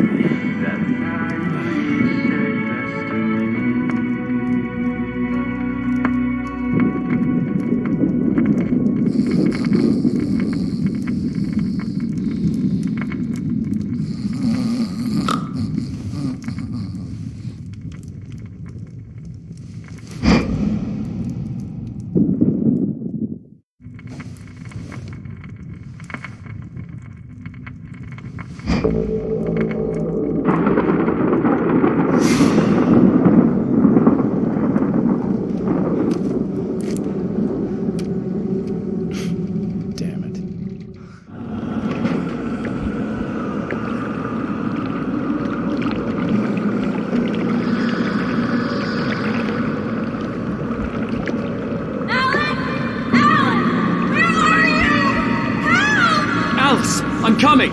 It's all right! I'm coming!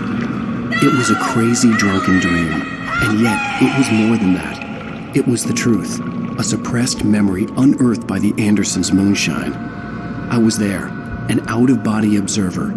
This was the night Alice and I had arrived at Bright Falls, the night Alice had disappeared. I had a chance to find out what had happened. I remembered being surprised to see the cabin dark. Alice would have never turned the lights off.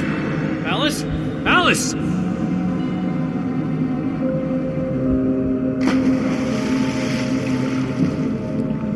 I remembered thinking I caught a glimpse of her form underwater, sinking into the darkness. Diving after her was the last vague memory I had of that night. After that, the next thing I could remember was waking up behind the wheel of the crashed car and finding the first pages of the manuscript.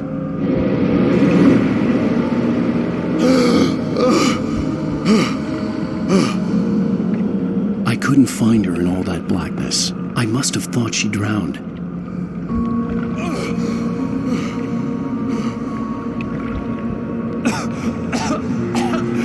Alice! Jagger had Alice, and so she had me.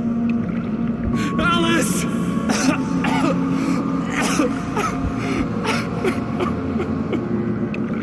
I'd been easy prey. Look at the cabin. Is there someone in the window? Alice? Maybe she didn't drown after all.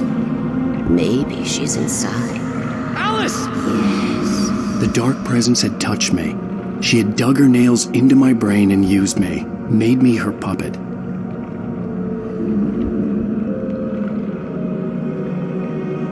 She must be here somewhere. Maybe upstairs in the study. Alice! Yes, that's where she is. You can apologize.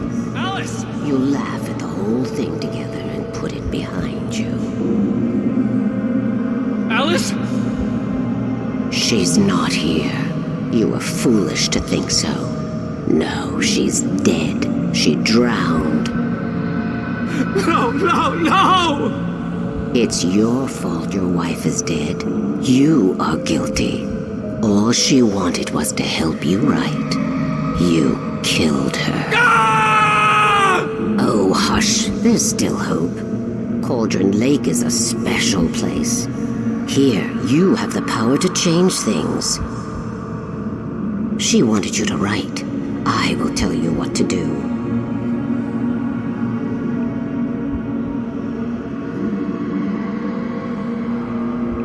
You can write her back. The story will come true, and all will be well again. She had Alice, and the manuscript was the ransom for her.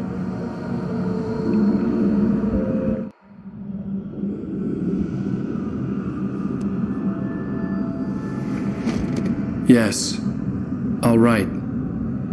I'll fix it. I'll bring her back.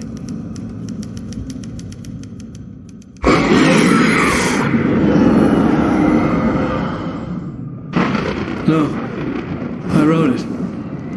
I remembered it all now.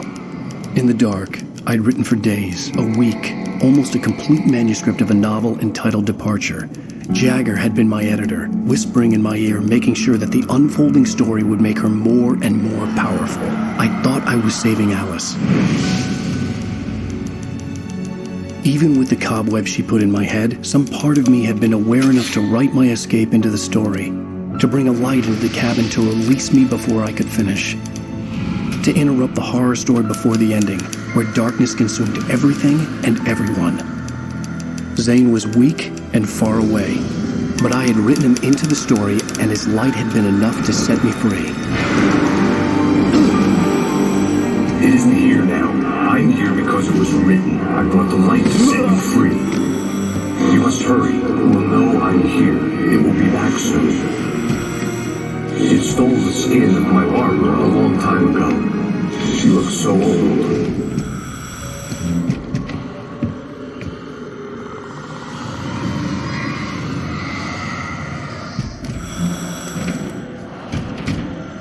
I had woken up, confused and groggy, my mind consumed by darkness and fear. All I could do was to escape.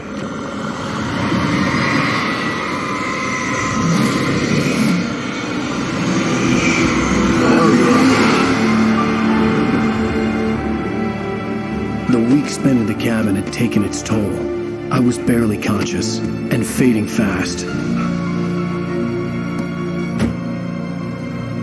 It had to have cost Zane terribly, thrown him even deeper into whatever dark place he now haunted.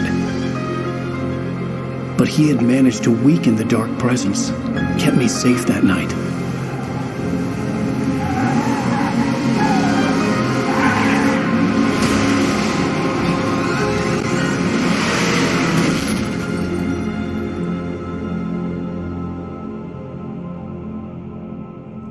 I wrote it. It's my fault. That's right, James Joyce. It's your fault, and you're gonna pay for it.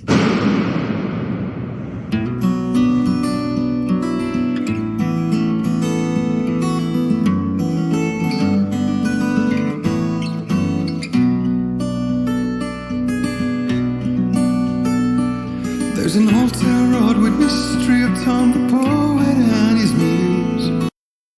Previously on Alan Wake. Under the influence of the dark presence, I wrote a horror story that is coming true. Jagger had been my editor, making sure that the unfolding story would make her more and more powerful. Some part of me had been aware enough to write my escape into the story. Together we can create something absolutely wonderful. The lake, it does something to the works of art created here. It makes them come true. My mom gave me this old light switch. The clicker. Alice is being kept in a dark prison. I need to find Cynthia Weaver to fix this. It's your fault, and you're gonna pay for it. Well, we're expecting a record crowd from the neighboring counties. Naturally, we hope to break the record set by last year's Moose Fest in our neighboring town, Watery. Ladies and gentlemen, some people have asked me, what's the big deal about Deer Fest? And I think that this sums it up. It's about friendship and community. We've got a great party coming up, but let's try to hold it in until tomorrow and get through the night in one piece, all right?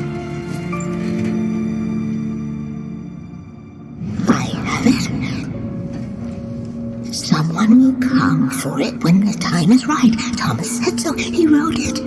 The key is insurance. It's my job to keep it safe. Safe in the light. Always in the light.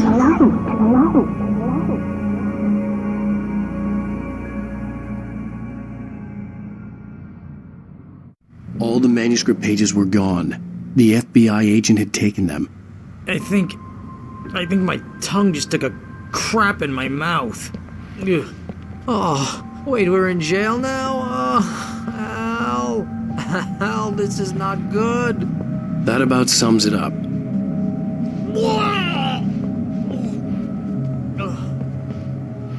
Oh, I am never drinking again. I need to talk to Weaver. She's the one in the song. The Lady of the Light. What, the crazy lady? Ugh, whatever you say, Al, but we're stuck here. They're not gonna... even interviewed Wake. I had some reading to do first, Sheriff, and let me tell you, it was an interesting read. Well, I've got you now, Raymond Chandler. It's all here. All the evidence, including conspiracy to murder a federal agent. There's no way you're walking out of here. You hear me in there, Bret Easton Ellis? Huh? Agent Nightingale, I want to talk to your superior. Well, we all want things, Sheriff. I wanted my... Look, that's not possible right now. Agent Nightingale, I insist.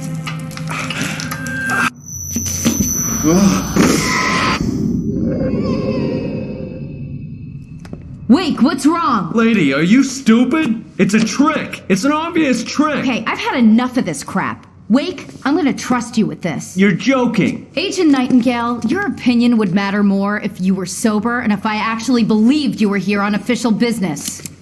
Whoa! Get back in the cell, Stephen King. The only way you're leaving this place is over my dead... Wait a minute. I know Oh my God! Light. We need light. It's the only way to fight this thing. In my office. I've got your things there. Follow me. Oh man, we're sitting ducks with the lights out. Stay cool. I can get the emergency power on. Nightingale tried to make sense of the manuscript. It was disjointed and strange. He didn't understand half of it, but it all rang true. impossibly true. He took out his hip flask when he reached the page that described how he reached the page that made him take out his hip flask. It wasn't the booze that made his mind reel.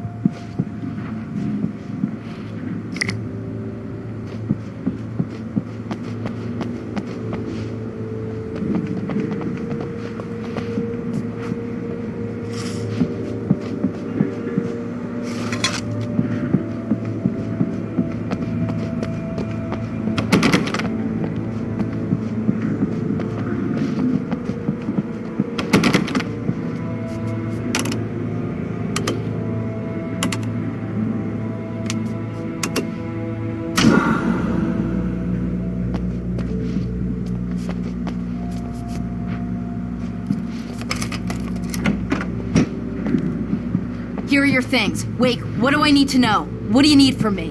They can be hurt in the light, only in the light, and I need to find Cynthia Weaver. She can help me stop this. Light. Check. Cynthia. She lives in the old decommissioned power plant. I can get you there pretty quickly in the rescue chopper. Come on, let's get back to your friend. Wheeler, I need you to stay here. What? No! We're going to fetch our ride, but I have friends who need to be warned about this, and I can't be in two places at once. I need your help.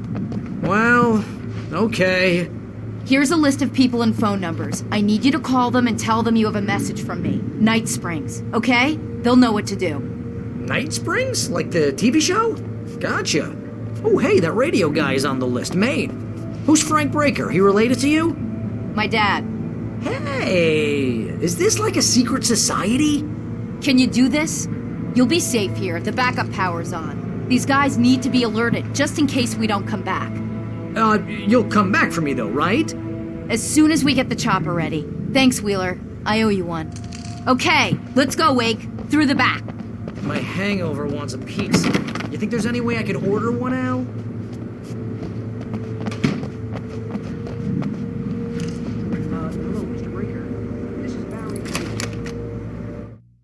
Nightingale felt the situation veering out of his control, but the gun at least felt steady in his hands. He was ready to fire, resolved that he would let this happen over his dead body. And yet he hesitated. He had seen this moment before, read it in the page.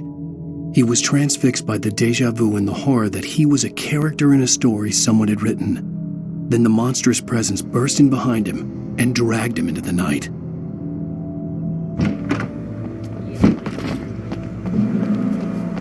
Oh, hell. Whatever took Nightingale must have broken the gate controls.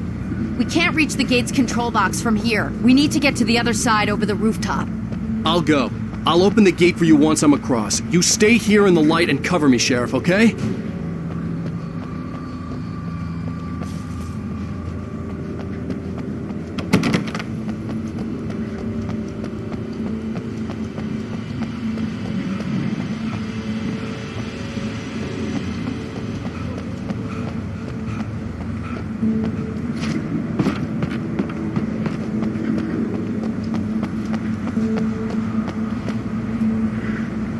I needed to reach the rooftop to get to the other side of the broken gate.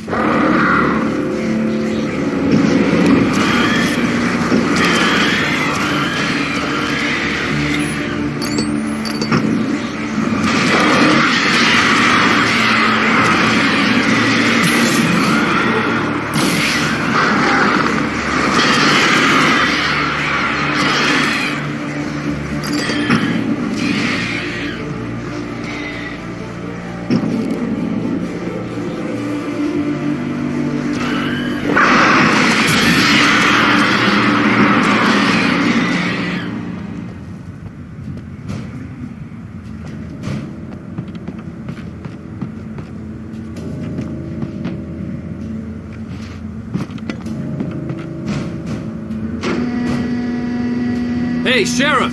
Your password. Night Springs? What's that all about? It's a stupid joke we have. That Bright Falls is the original inspiration for the TV show. This town can get weird at times. Never this weird, though.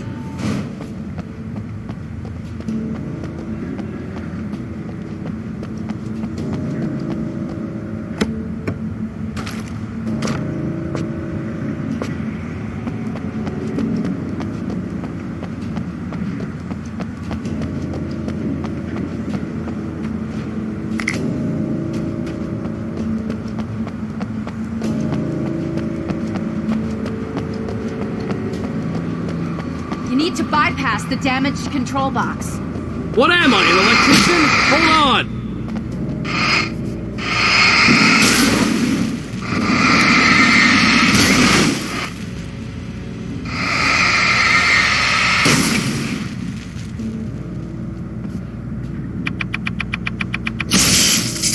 Ah, damn! That's smart. Good job, Wade. Okay, stick close. Our first stop is the town hall. The keys to the chopper are there.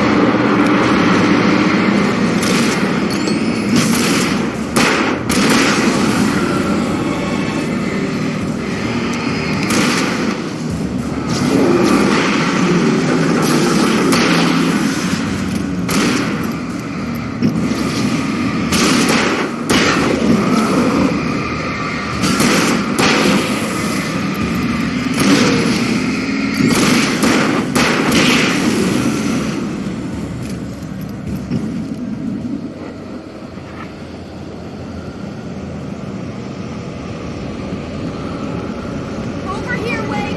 The chopper's in the other direction!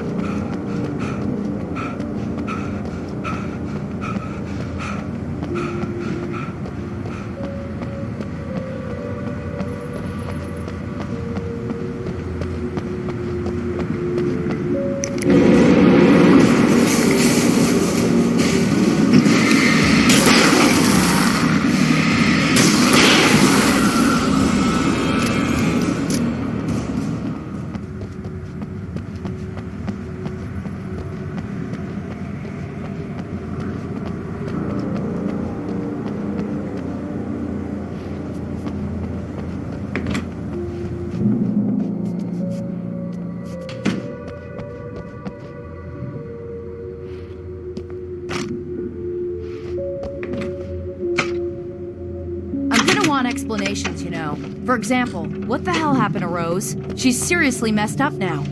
The same thing I think happened to me after I arrived. During this week, you can't remember? Oh, I remember now.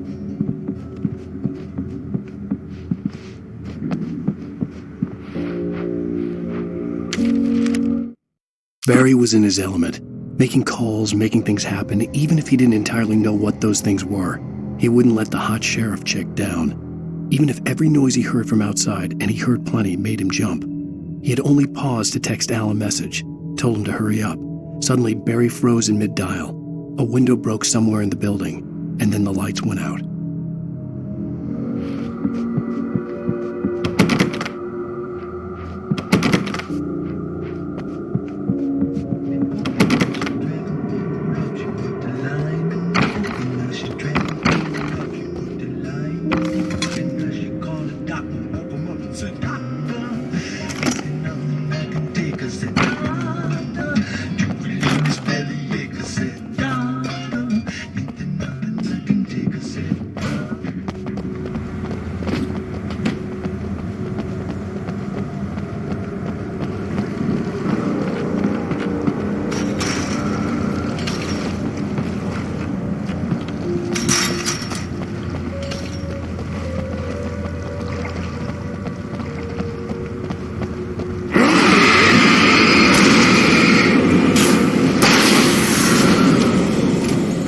Yorkers were rude.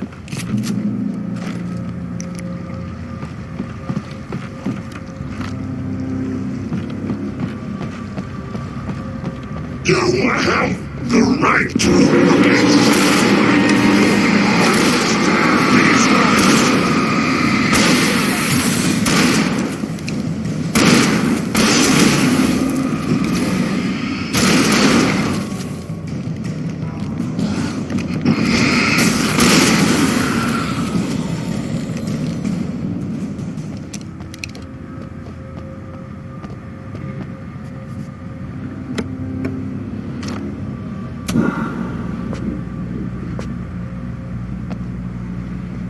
Let's be careful, okay?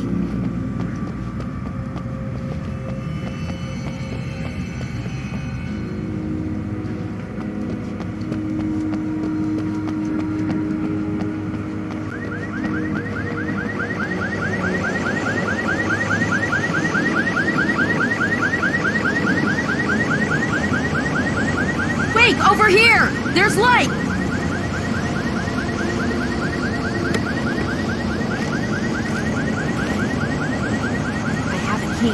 Watch my back, Wade.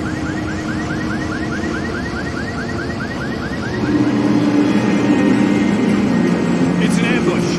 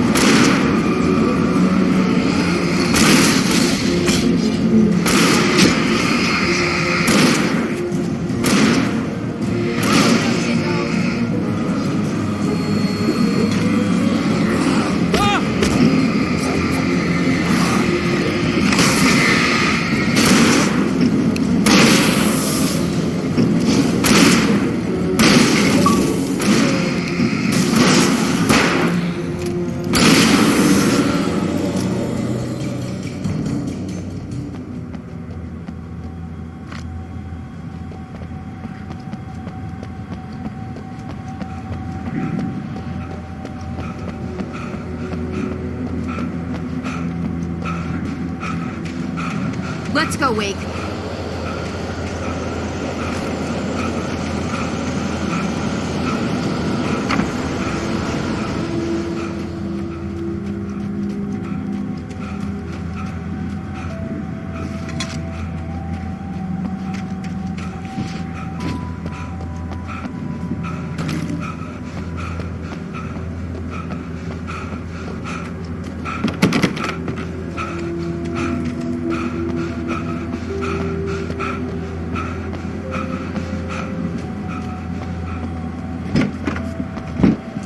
Okay, someone's messed with the fuse box here, but you should be able to jury-rig it while I find the keys.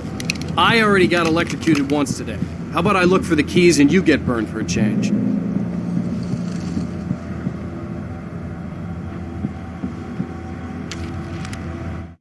The darkness that wore Barbara Jagger's face was furious. The story in the manuscript had been making it stronger all the time, but now the light had set the writer free and hurt it, weakened it. It was only a matter of days before the dark presence would be strong again, but meanwhile, it would be difficult to recapture the writer.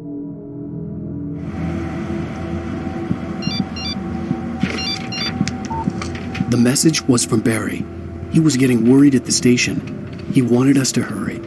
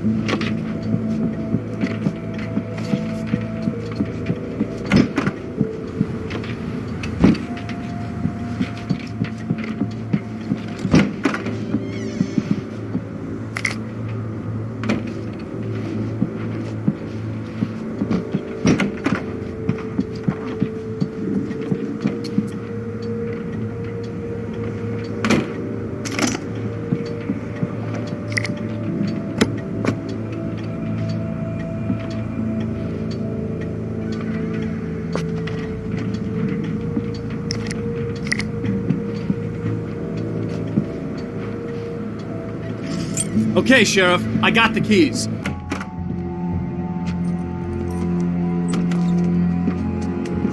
Barry? Why isn't he inside? Oh, God! Oh, God!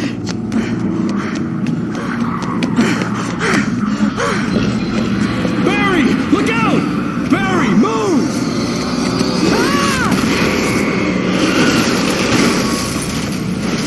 Barry! He made it inside, Wake. He's okay.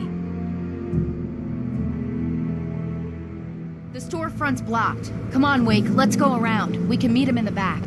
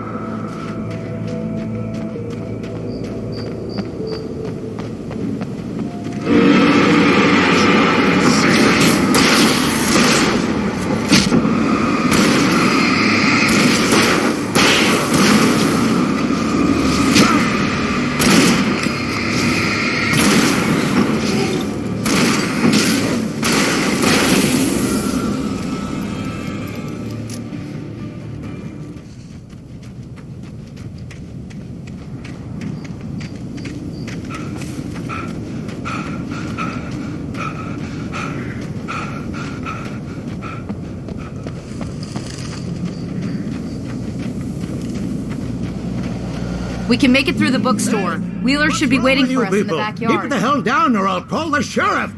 Oh, hi, Doc. I've got it. Don't worry about it. Sarah, about time somebody showed up. All the shooting in the air is idiotic. One of these days they'll kill somebody. And over Deer Fest. I know. Go back to bed. He's got a point, Wake. Look, this town can't take this. It's me they want. The sooner I get out of here, the sooner you can all get back to life as usual. I hope you're right.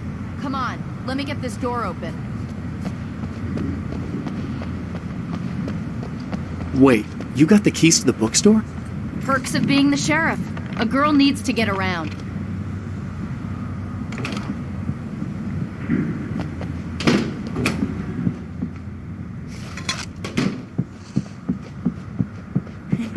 They're really taking advantage of your presence here, Wake.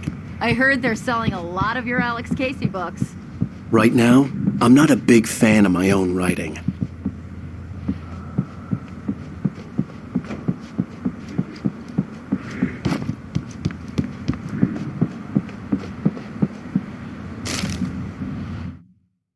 Cynthia Weaver worked hard, following her obsessive rituals, sometimes fighting them, always giving in to them in the end.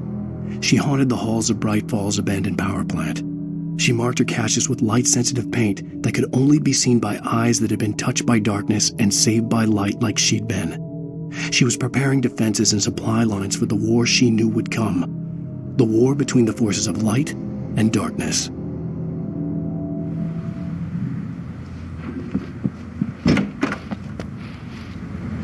I don't see Barry.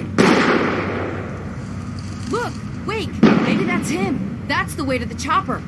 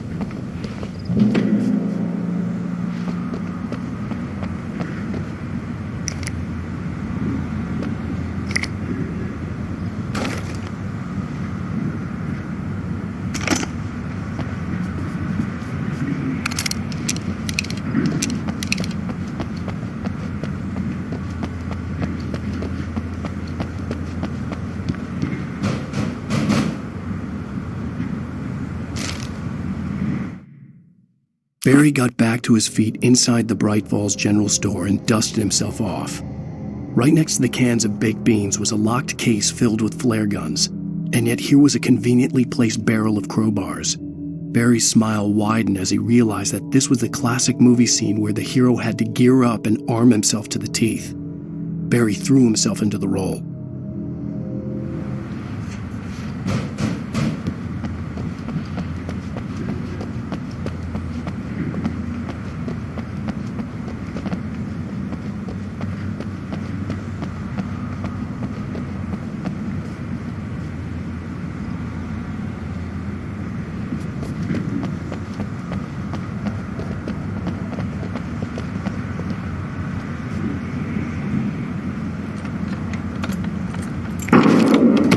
I'm gonna give Pastor Howard a piece of my mind about this lock. Ugh! I told him to get it fixed. Physical labor.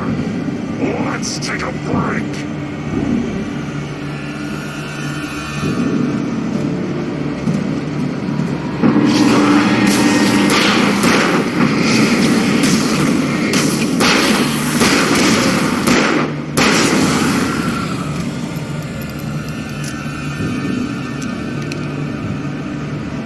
Omega-3 fatty acids are good for your heart.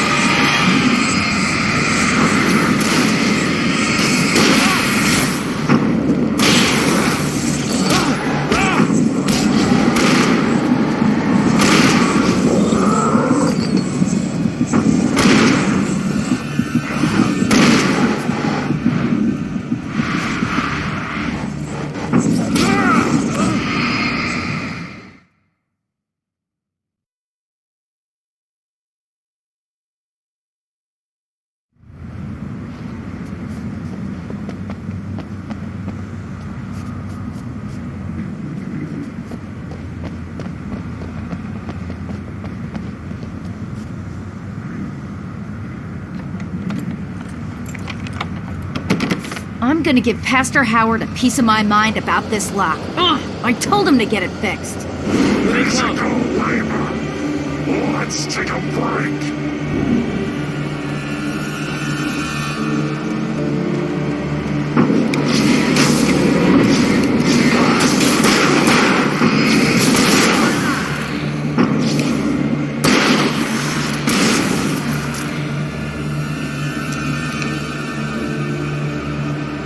Omega-3 fatty acids are good for your heart.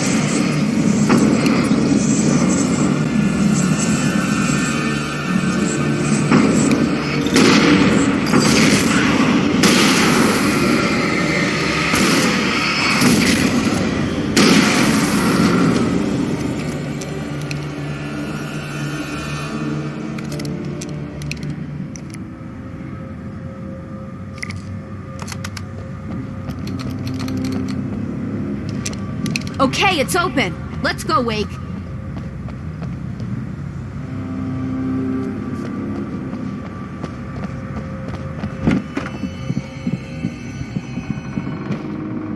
Wow. We keep them lit all night long on the night before Deerfest. Why? Well, it's tradition.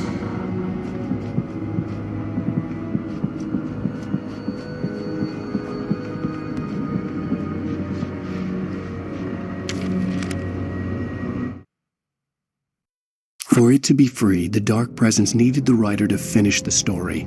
Again and again, the story let it get frustratingly close to the writer without letting it capture him. It was bound by the events depicted in the manuscript, but it could pursue the writer indirectly, put others on the task, and stop those who would help him.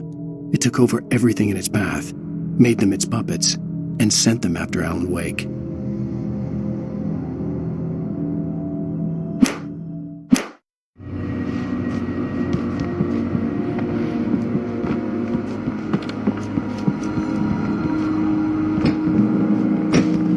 We're almost there. We'll have to go through the basement to get to the parking lot.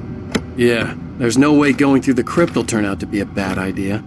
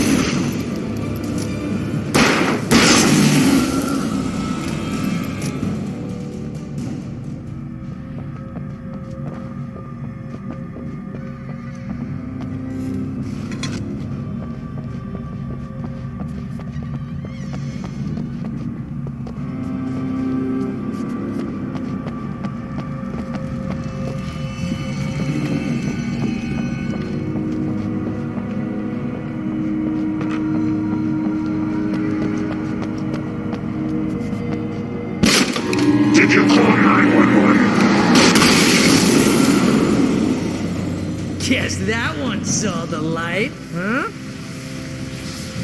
You didn't like that one? A tough audience. Well, I got plenty more. What are the Christmas lights for? Protection, man. Like garlic against vampires. Vampires. The helicopter's just across the parking lot and up the hill. Come on!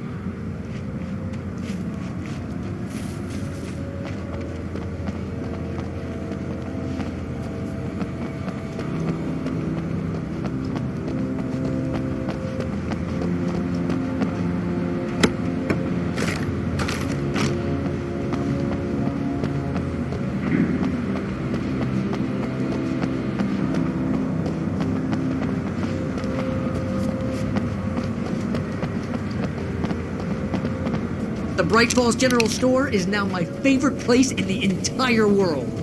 See this headlamp? It's like a superpower. I can just look at one of those things and they die. It's my flaming eye of Mordor. I wish I didn't say that. Yeah. Hey, I want a headlamp. Last one. Bastard.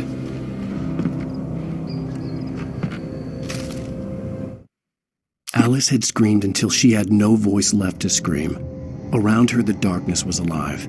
It was cold and wet and malevolent and without end. She was a prisoner, trapped in the dark place.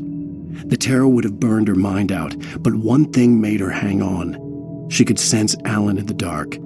She could hear him. She could see the words he was writing as flickering shadows. He sensed her too. He was trying to work his way to her.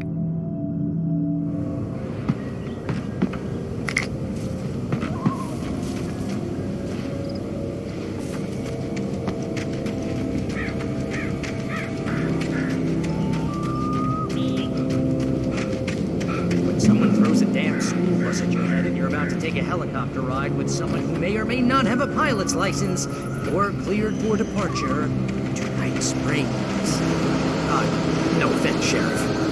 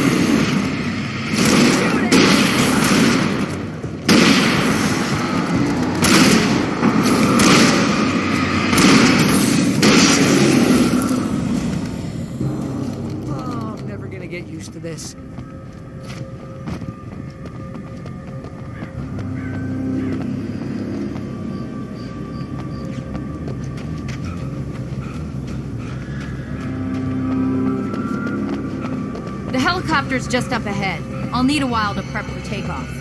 Don't take too long. I want to get out of here.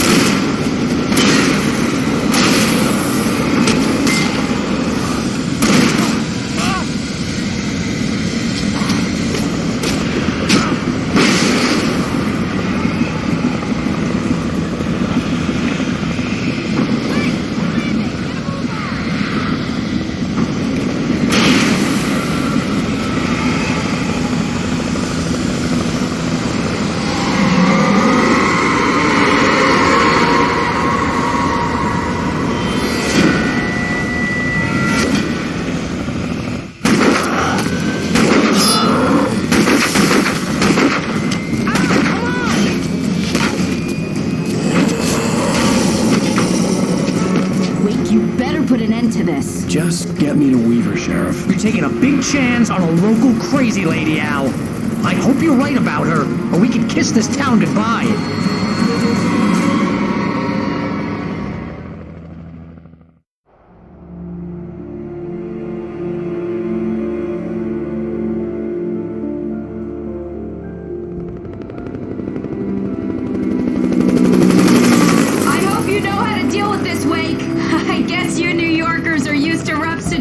Like this. Right. The city's a war zone. King Kong, mutant alligators, and Alex Casey shoots the place up every weekend. Look, I never even carried a gun until a couple of days ago. Well, my dad used to be a cop there. Tells some pretty wild stories. Stuff like this? No, just normal bad stuff. Kind of like your books, Wake.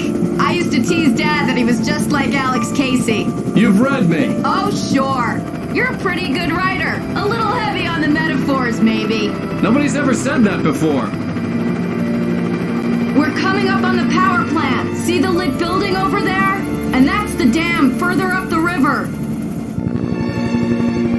I can't land here. I'll take her down the road across the river. Just get me there, Sheriff.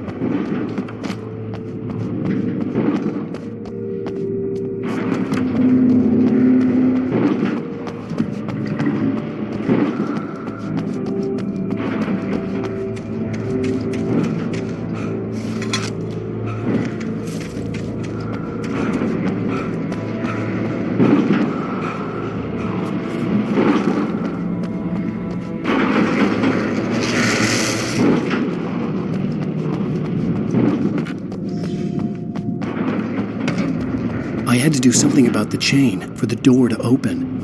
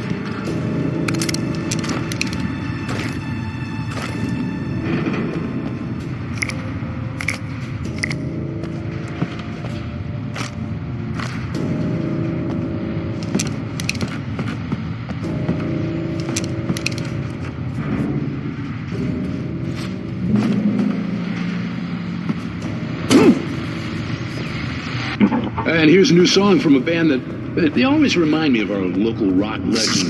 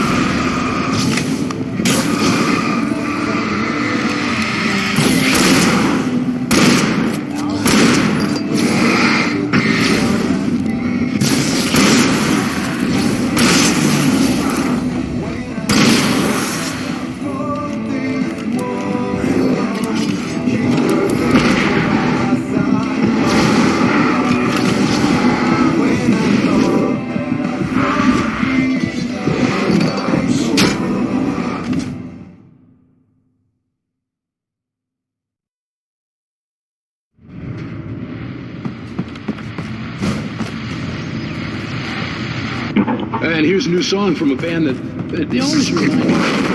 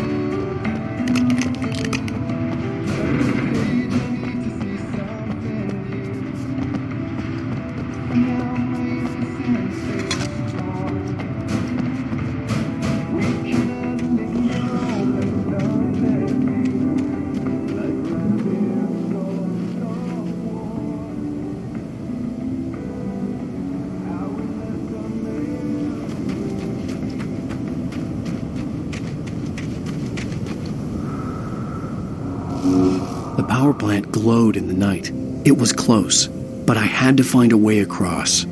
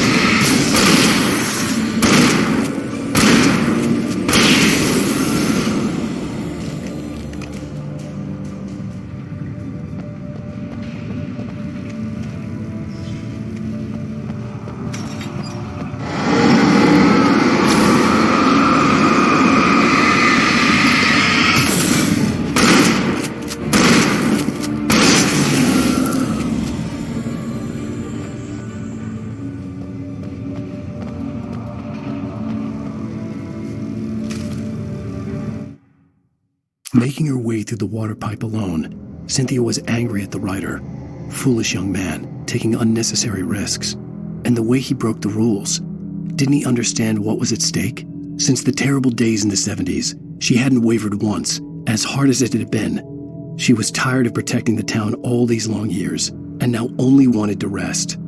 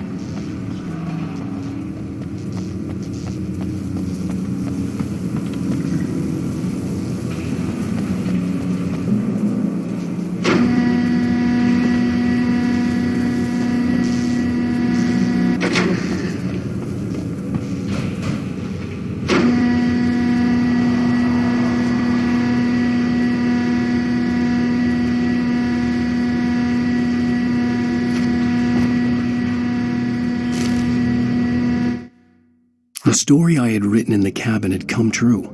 Touched by the dark presence, I had written a horror story, but the end was still missing. The story was incomplete, and the last unfinished page of the manuscript still sat in the typewriter in the cabin study. If I could get back there, if I could read the page, then I could write my own ending to this story and save Alice.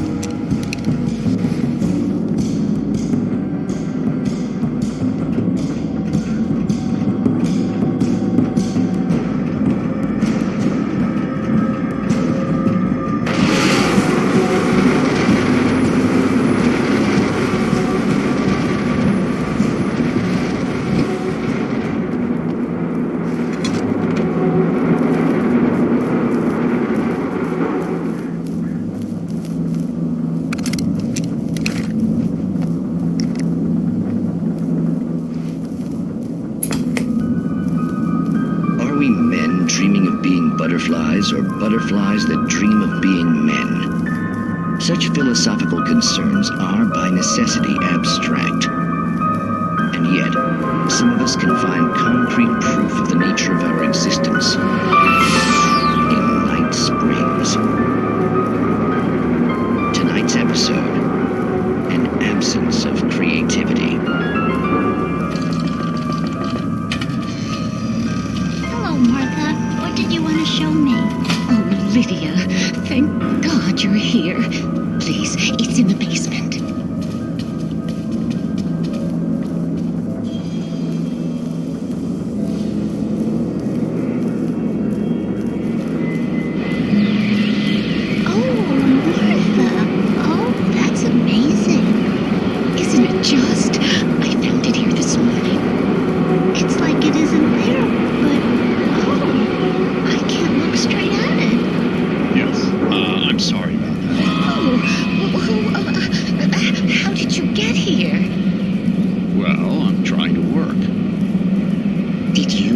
everything here?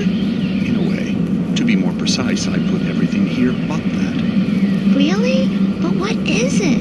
Oh, I guess the temptation is to call it a hole, but it's really an absence, a profound lack of reality. In Martha's basement? Yes, I was doing so well, too.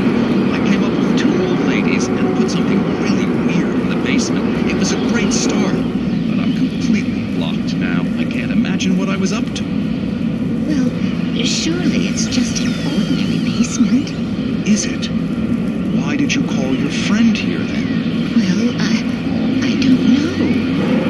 Oh, well. Couldn't you just ignore it? Oh, no, I couldn't do that. It would probably turn into a plot hole. Might be one already. Could sink the whole enterprise. Oh, my. Listen, ladies, not to be rude, but I'm really not at all sure where I'm going with this, and you're just not helping. You should just go back upstairs for a cup of coffee while I try to figure out what I'm up to. Well, if you think that's best. Maybe I should just stop here. Or is that too moronic? Is that too moronic? Indeed. Who can tell? It's a fine line between the stupid and the sublime. Night Springs.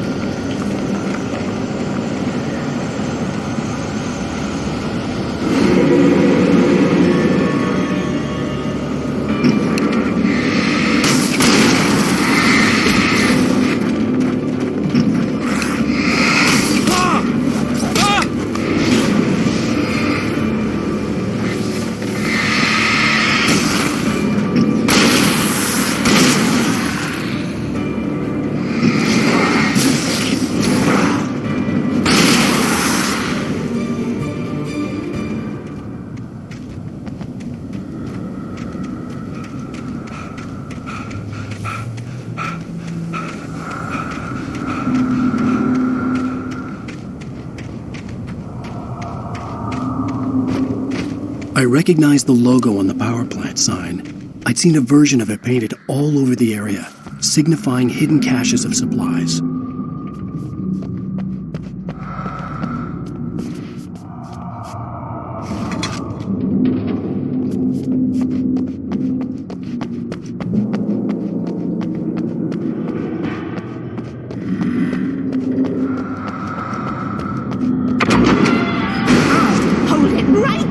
Miss Weaver! Cynthia! I'm a friend! Prove it!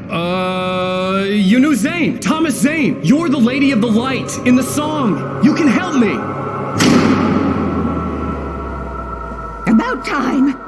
Young man, I've been waiting a very long time for you.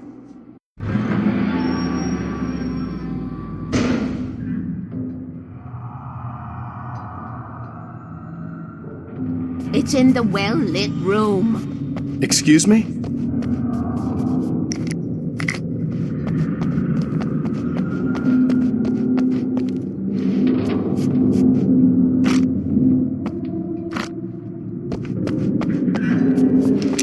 What you need to drive the darkness back.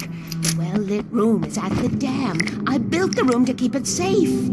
Will it help me find Alice? Will it get me back to the cabin? Fine, let's go. I can get my friends to come back with the helicopter. We won't go outside. Never at night. That's rule number 1. You've been breaking the rules, young man, and where has that gotten us, You know, I have a secret route, a lit route, an old water pipe. Something was damaged at the transformer yard. It's draining all the reserve power. Without it, the pipe will go dark. The power to the yard must be cut. Let me guess. You want me to do it? Young man, you're the one who likes to break the rules. I can't be outside in the dark. The kill switch is outside.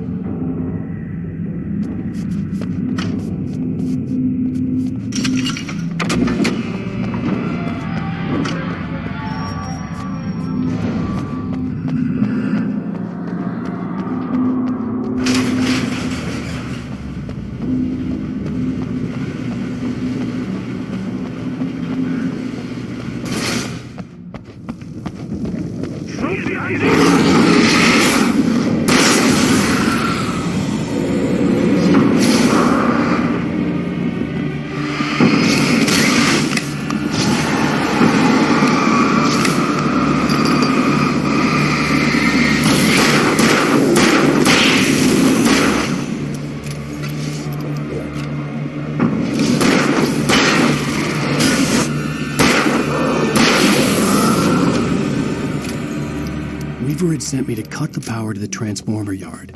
I was willing to do grunt work for her to get her to help me. I hoped Weaver was dependable. I'd stumbled into this crazy world a little over a week ago. She had been living this insanity for decades.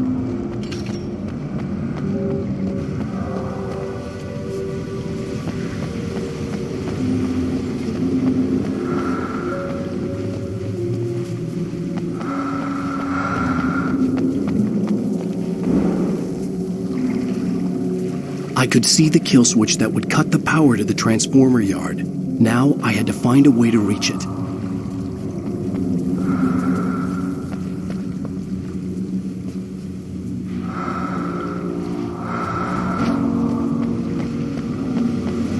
If I could figure out the gates, I could use them to get to the kill switch.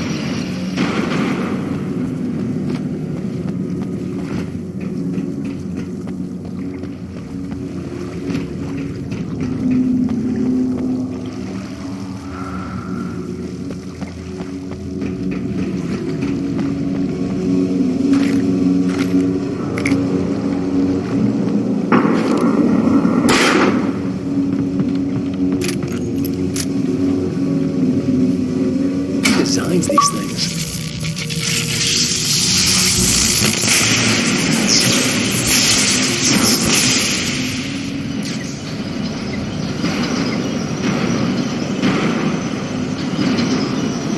The transformer yard went dark and damp. Weaver's water pipe passage should now be good to go.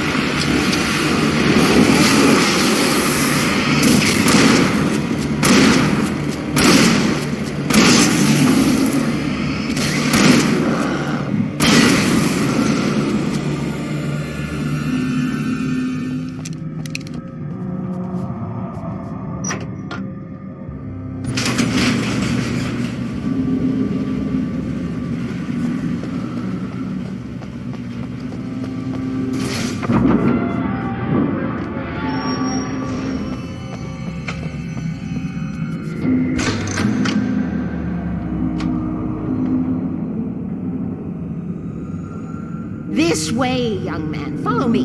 Come. The pipe's empty now. We're ready to go. This way. We need to go. I knew them both, Tom and Barbara. I had such a crush on him. Such a beautiful man. I was jealous. There was a part of me that was maybe a little glad when she had the accident. And then Tom started writing and woke the darkness up. He tried to bring her back, but you can't do that. There are no free rides like that. I'm starting to realize that. In that case, young man, perhaps you're a smarter man than Tom was. The witch looked like her, but it wasn't. Barbara was sweet. He didn't understand until it was too late. He tried to undo it, wrote himself, her, everything he'd ever written out of the world. Oh, he was so famous. And afterward, no one knew. Oh, Tom. He left only one thing behind in my care, in case it happened again. Insurance. He trusted me. Or perhaps used me a little. Tom knew how I felt. Knew I wouldn't refuse him. I built the well-lit room and put it there. It's been waiting for you. We are characters trapped in a story you have written, and none of us will survive to see the end of it if the darkness isn't stopped. She'll twist the story to her own dark ends. How do you know all this? Tom, that's the way he wrote it. He still talks to me in television, from beyond, from below. We have both been touched by the darkness, young man. He saved us both with light, but the darkness stays with you. Use a straight.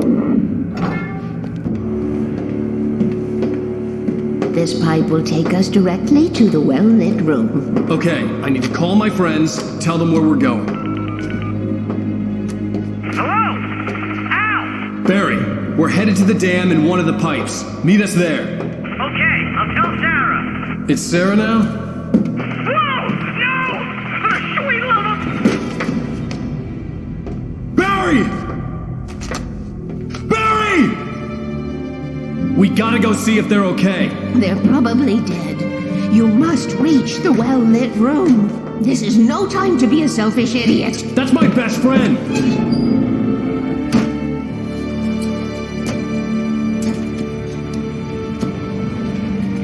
Don't be a fool. I'll use the pipe. I'll meet you at the dam if you make it.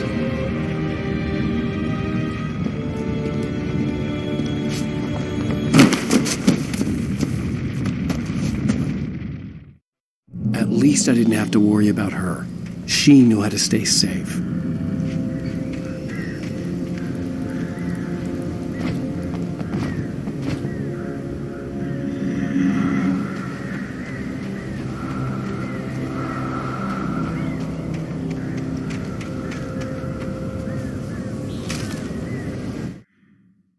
Sarah was almost starting to relax.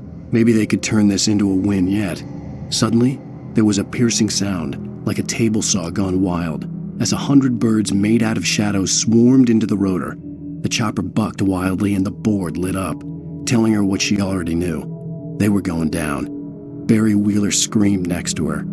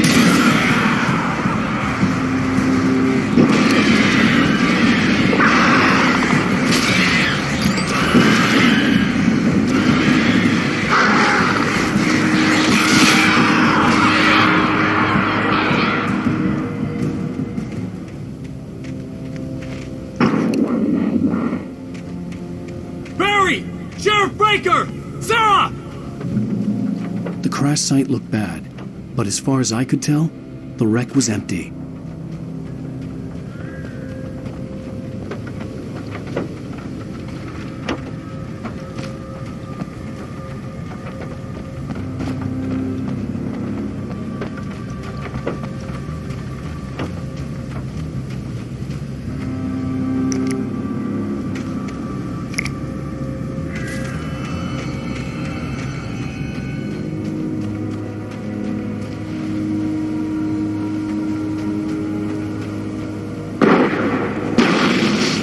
Barry! Barry!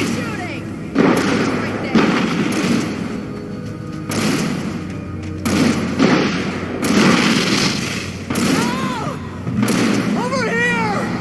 Hang in there, I'm coming! Get the...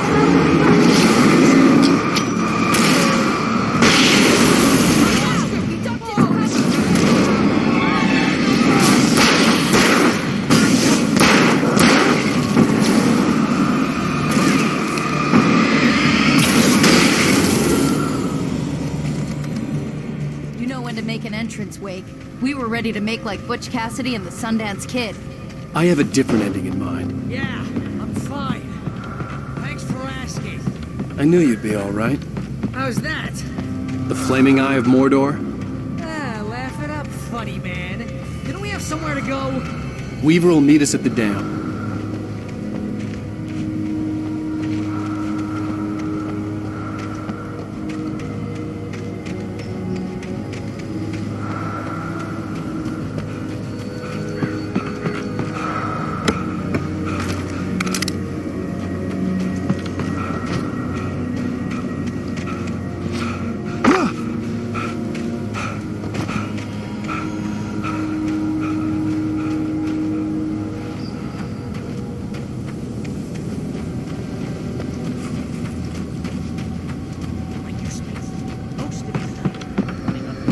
While the crazy bunch of demon hicks try to take your head off with an axe.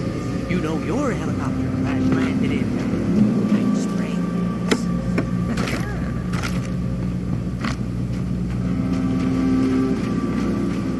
Woo! Oh man, this is a bad idea. I know we're gonna regret this.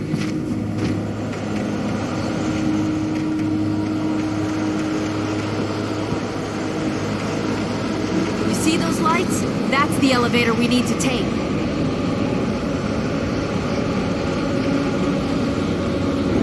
You can't believe us a murder mind. What the hell is that thing? It's everywhere! Oh crap! One of them! Nothing moves like that. It's impossible. Ah! Al! Do something! I can't get a shot. There! No, there! Al, they're all over the place!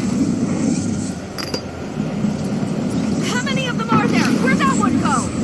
Ah, this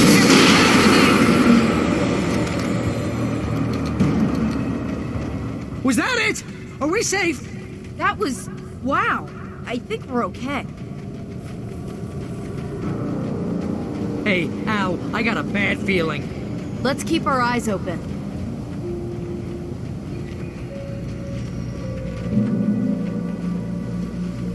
Oh god! Oh god! Oh god! I can't believe we made it!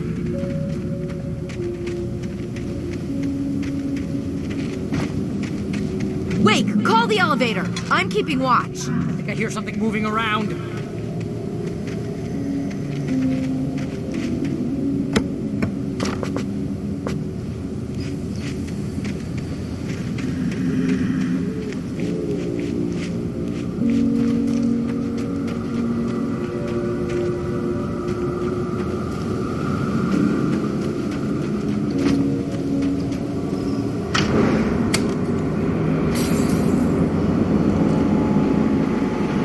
Heads up!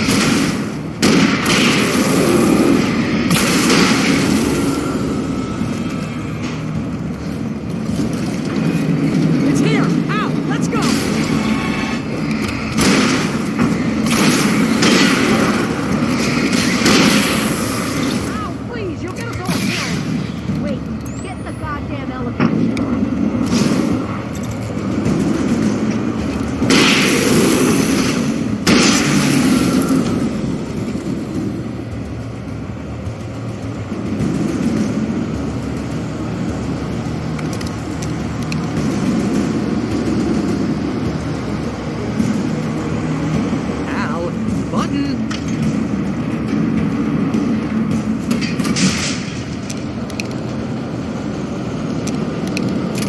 We're almost there. There's an entrance into the dam at the top. What's the plan, Wake?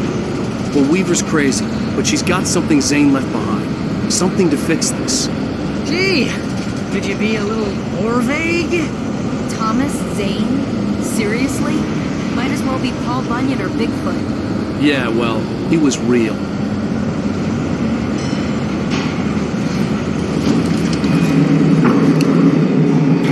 Let's be careful, okay? Oh, jeez, I hate this.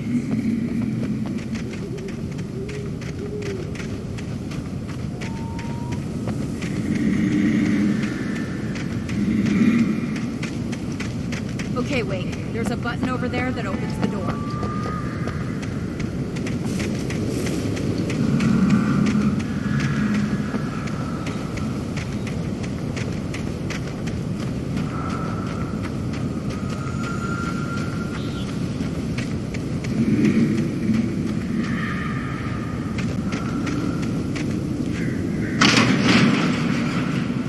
I think something's broken. Hold the button down so we can get in.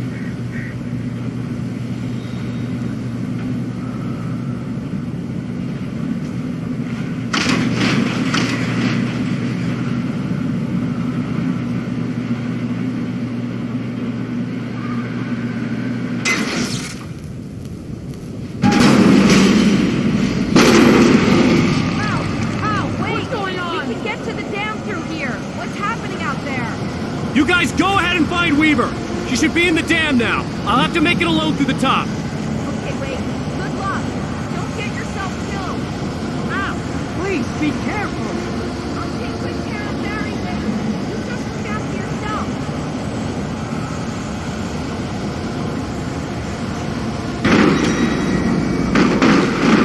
You gotta be kidding me.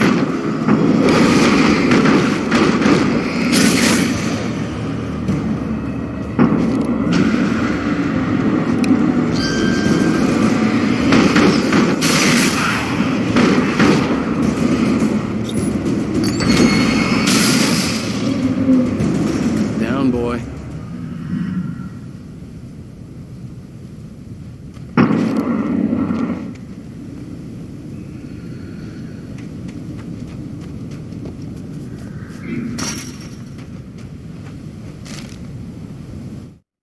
Thomas Zane knew he had to remove all that had made this horror possible, including himself. That was the only way to banish the dark presence he had unleashed and now looked at him through the eyes of his dead love. But he also knew that despite his best efforts, it might someday return. So even as he wrote himself and his work out of existence, he added a loophole as insurance, an exception to the rule. Anything of his stored in a shoebox would remain.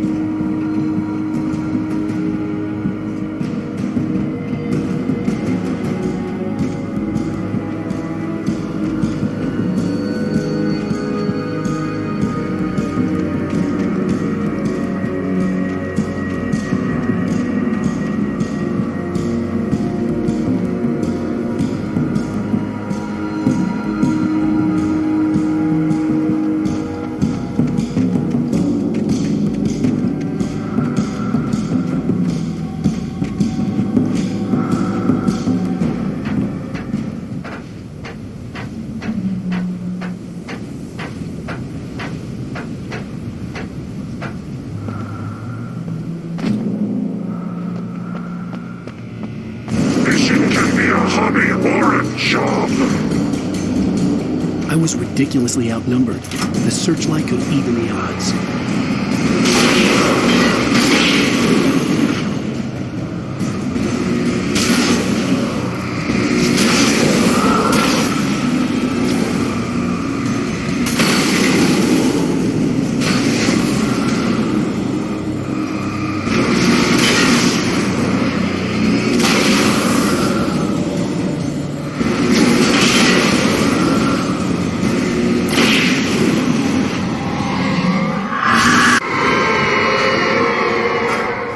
Enough. You will go no further.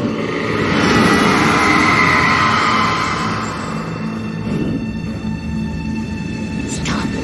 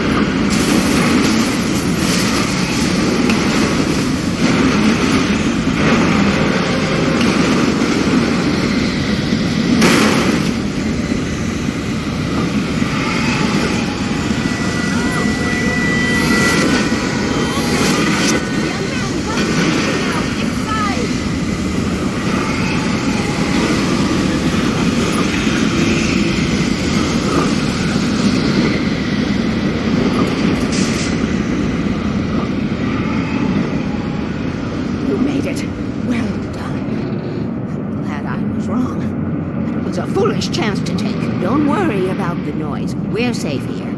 I have looked after the well-lit room for many, many years now. There is no shadow in the well-lit room. The power is fail-safe, and all the bulbs are numbered and changed regularly based on their make and model. Right.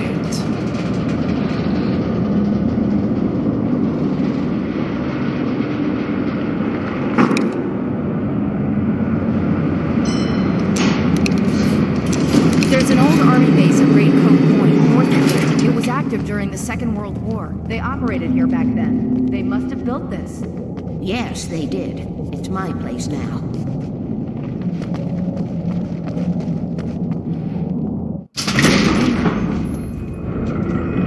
Take it, and I won't need to worry about the room anymore, because 6 and 33 and 118 need changing soon, and I don't want to climb up the ladder to change them because it's very late, and I'm tired. And if you take it, I won't have to do that anymore. The page was autobiographical, a memory from my childhood. But I didn't write this. It was a page written by Thomas Zane. None of them were supposed to exist anymore. Alan, 7 years old, would fight sleep to the bitter end. When he did sleep, he soon woke up, screaming, the nightmares fresh in his mind. One evening, his mother, sitting by his bed, offered him an old light switch. She called it the clicker, and flicking the switch would turn on a magical light that would drive the beast away. To imbue the talisman with all possible power, she added that it had been given to her by Alan's father. Alan never knew him, and anything of his took on mythical proportions in his mind. With the clicker firmly in his hand, Alan finally slept like a baby. Now, almost 30 years later, Alan thought of this as he stood on the rim of Cauldron Lake, the clicker in his hand. He took a deep breath and jumped. My mind swirled.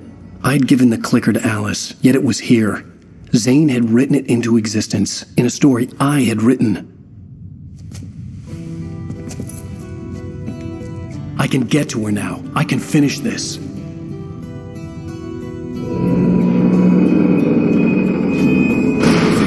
Remember standing on a broken field, white crippled wings beating the sky, the harbingers of war with their nature revealed, and our chances flowing by.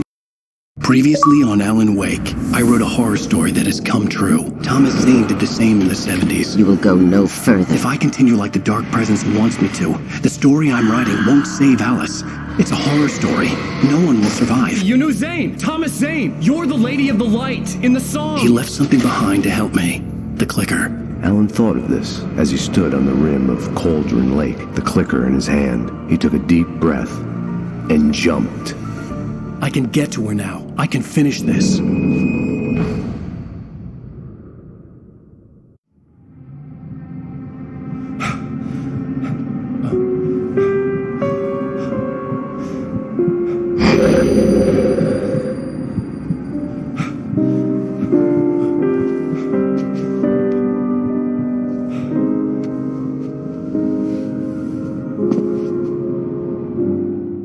I had a hangover. My head was about to explode and the light hurt my eyes. I needed my sunglasses and painkillers to dull the pain. In one of my finer moments of self-deception, I swore to quit drinking.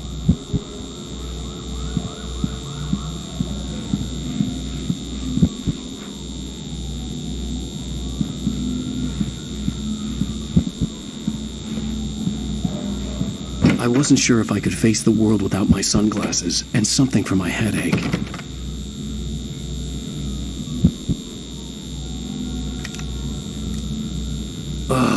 The sunglasses made the world look bearable. Now I could keep my eyes open without feeling like a vampire in the sun. I wasn't sure I'd make it out there without some painkillers.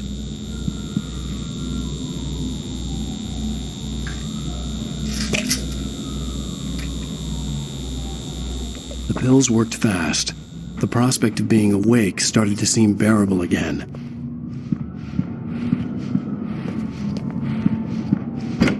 There was a message waiting for me on the machine.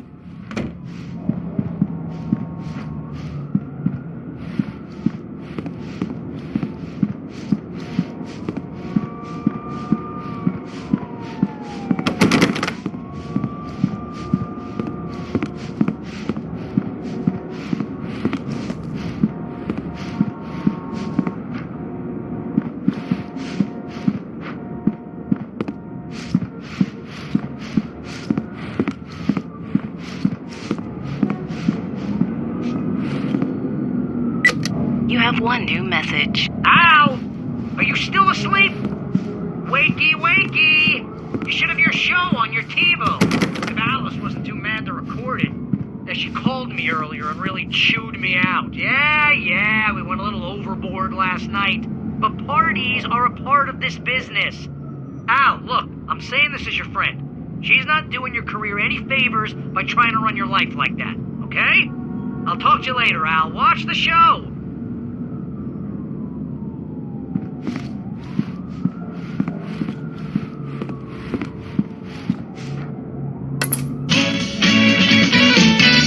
Ladies and gentlemen, welcome back to the Harry Gallic Show. Thank you. Thank you, everybody. We have a great show tonight. I've been talking with the best-selling author Alan Wake about his new book, The Sudden Stop. Yeah, good read. Go buy it. No, it is a good read. Look, I'm gonna be honest here. Is that wise? No, but I'm gonna do it anyway. I got people who give me the lowdown on books. I'm a busy guy. But this one, I actually read from cover to cover. I mean, I'm a big fan. Wow, thanks. Now, this might be a spoiler for those who haven't read the book yet. Based on the sales figures, the 2 people out there who haven't read the book yet. But this last book is all about the death of the main character, the hard-boiled New York detective, Alex Casey. Now, there's been a lot of outrage about this. Why the hell did you kill Casey? What the hell were you thinking, man? Good riddance. No, seriously though. 7 years and 6 books is a long time. He was a gloomy guy to spend all your working hours with, and it was a good run. But it's time to explore new things. My next book will be a departure from the old for me.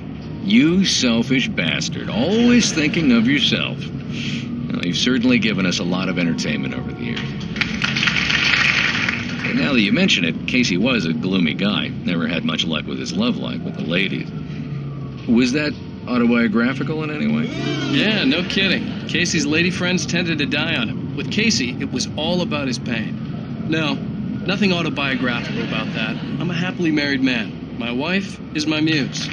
Well, congratulations. That's great to hear. So, how's the publicity tour been treating you? Good. Great. But I gotta say, I'm glad to be back home in New York. Well, you've certainly been on the news a lot lately. Lots of parties and, you got into a fight with some paparazzi. Oh, man. Well, that guy was really in my face. I lost my temper. I know that wasn't cool. You are famous for that temper. Well, I did also write several books. Well, your latest novel is called The Sudden Stop, and it's in bookstores now. Go get it. That means the two of you out there who haven't bought it yet. Ladies and gentlemen, that's all we have for you tonight. I want to thank all our guests for the evening. Alan Wake, Sam Lake. Once more, do the face for a Sam. There it is. And our musical guests, Poets of the Fall. Thank you. At least I'd been funny. I told myself I could live with that. Did you watch the show? I didn't say anything stupid if that's what you want to know. Okay, Grumpy. You want an announcement or something? Are you going to start with me about drinking now? You know what? I should have followed her advice. But suddenly I was angry, mostly at myself. And she was there, a convenient victim.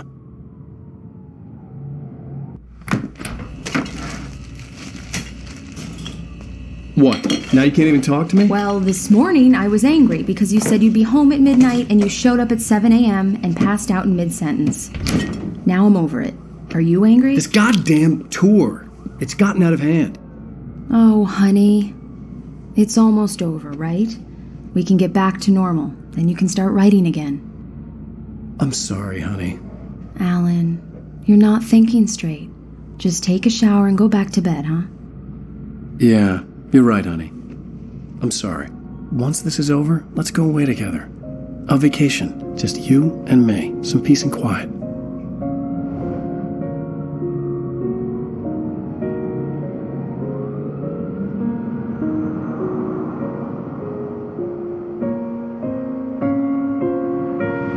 Somehow, the clicker was the key to the cabin. I had to return to Cauldron Lake to save Alice.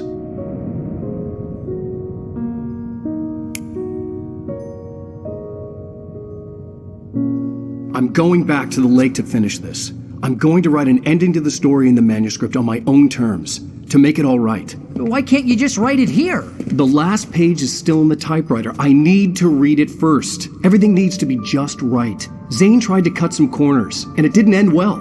Okay, ready when you are. I'm sorry, Sarah, but I need to do this alone. Barry, take her gun. Miss Weaver, close the door when I leave.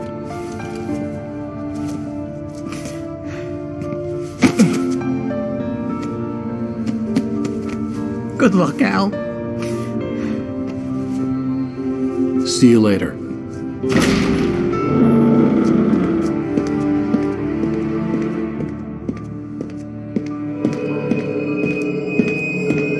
When I got out, it was warm and sunny.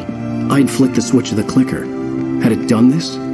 I didn't stop to question it. I had to take advantage of the sunlight to get to the lake. On Zane's page, I'd stood on the rim of Cauldron Lake, about to use the clicker. That's where I was headed.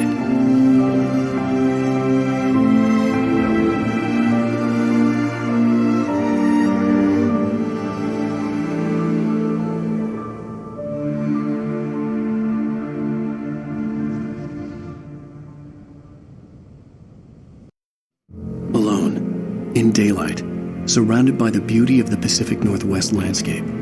It was hard not to let doubt creep in one last time. I could still chalk everything up to a dream, a delusion. I had enough imagination to make up something like this, having been in the cabin all this time, trapped in a story inside my head. Gone mad from grief over Alice's death like Hartman had claimed, there would be no way of knowing. I told myself it didn't really matter. My course was set.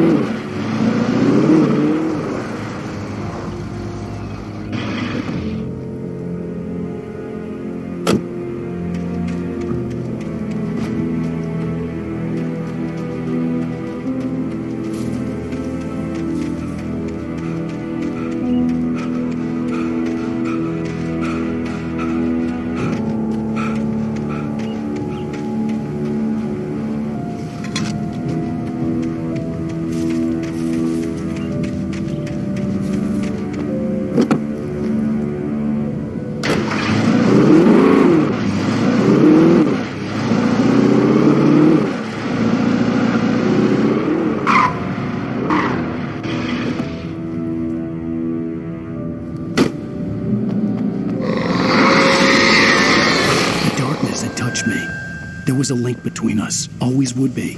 I could feel its presence again, getting closer.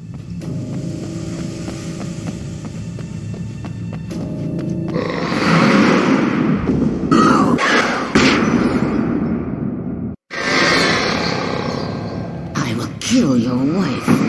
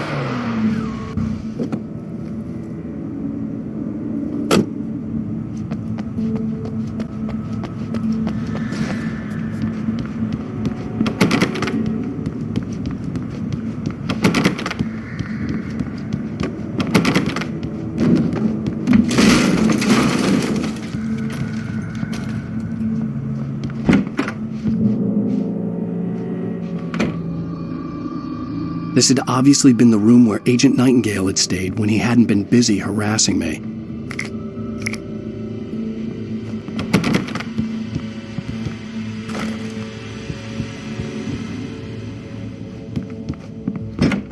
Look after yourself and your co-workers. Could have fooled me, pal.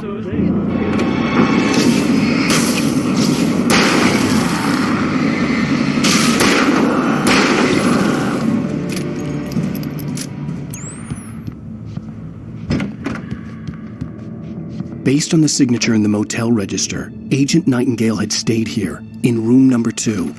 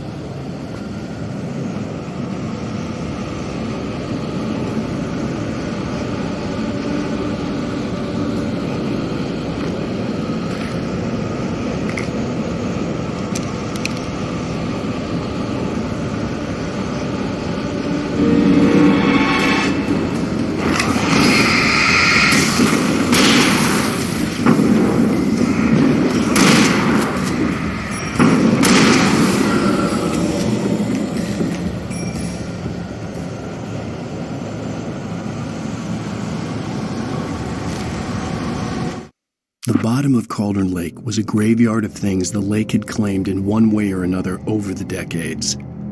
The dark presence brought them up in its wake, scattering the rotten waterlogged hull of an old boat here, the remains of a long-ago crashed airplane there, trees shattered under the impacts.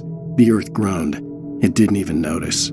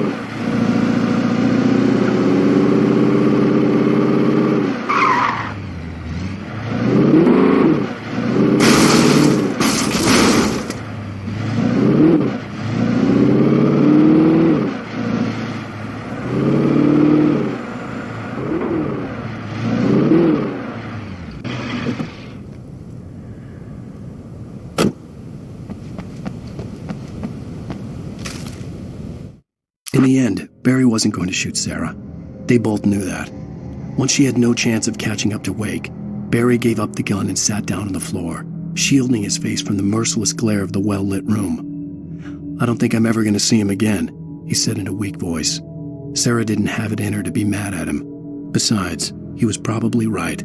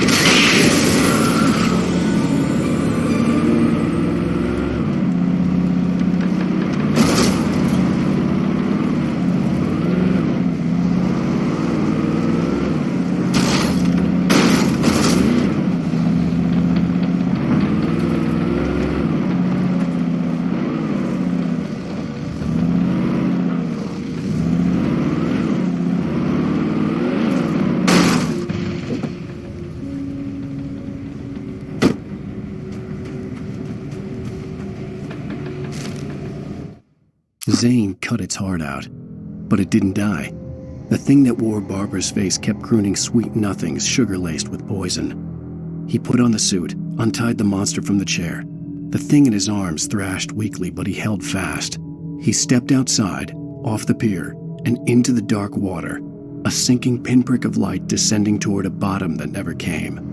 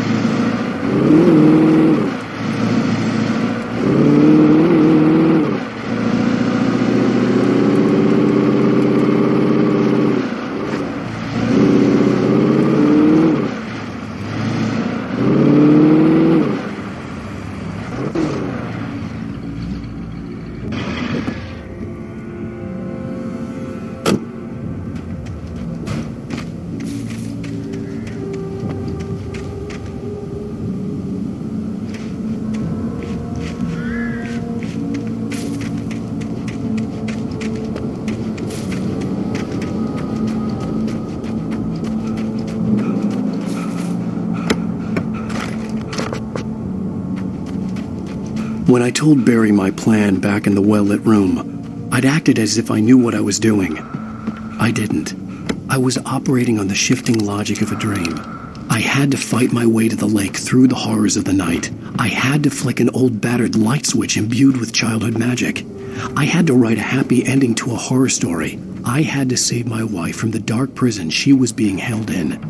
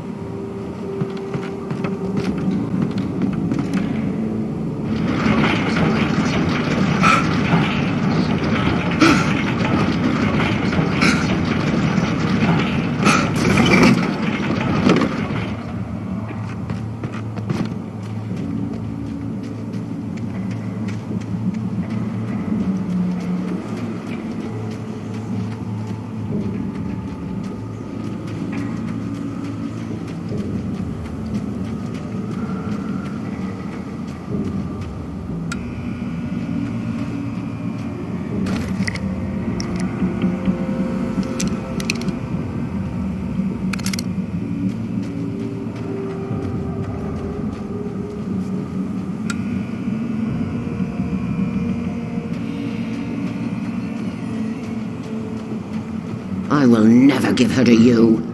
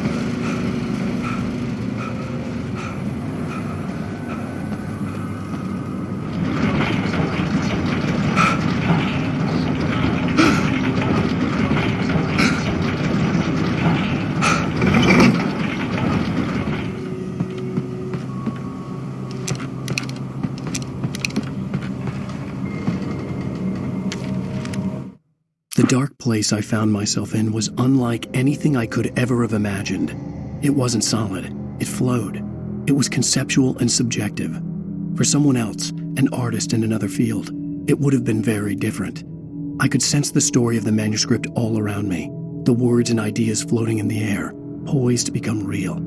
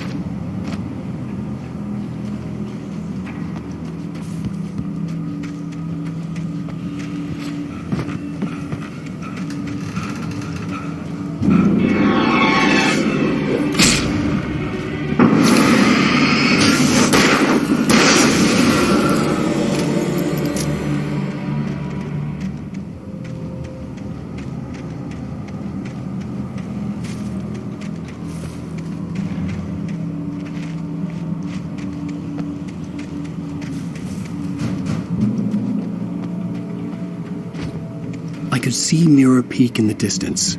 That's where Cauldron Lake was.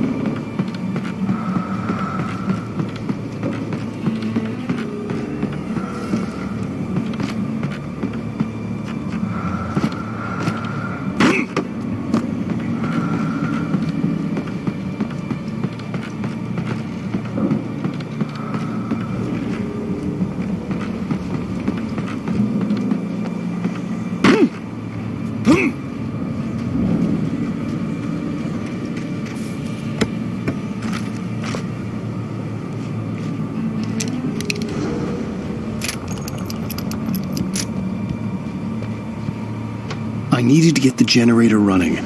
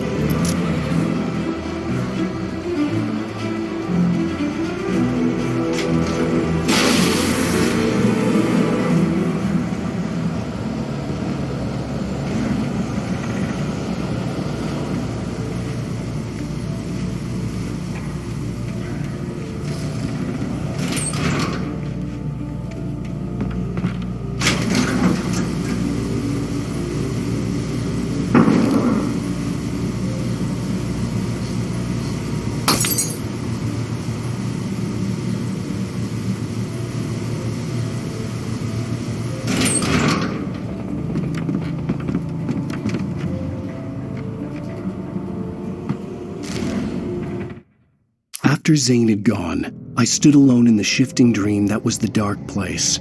I had to find a way to the cabin. I had written myself a way through this place in the manuscript. I followed the idea of a path. I had written myself across the ocean that blocked my way, and with that, there was a bridge to the island beyond. The idea of the cabin flickered in the underwater darkness. I willed the cabin to be real, and it was.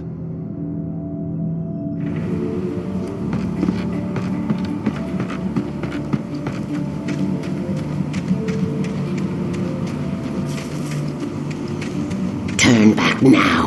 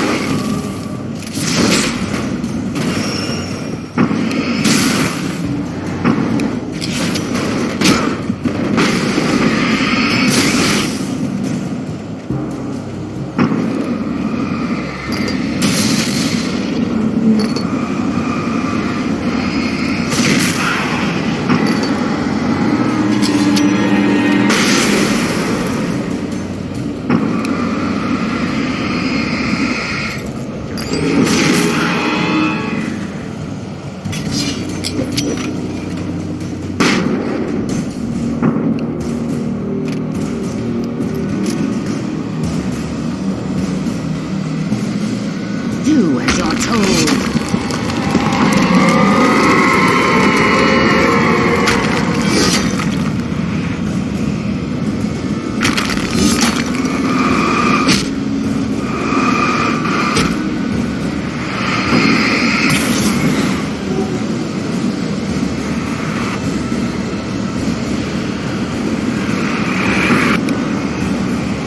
Has never left you.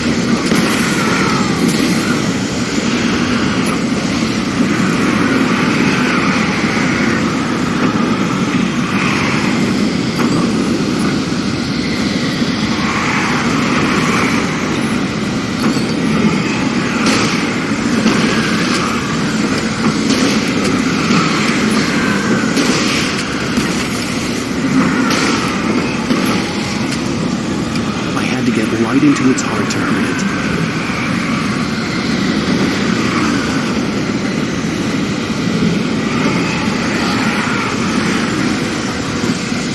You will fall.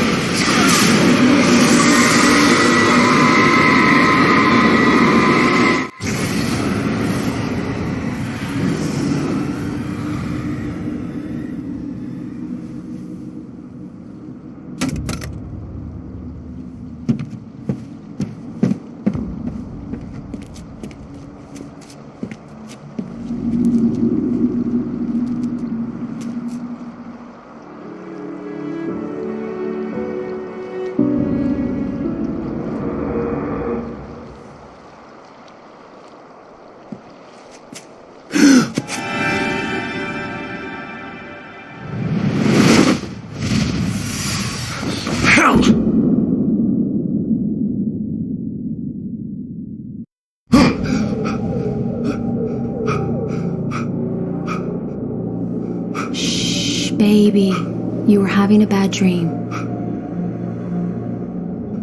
It was just another nightmare. No. Everything's fine. You're home. It wasn't a dream. Everything's fine. Turn the lights on. Turn the lights on! Shh, baby. The power's out. There's no light. Come back to bed and I'll make you forget all about your fear of the dark. My fear? It's your fear. Why aren't you afraid? You're not Alice. Turn the lights on now. Where's the clicker? What did you do with it? Alan, honey, you're still 1 foot in a dream. You're not making any sense. Come back to bed.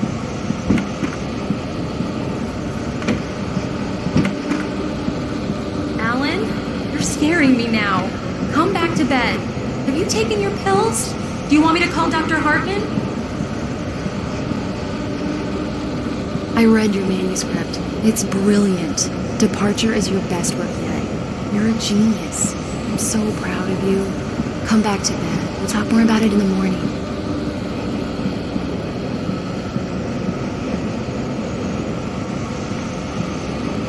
Come back to bed, Alan. Come back to bed, Tom.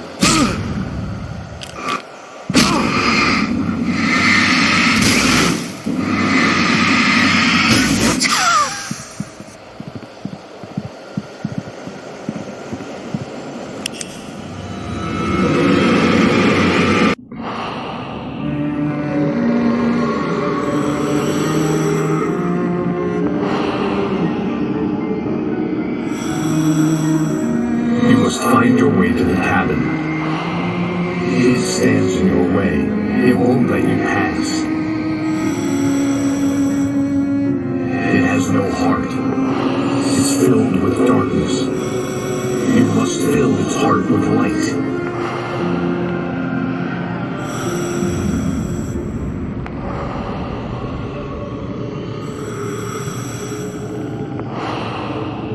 Don't mind him. He's Mr. Scott.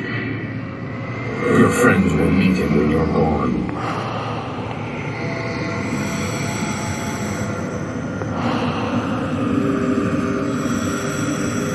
Use the clicker.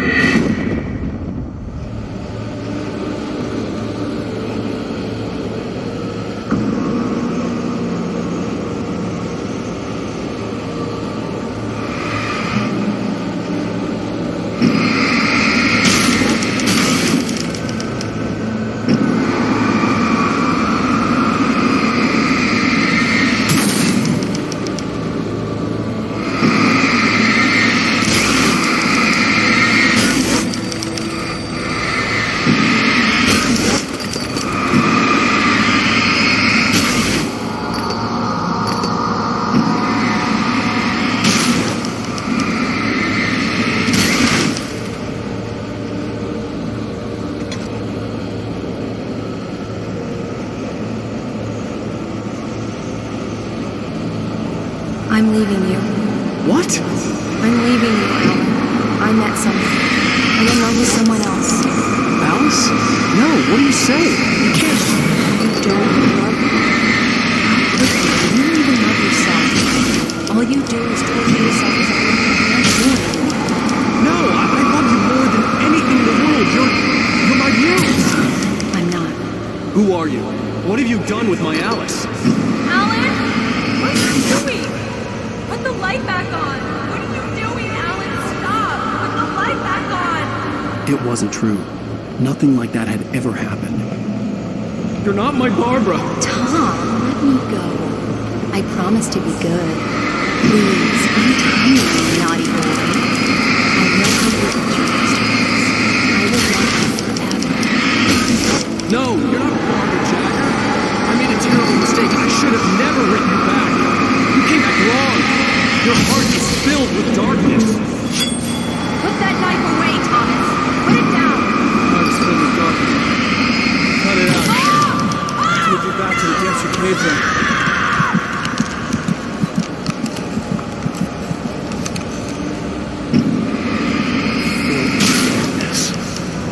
Get away from me, you hag!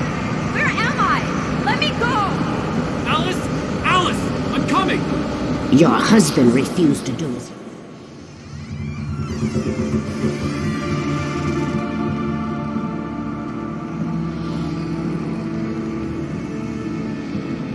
you will never get her back.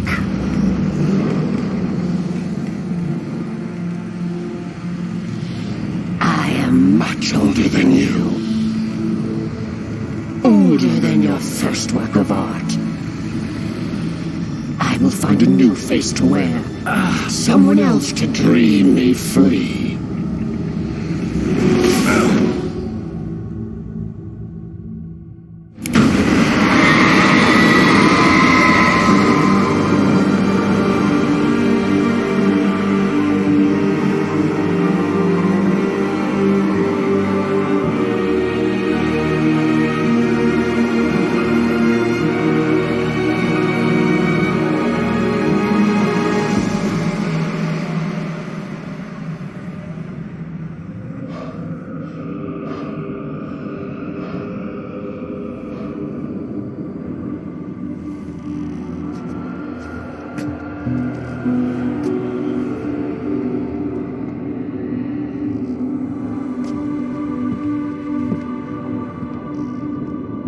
I could feel Alice's presence close by. I understood what I had to do now. I knew how to write the ending to Departure. There's light and there's darkness.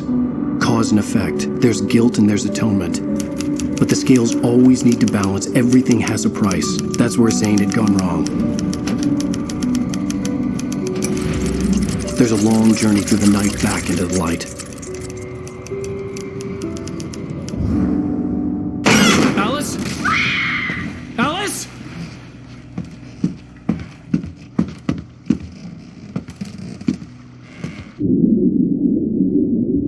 Oh no!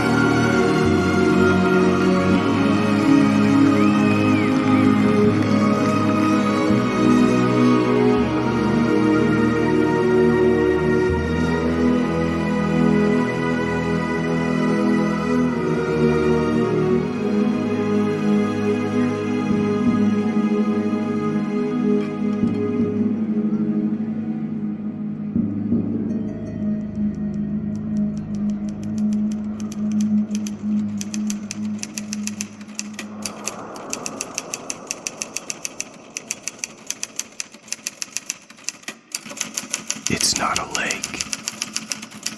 It's an ocean. Alan, wake up.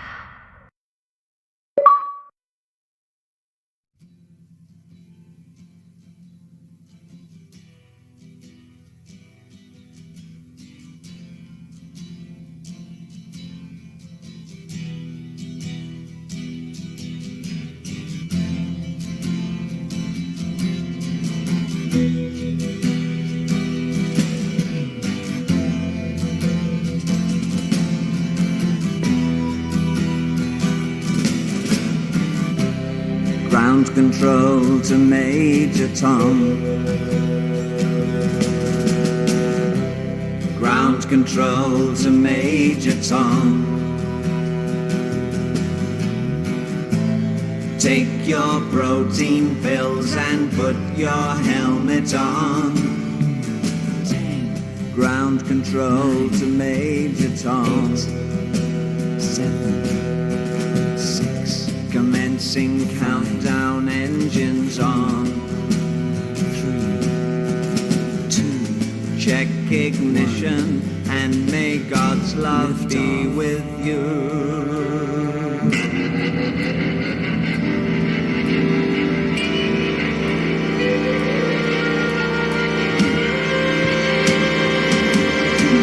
This is ground control to Major Tom.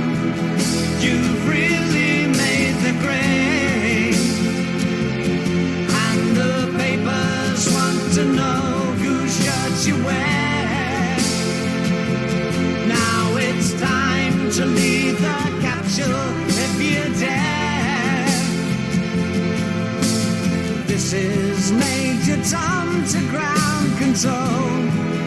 I'm stepping through the door, and I'm floating in a most peculiar way, and the stars look very different today. For here am I sitting in a tin can.